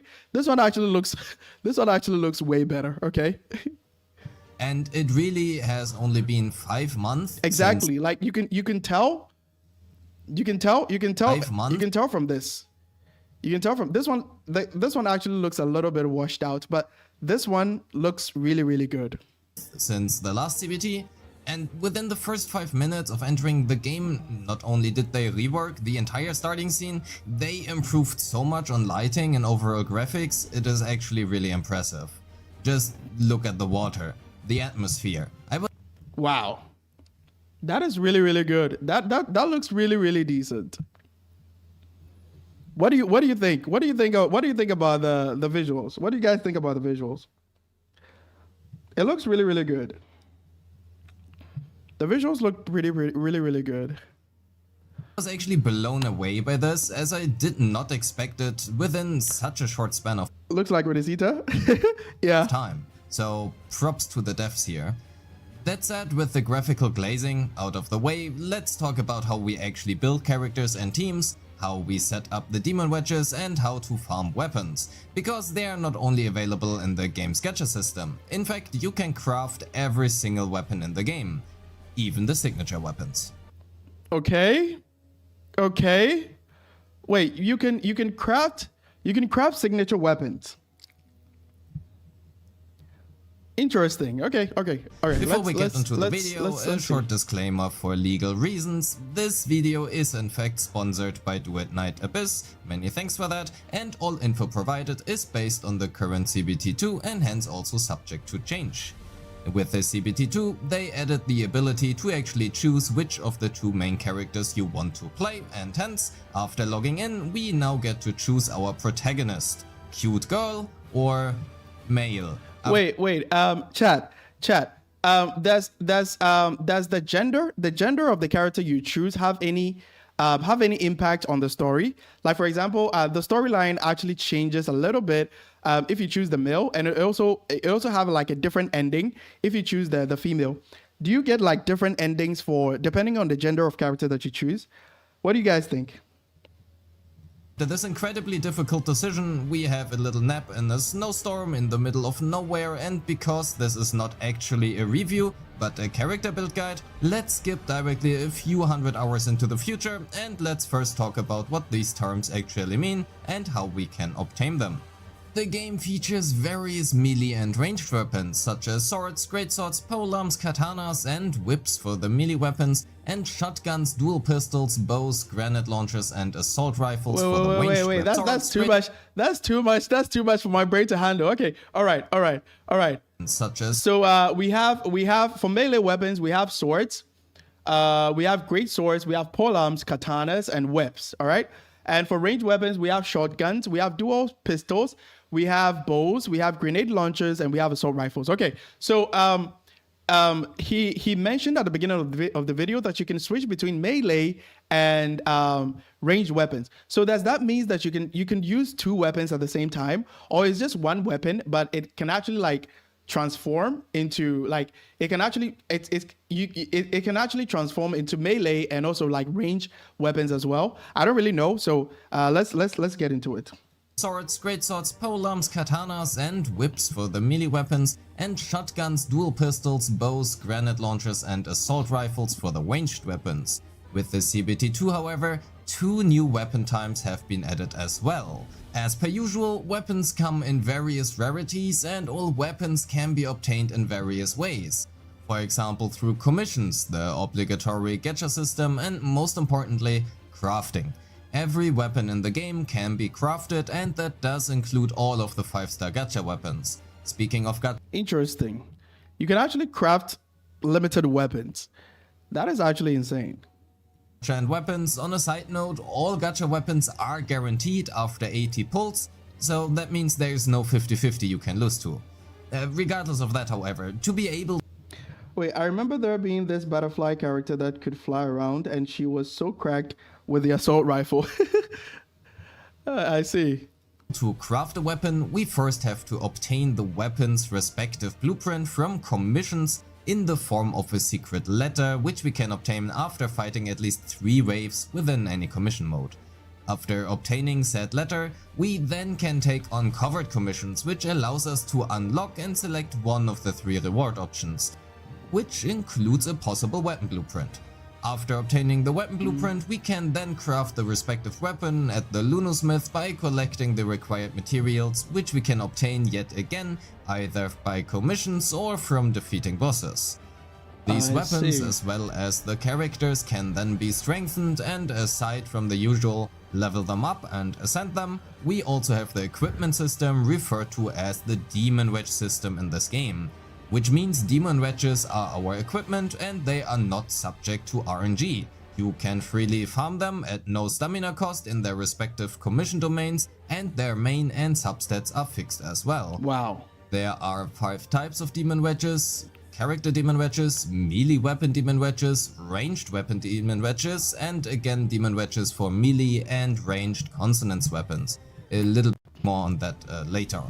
All wedges also come in 5 different rarities: grey, green, blue, purple and later on golden, and except for the latter they can all be farmed in the aforementioned farming stages. However, golden ones must be crafted and their respective blueprints need to be obtained from the level 100 farming stages. These demon wedges can provide various stats, but some of them may also provide changes to how a weapon actually functions. Like these ones for example, which change the charged attacks of their respective melee weapon they are equipped into. Every demon wedge can Interesting. So that means that the demon wedges are kind of like they're kind of like buffs that you can equip on weapons so that they can have like different so that they can get different stats or something like that. So instead of like equipping echoes on a character, now you can equip demon wedges. I hope I didn't butcher the name. Now you can equip demon wedges on weapons, and you can farm them in infinitely. Like there's no stamina, so you can farm them as much as you want. Sorry, Senpai, I gotta go. Oh yeah, cool. That's fine. Thanks for joining the stream. I really appreciate you for being here. Okay, so things are looking really good. So basically, like the gacha, there's no gacha element. There's not that much gacha element in the game. And also, per what they confirmed in the devs broadcast, they specifically removed all gacha elements, right? So now it's more like how much time that you have to be able to farm and well-equipped your characters. Well-equip your characters, like weapons, level them up or stuff like that. Yeah. I hope they change the amounts that you have to farm because it was so 8 back then. Okay. I hope Be so too. upgraded and amplified to increase their power, and using track shift modules we can also change their tracks. If you have had a keen eye and already spotted these runes here, you might wonder what that is. Well, some slots feature a specific so-called track indicated by this rune or sign.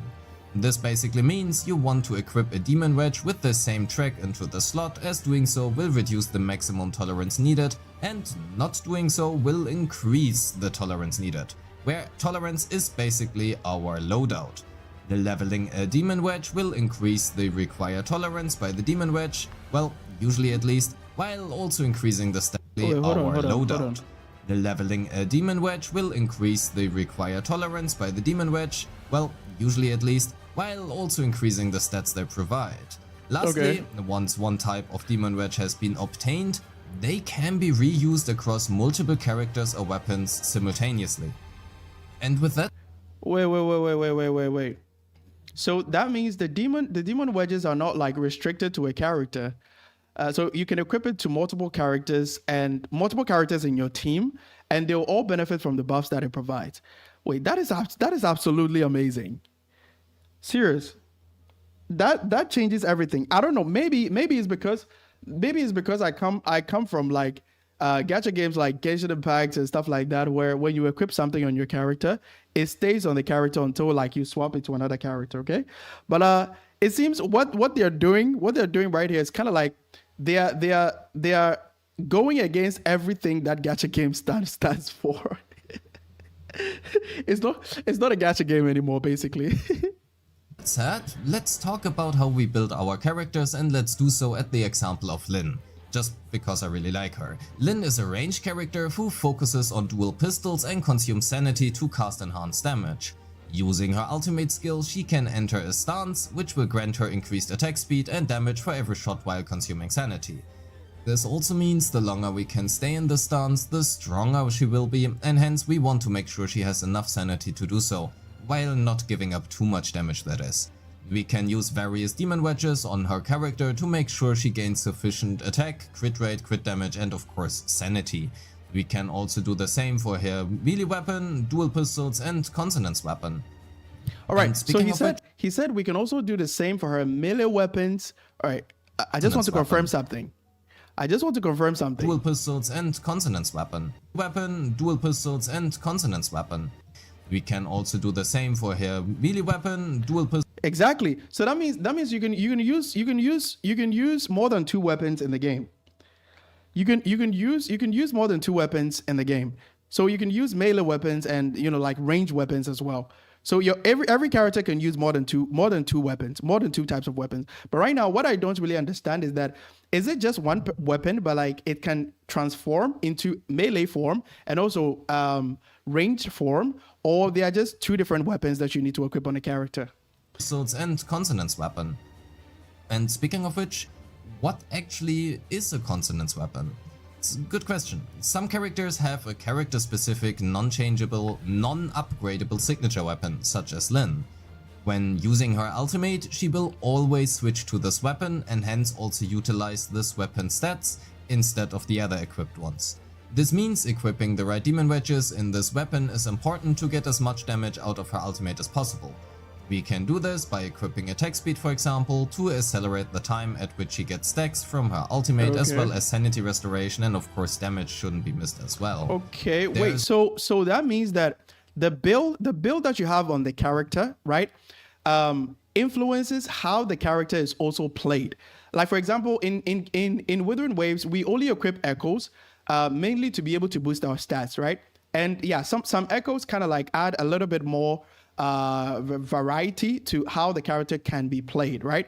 Yeah, some echoes actually kind of like add a little bit more oomph to, like the character's gameplay, makes it more interesting, okay? Like for example, for Carlotta, for example, if you have if you use her special liberation you go into the Twilight Tango state, and then you're done, it actually gives you another charge for you to use her, what do you call it? For you to use her echo skill. So not doing that will actually result in, like a damage loss, okay? So, but in this game, per what I'm hearing right now, it seems that the stuff that resembles echoes, that is the demon wedges, right? Actually has an effect, or it influences how the character is played, because he says something about attack speed, and also being able for her to build some stack called sanity. And I think sanity is the equivalent of 40 stacks in Withering Waves, right? So that means that the demon wedges actually play a huge role in this game and can actually influence how the characters perform, not just from a damage output perspective, but it actually influences how the characters perform in terms of how they're actually played, right, on the field, right? Yeah, so I think they have they're doing something really, really different from what we're used to in most gacha games. But again, this is not a gacha game, so yeah, I mean it kind of it does make sense. One other important thing I actually have not talked about so far, but if you look closely, you might have noticed I haven't moved an inch during her ultimate. This is not because I didn't want to. Her ultimate locks her actually in place, which is the trade-off for the strong damage gain she gets. And because of this, team building is quite important. When looking at the trade-off for the ultimate, locks her actually in place, which is the trade-off for the strong damage gain she gets. And because of this, team building is quite important. When looking at Lyn, we want to make sure we have enough survivability to be able to sustain through possible damage we take. Okay. Oh, she did it. He did it. Yeah. So I was asking you guys, can you switch between melee and range? And he actually did it right here. Ability to be able. He actually did it right here. So he switched from the pistols to the swords. Yeah. So you can actually switch between. Different weapons while the character is on the field. So I thought at first you were kind of limited to one of them, but you have the option to choose between any of them. Okay, but it seems that you can actually transform from melee to range and from range to melee. Okay, and also he mentioned something about this character staying at one place for a long period of time, so she needs sustained capabilities to be able to so that she doesn't die, basically. Damage we take, or even better, not get hit in the first place. We would also appreciate any possible damage buffs we can obtain. This, for example, is where Daphne could come in super handy. Not only will she provide passive healing and an attack buff for us, she will also grant us an additional 40% crit chance when deployed as a combat partner. We can now use Hellfire in our second combat partner slot, who is 40% crit chance when deployed as a combat partner. Wow. We can now use Hellfire in our second combat partner slot, who is able to taunt enemies and increase the attack of our Lyn. However, with both Daphne and Hellfire providing attack buffs, we now would get a little bit oversaturated on attack, and since both Lyn and Hellfire are also pyro characters, we have another possibility here instead of Daphne. We could play, for example, Fushu instead, who is able to provide faster skill execution, provides increased skill damage, a shield healing, and also most importantly restores sanity to the team, which can simply massively increase the time we are able to spend within Lyn's ultimate. Okay. And with that said, we are at the end of the video. I hope this video gave you a good overview on character and team building within Duet. Oh, I wish this was more detailed. I also wish I was part of the CBT. I would have made a really detailed combat guide. But this is fine. This is fine. At least I know a little bit about the game than I did before I clicked on the video. So yeah, let me just like the video. So yeah, this is really good. But I would love to watch a video where somebody breaks down the combat to a fundamental level. I'm not really sure we can get a video like that, because this one just says everything you need to know. And knowing Moga, I used to watch Moga in the past. I think this is going to just be about the gacha. Well, there's no gacha, but I think this is going to be related to the story or stuff like that.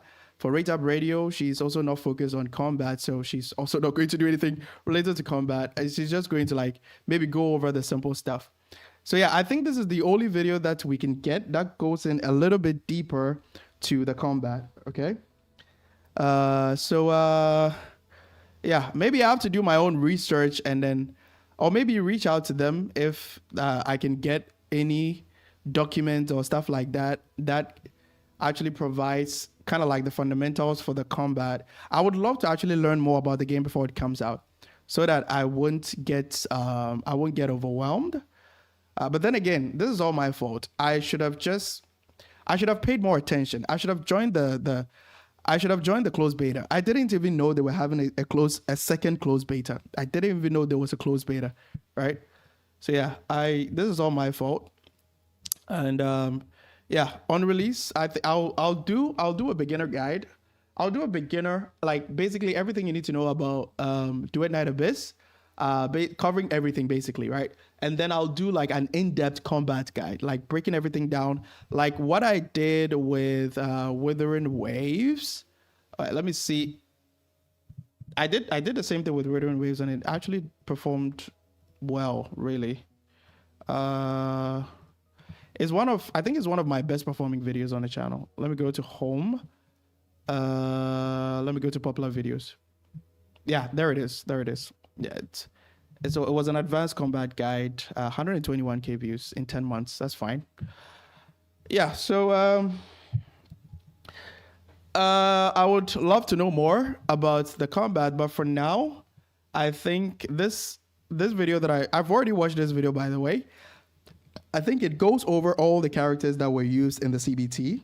So let's take a look at this and see what we have.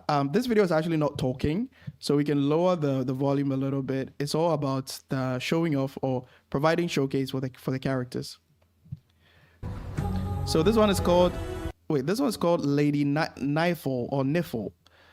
Maybe I'm butchering the name, so let me know if I butchered it in the chat. Let me bring this one down a bit.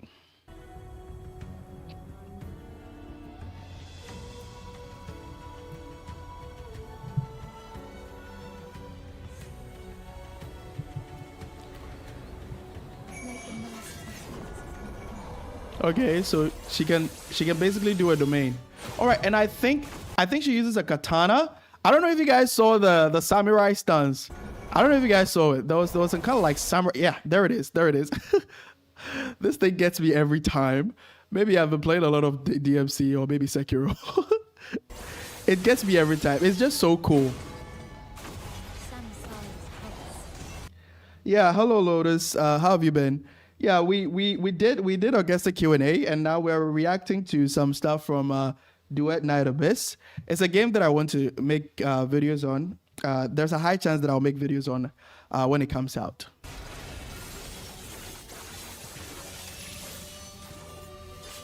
Bro, the katana users are so insane.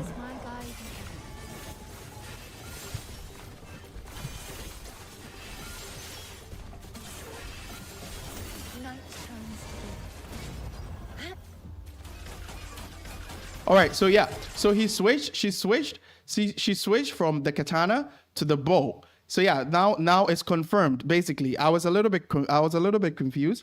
So now it's basically confirmed that you can use two types of weapons on the character, right? And you can switch between them at any time that you want, basically.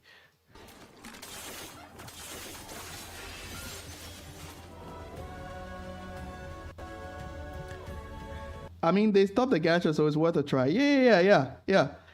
Katana and bow, sign me in. Exactly, my thoughts exactly. I just love the fact that you could use two different weapons, right? So the game doesn't actually get that much boring. But speaking of boring, I'm just hoping that the game is a little bit challenging to make it, like more, to provide more engagement. Otherwise, it's just going to be too boring.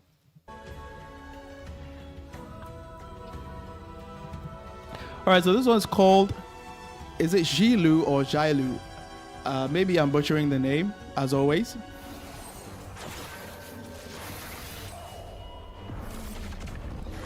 God damn. Wait, is that Jue? That looks like Jue, bro.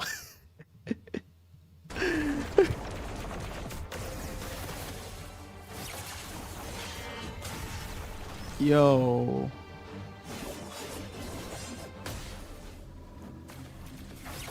That actually looks really sick.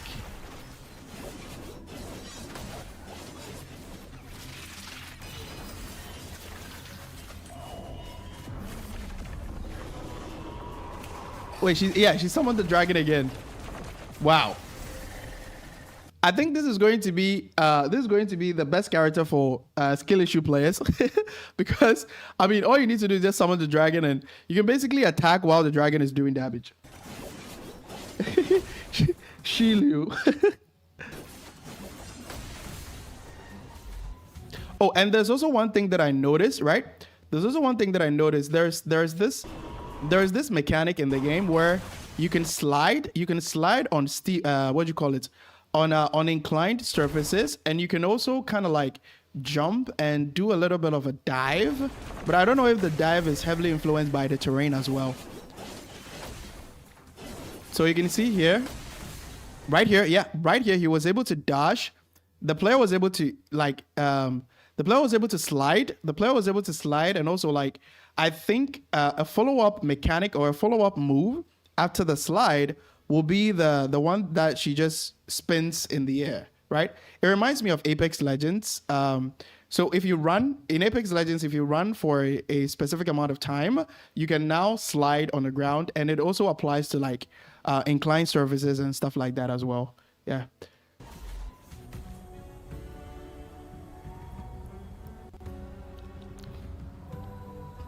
Okay, who do we have here? This one is called Fantasio. Okay.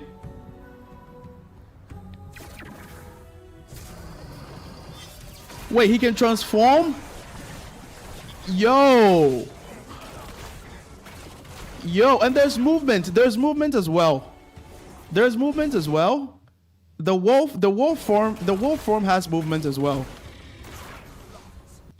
So like you're not restricted to just one place when you're doing the slashes. You can actually dash around. Wow. That was really cool. Oh, this spin, this spin reminds me of Genshin Impact. Majority of the broad blade units can have this generic spin.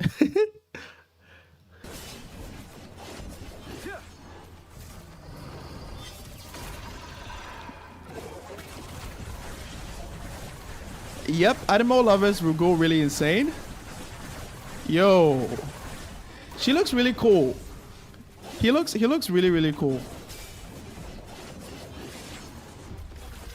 Okay, and now you can switch to the bow. Okay, this one is called Kezo or Kizo.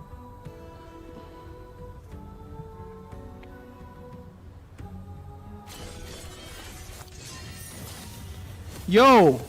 Wait, let's go back. What the heck is this?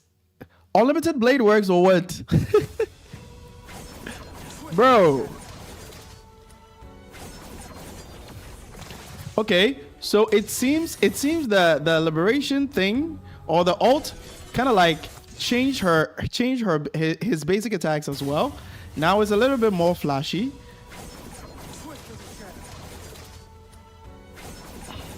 Yep.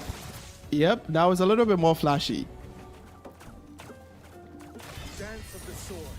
Your final call. Okay, there we go with the unlimited blade works. Stay put in Wait. I'm even using she. I think he uses a polearm. And his gameplay heavily revolves around like plunging or something like that. Here, he plunged again.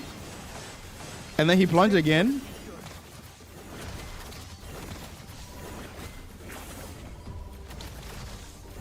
Interesting. And then he plunged again. So yeah, I think his gameplay have something to do with plunge attacks. Yo, but I like the animation though. I like the design. We're getting more male characters for once. Wait, all he needs is Kallenborg. What do you mean by Kallenborg? I have no idea what you mean by that. Uh, yeah, they're trying to get players from every franchise. Yeah, that makes sense because now this game can attract gacha players.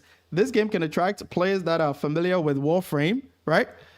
And it makes sense. They have it has the potential. It has the potential to be good, right? It has the potential to be good. But right now that you're attracting a lot of players from different, like from different fields of gaming, especially with the combat, you need to make it not so difficult, but also not so easy as well to be able to please everybody. Because if you take Wuthering Waves, for example, Wuthering Waves was able to attract people who play even Devil May Cry because of how unique the combat can be, right? Yeah, so if you're a try-hard, just boot up Wuthering Waves and then play Dungeon. There's a character for everybody to play. There's a play style fit for every particular character. And that's exactly what I want them to do. That's exactly what I want them to do with Duet Night Abyss, okay?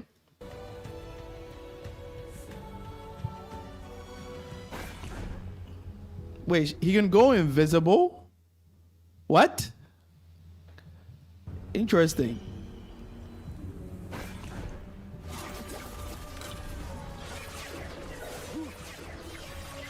Wait, he's too fast.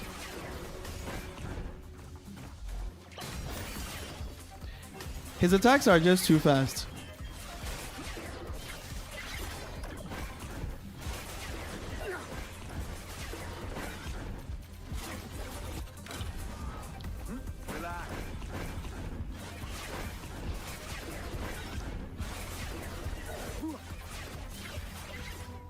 Oh, that was actually really cool. That was actually really cool.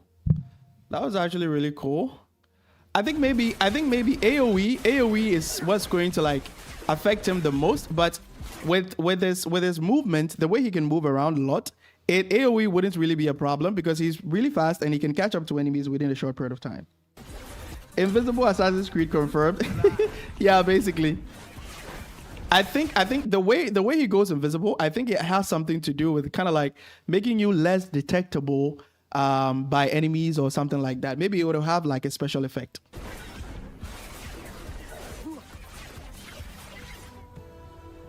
Okay, who do we have here? We have Rhythm. Okay, all right.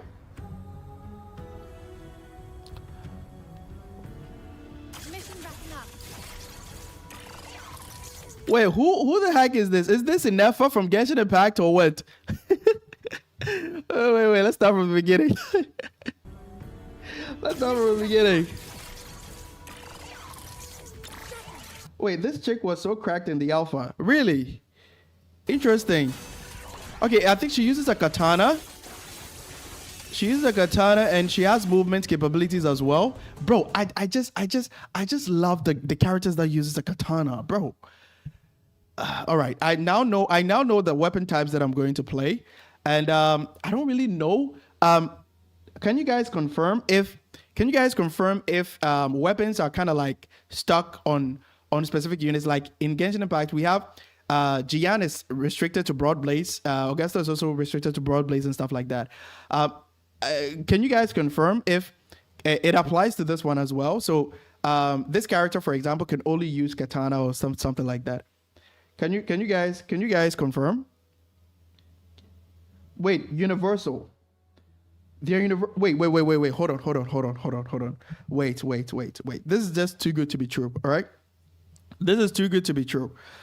Do you mean that this character can use something like the grenade launcher or like for melee weapons? Okay, let's stick with the melee weapons. I think we have a sword.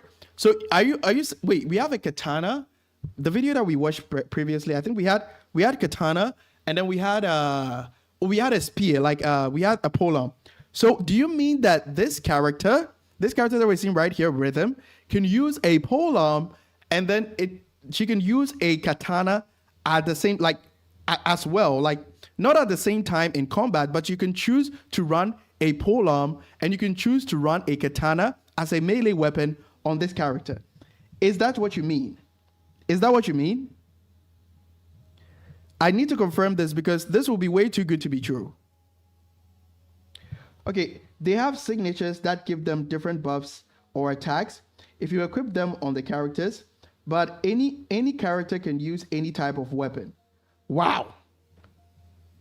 Wait, do you guys understand what this means? That means for one character, the devs needs to be able to write the character or program the character in such a way, or develop the character in such a way that they need to include different animations for all the weapon classes. Is this correct?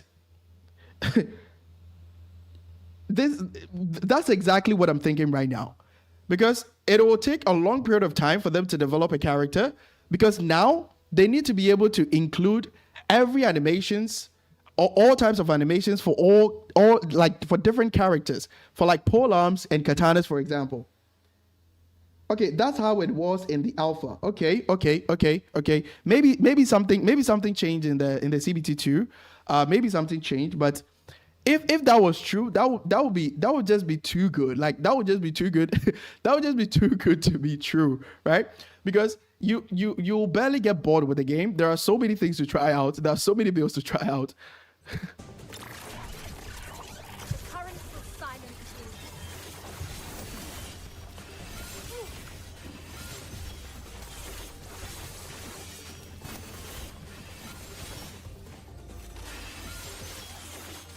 Because I chose. Wait a minute. I think I didn't. Oh, right. I didn't add my chat.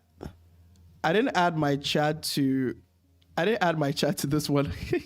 So yeah, your chats were not appearing on the stream. Yeah, I think that's fixed. That's fixed. That's fixed. Live on.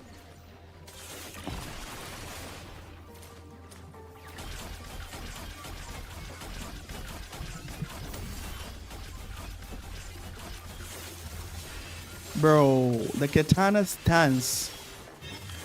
The stance, bro.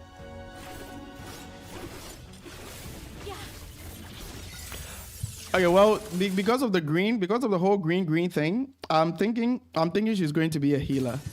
But in the video that we watched, in the combat guide video that we watched previously, the creator said that he's able to buff crit chance by 40%, which I think is crit rate or something like that.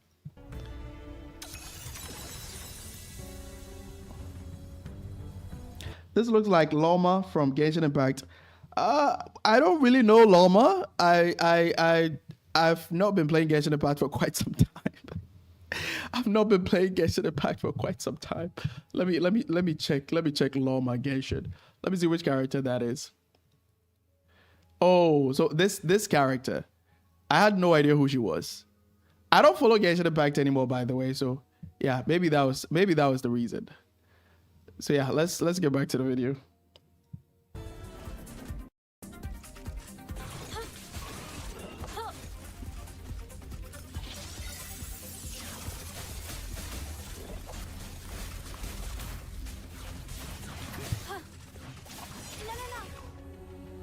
Okay, now we have Athena.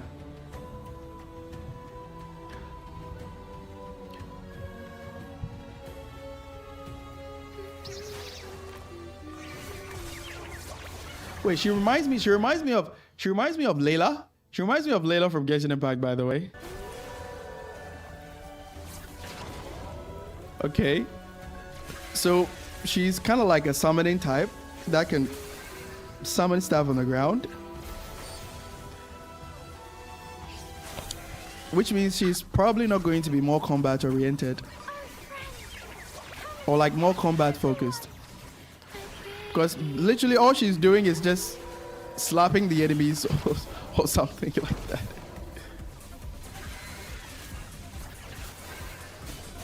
I think, okay, wait. She can, okay, all right, okay. Interesting. She has cool fighting animations as well.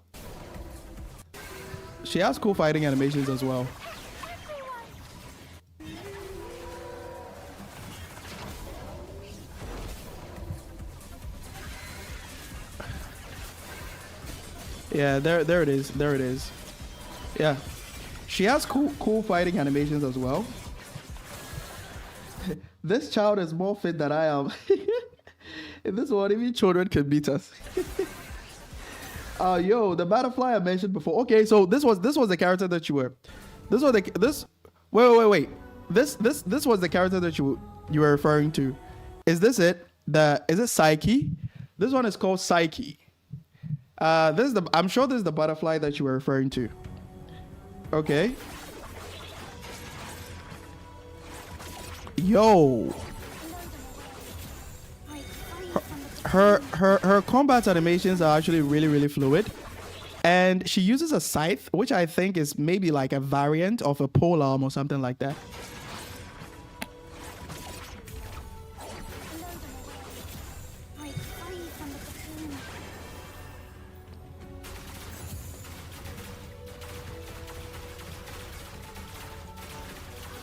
By defeating enemies. And also, her attack animations are really similar to Alecchino's. It reminds me of Alecchino from Genshin Impact. Sorry. Awesome, like my excavator style. Oh, okay. Okay, so that's the butterfly thing that you were talking about. Better fetch some excavator modules for it. Yo. This can actually be used for exploration purposes as well.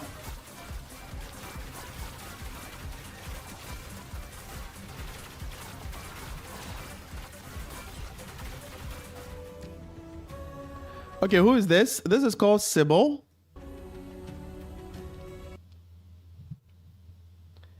Yeah, the effects are toned down. Yeah. I think so. I think the effects are toned down. Probably with it's from the person that actually recorded the footage. Maybe it wasn't as like it's either it wasn't as high quality, or maybe it's just the CBT thing. So it'll probably be polished. It'll probably be polished in the final game. She looks like a demon lord. Yeah. No arguments there. She looks insane though. Her design is actually really cool.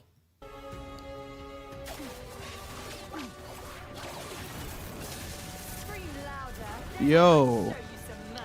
Okay.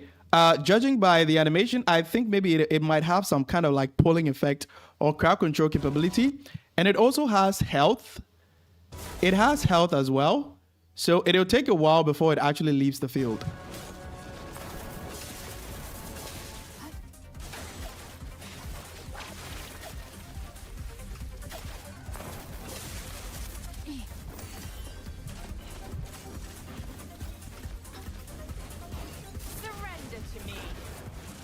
Okay. I don't really see it pulling characters, but I think it has crowd control capabilities. Everything is just moving way too fast, and it's difficult to determine if it has crowd control capabilities. Okay. I think so. I think it has crowd control capabilities. Bayonetta foot. Right? She damages it to deal. Okay. She damages it to deal AoE damage. Okay, all right, that's cool. That's really cool. Wait, who do we have here? Who is this?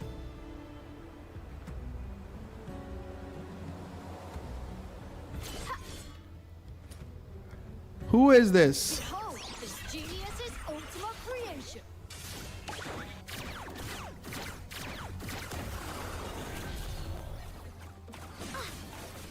Wait, I think this should be. I think this is going to be like a 4-star or something. He doesn't stand out. He doesn't stand out much. He doesn't stand out much. So I think he's going to be like a 4-star character. What is this? What is this? What is this? What is this? Wait, what animation was that? I think it looks boring, bro. I mean, he kind of like looks boring compared to the other characters. Bro, Nah, ain't no way, ain't no way, ain't no way, ain't no way I'm playing this character, bro. Ain't no way, but I'm still going to make guys for that for all characters though. Now this is what we're talking about. This is what we're talking about, okay? This is what we're talking about. You asked for it. Okay. Yeah, and I don't know if you guys realize, but when she activated the liberation, the ult, her attack, I think her attack speed ramps up. Like it gets increased. Like it gets increased with every shot. So I think what the other creator said makes sense. So if you stack attack speed, you'll be able to like do more damage really quickly. Oh, and this character is called Lin, by the way. Mommy pistol user. Destroy. Pay for wasting my time.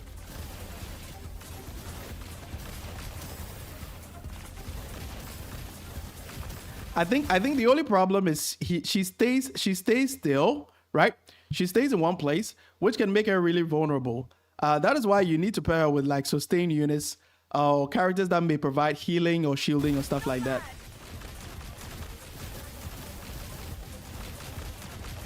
But she's also really similar to oh, there's a character in Genshin Impact.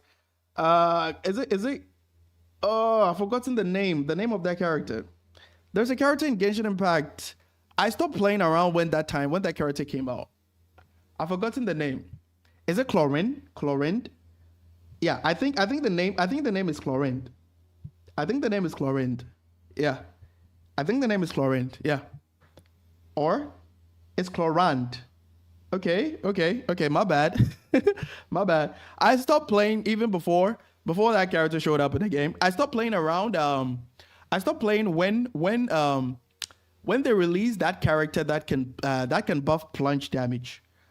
They released a character who was from Leeway, and that character also came with I think that was Cloud Retainer, yeah. That character also, I think her name was Jiang Yun or something. That character came with a new region in Leeway that connects to Fontaine. Yeah, if I'm not mistaken. I stopped after Inazuma. Oh, bro, but I kept going. I stopped around when Cloud Retainer was introduced into the game. Things was just getting too boring. Like one of the things that I really hated was the fact that leveling up your characters was restricted to some number of days, right? So you can only build your characters on some specific days. And what happens if I have work? What happens if I have school or something like that? It just makes everything just so much difficult. Okay, we have another character. This is Fushu. Okay, let's see what we have here.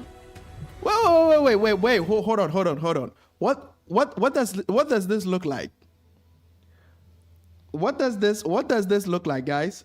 What does this look like in Withering Waves? Let me give you a hint. What does this the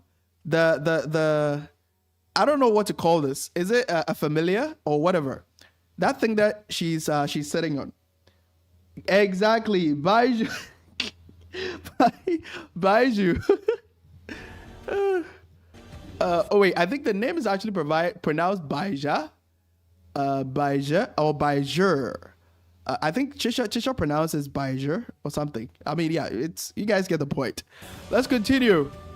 Yo, but her design looks really, really cool, by the way. Yeah, we need to appreciate the character designs, guys. We need to appreciate the character designs. Let the healing flow. Okay, well, I think she heals. She literally says, let the healing flow. So it's a no-brainer that she heals.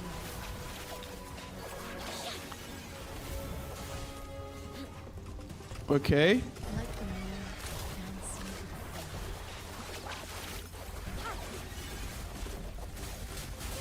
Her attack animations are also really, really cool.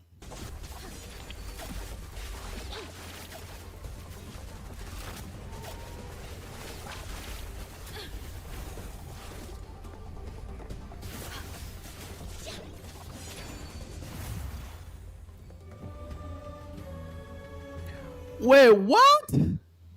Bro, are you fucking kidding me? Bro. Nah. What is Phoebe doing here? Bro.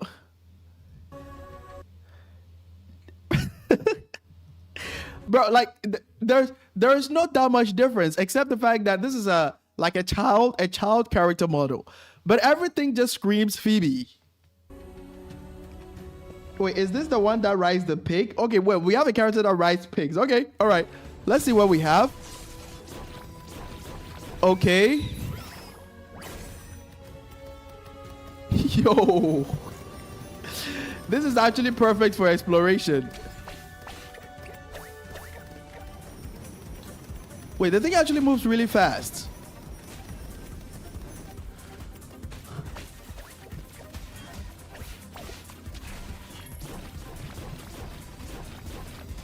Interesting. She's not squishy enough. Oh my god. Oh yeah, this one was also in the alpha. Okay. This is gonna hurt. All right, we have another character called Rebecca.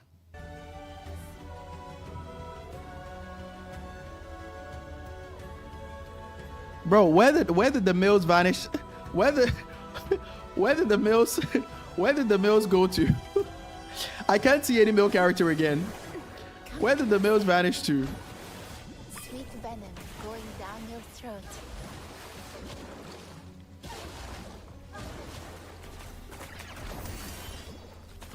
No vitamin. Okay, with the jellyfish, with the jellyfish thing going on, we can assume that she's going to provide healing as well. Females sell more. Yeah. I mean, yeah, it's a no-brainer. It's a no-brainer that it's a bit obvious that females sell more. There are too many gooners. There are too many gooners.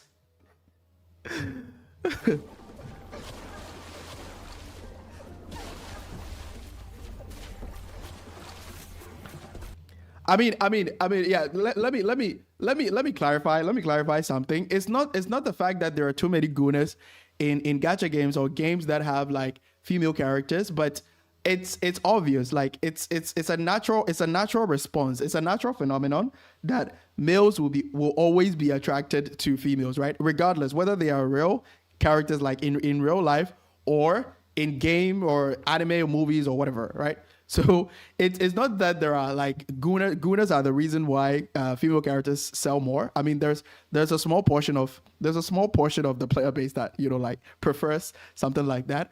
But female characters sell more because majority of the player audience are males, and for males is we feel better. We feel better when we look at like like female character models. Basically, like that is where. That is where the market is, basically. Yeah, that is where the market is. No, natural response. Are you justifying your good? No, that's not what I'm saying. I said something that there are too many gooners in gaming. That is why female characters sell more. But I don't want anybody watching to get the wrong idea. Okay, that is what I'm saying. That is what I'm saying. That it's a natural response, right? It doesn't really matter if. A character doesn't need to be real, or like some females doesn't need to be real in real life before they can be attractive, right? They don't need to be in real life before they can be attractive. In-game characters or like characters in like animated movies and stuff like that can still look attractive, and that is why males are drawn to such type of like content, right? Not because they are goonies, right?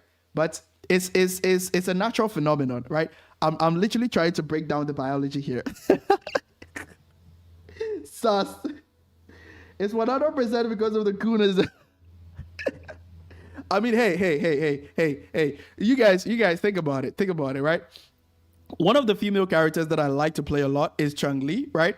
Not because of how she plays. Like she's not like a brain dead character, so you always have to like kind of like think before you can use her, right? And she can also be paired like she can also be quick swapped, which is something that a lot of players don't prefer to do, but personally for me, it's something that I like to do, right? But I also like her character design as well because it's attractive, right? It doesn't necessarily mean that I'm gooning, right? Yeah, it doesn't necessarily mean that I'm gooning, okay? So yeah, I know you guys are trying to like make fun of me or pull my leg or something like that, but let's just continue with the video, all right? Enough with the gooning analysis. like that meme. That is why I hate video games, because it appeals to the male fantasy. That video doesn't actually make any sense. That video, I've seen that video. It's from some ladies or some girl. I saw a video of another creator like reacting to it a long time ago, by the way. It just doesn't make any sense, right? At the end of the day, you need to understand that gaming industries are businesses, right? Why would you provide something that doesn't satisfy your customer base? Like it just doesn't make any sense, right? Why would you make a product that your player base or your customers do not like? It's like trying to sell somebody. What's the best example for me to even use, right? It's like trying to sell somebody. Okay, this is not on a need basis, but what they want, right? Yeah, it's like trying to sell somebody. I don't want to use like essentials of life, like maybe water or food or something like that. The examples are not coming, right? But basically what I'm trying to say that is like trying to sell somebody something A, like something called A, right? While majority of your player base are into something called B, right? It just doesn't make any sense. They're going to be bankrupt. They're not going to make any money. And I think I even mentioned in this stream that the money that they make, monetization and player satisfaction goes hand in hand, right? It goes hand in hand. So they need to be able to satisfy the player base and make more money out of it. So it just doesn't make any sense. And when, especially with women, when women or like other girls say that, oh, gaming are made to kind of like what do you call it, please the male fantasy or whatever. What is happening to those females who are obsessed with what's the word? Oh, this game that is it Love and Deep Space. What can we say about that game as well, right? It's just business. They are appealing to their player base, their customers, right? So there's no such thing as games are meant to like please whatever or whatever, like please male audience or male fantasy or whatever. When we see something that we like, we spend money on it, and it's as simple as that. It's as simple as that. The same thing applies to females as well. No violent contact.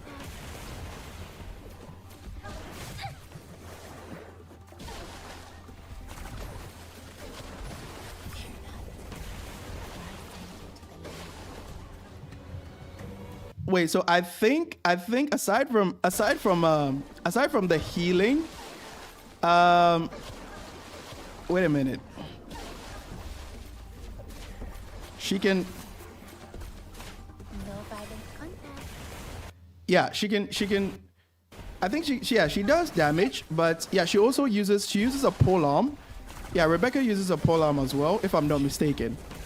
So yeah, that's it for Rebecca. Wait, I mean, I like Jinsey, who is not a Guna character. Yeah, exactly. It makes sense. Jinsey is not like Guna bait compared to other characters like Cantarella, for example. But a lot of people pull Jinsey, right? Because her character design is good. Like, it looks good. She looks good. That's basically it. Okay? Yeah, so, who do we have here? Wait, this one is called Yuming.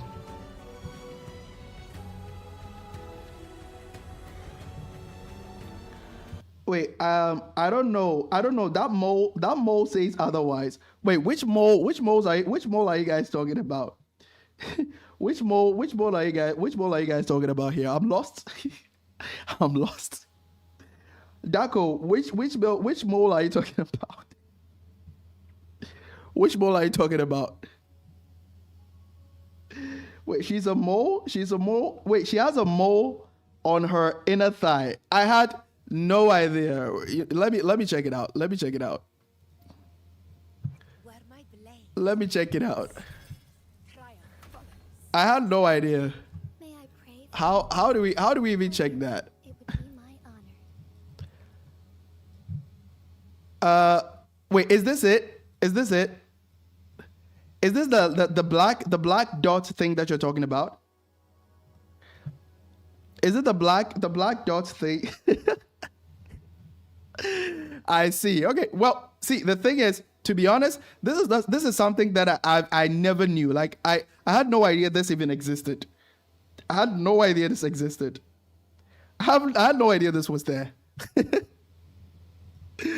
Oh my god. Okay. All right. Let's get back. Let's get back to the reaction video. Wait. This guy's design is actually really cool. She kind of like gives us the impression of like a character that has something to do with dragons.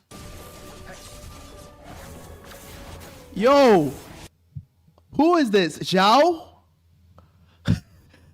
What the? What?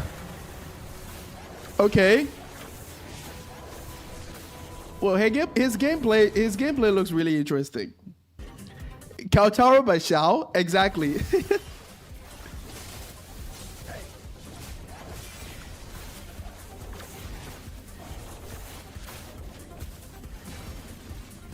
Oh yeah, and tall, yeah. This one is also tall. Well, his character looks really good. Judgment falls.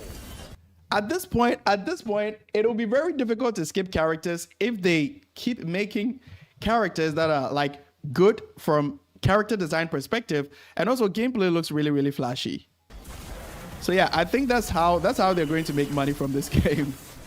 It's not going to be heavily influenced by the meta. This is the first impression, by the way, based on what I'm seeing. It's not going to be heavily influenced by meta or but like how good looking characters look. How good looking characters are in the game. Okay, we have a maid. She's called Hilda.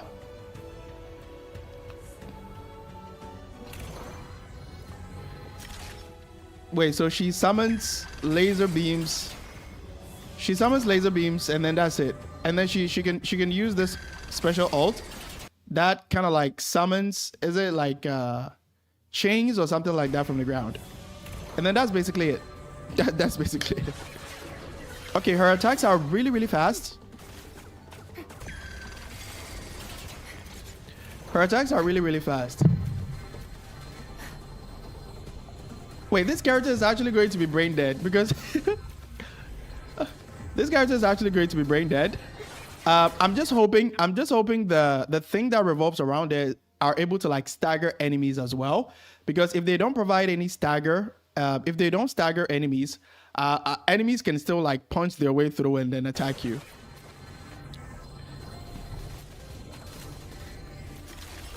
Wait, I think we can get all the characters for free. I mean, they did say that you can grind to be able to get characters, but getting all the characters for free, I don't really think so. I don't really think so because, like I said, this game, they need to make money, right? So maybe the amount of currency that you can farm is going to be limited, right? The amount of currency that you can farm is going to be limited.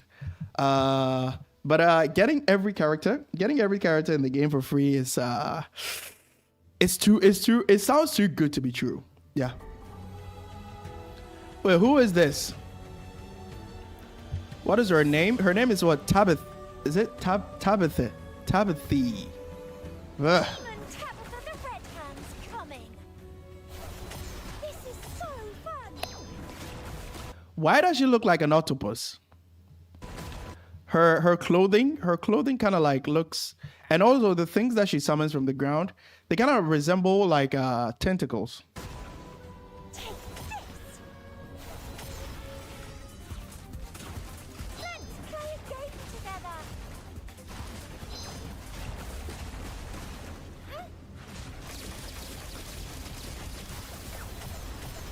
Wait, what the? What? What was that? What was that?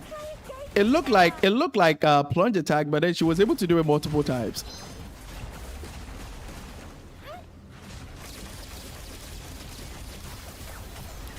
What the heck was that?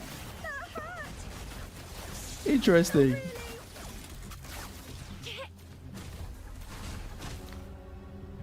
Okay, what do we have here? Hellfire.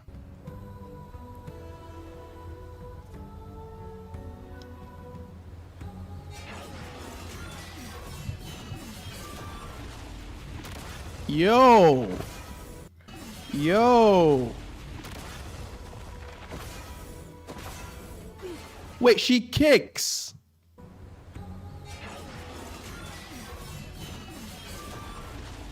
Bro, I think when she uses her ult, it sends her into a special state where she can kick. And it does damage in a large AoE as well. Bro. At this point, it's actually pretty difficult to decide not to get any of these characters. No mercy. Yo. Embrace fear. Fear. She's just kicking everybody. Burn. Use the kicks. Use the kicks. Come on. Stop with the generic spin from Genshin Impact. Use the kicks. I'm so disappointed. All right, it's fine. It's fine. It's fine. I want to be kicked. What? Bro, control your Guna. Control your Guna tendencies, okay? Control your Guna tendencies. Okay, wait, this one is Berenica. Okay. Her attacks looks really fluid. I think she uses is it a katana or like a sword? Like a short sword. And she has mid-air attacks as well.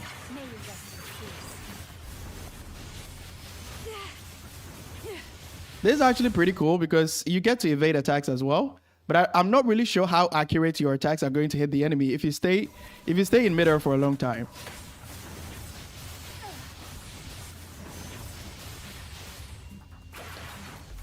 I mean, they do have like all the slashes kind of like they're kind of like range attacks, right?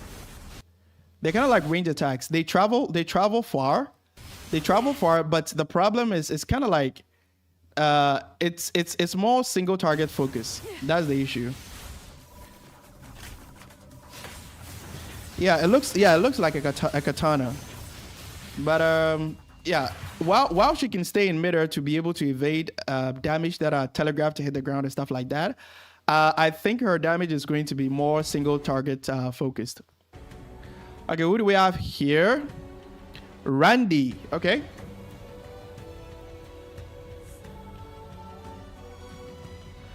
Hey, is Frolova Augusta Cantarella playable?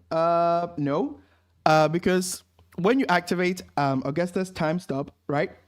It cancels Frolova's ult. So that means Hecate won't be able to trigger more enhanced attacks from Hecate. Okay.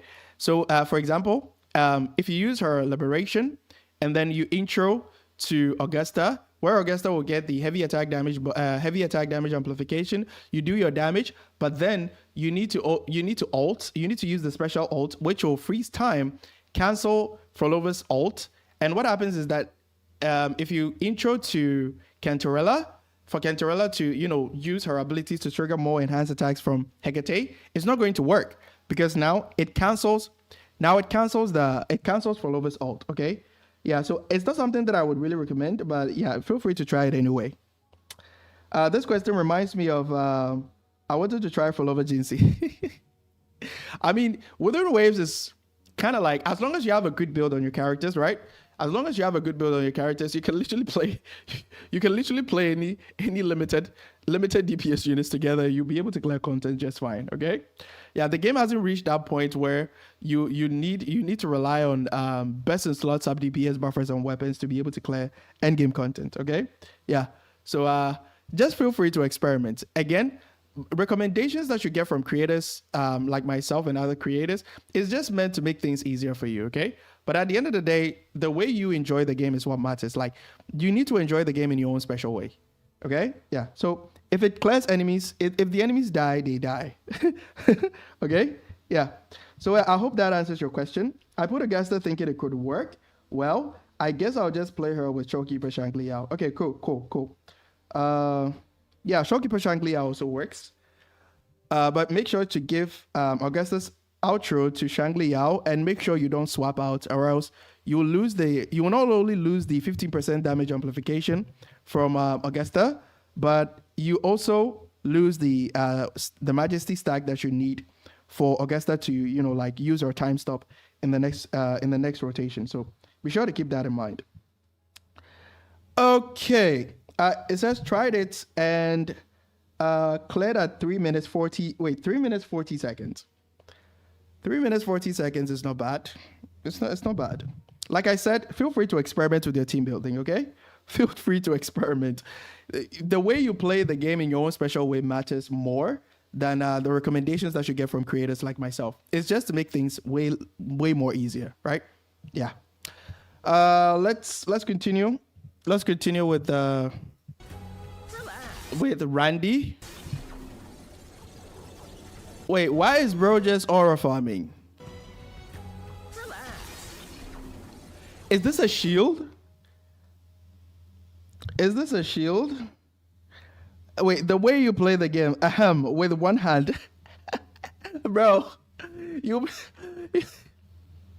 No comment. You're probably going to get me demonetized, so no comment.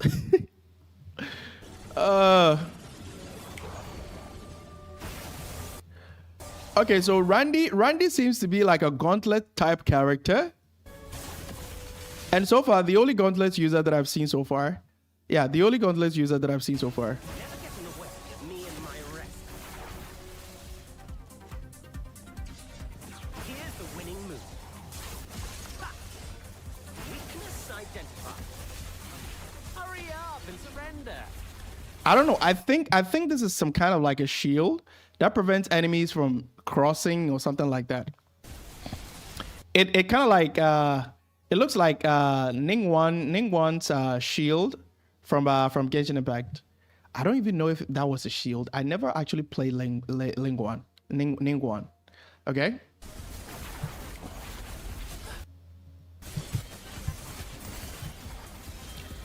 Anyway, this guy is going to Sanji Wu mode. Yeah, like literally aura farming, bro.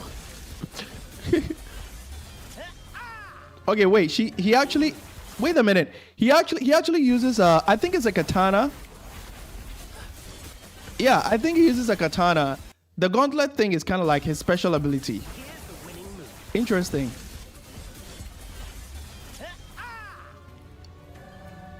Wait, who is this? Margie. Okay. Bro is literally Volt Prime from Warframe. Same moves. Okay. I think this is going to be like a 4-star character. She doesn't look that much flashy. She's basically smacking enemies with a shovel. She's basically smacking enemies with a shovel.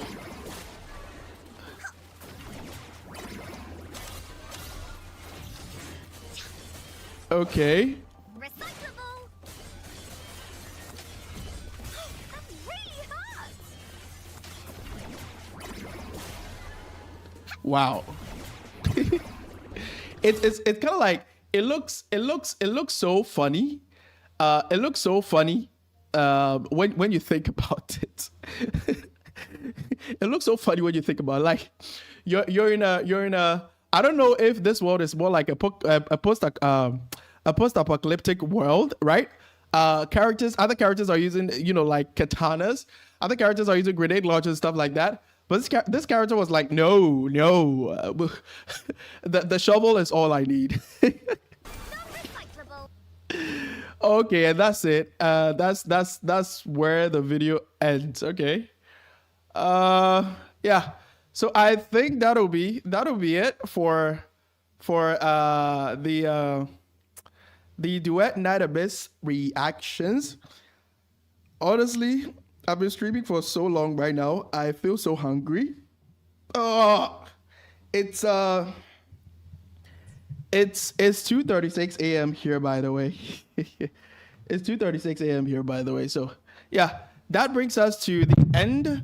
That brings us to the end of the Augusta. Wait, let me turn on my controller real quick. So for Duet Night Abyss, I'm actually going to make content on Duet Night Abyss when it comes out. Okay, so yeah, expect some videos. Maybe even this reaction video, I might maybe edit it and post it on channel if I think it's like good enough. Okay, so yeah, expect some videos about Duet Night Abyss, but keep in mind that I'm going to make content. I'm going to make guide videos on Duet Night Abyss. Okay, yeah. So that does it for this stream. Thank you so much for joining. And if you have any other problems, especially with Augusta or with any other character in the game, be sure to join the Discord. We have a help channel. You can tell others as well. I don't think a lot of people are aware of this, but we have a help channel that help anybody who needs help with the game, like anything relating to gameplay and builds. All right. So tell your friends, tell your loved ones about it, so that it'll be easier for them to get help if they need help, if they need any kind of assistance with Withering Waves. Okay, yeah. So wait, I was too late for account reviews. We'll do account reviews, but like I said, I'm really tired. I don't know exactly how long I've been streaming, but I think I've been streaming for like 3 hours. Okay, I'm really tired. So we'll probably continue the account reviews in another stream. Oh yeah, and I also have to do the story on stream as well. Okay, so yeah. Again, thank you so much for. It says 5 hours on YouTube. Yeah, so I've actually been streaming for 5 hours straight, which is absolutely insane. Okay, so yeah. Thank you so much for joining the stream again. I'll catch you guys in the next one. Yeah. So bye bye.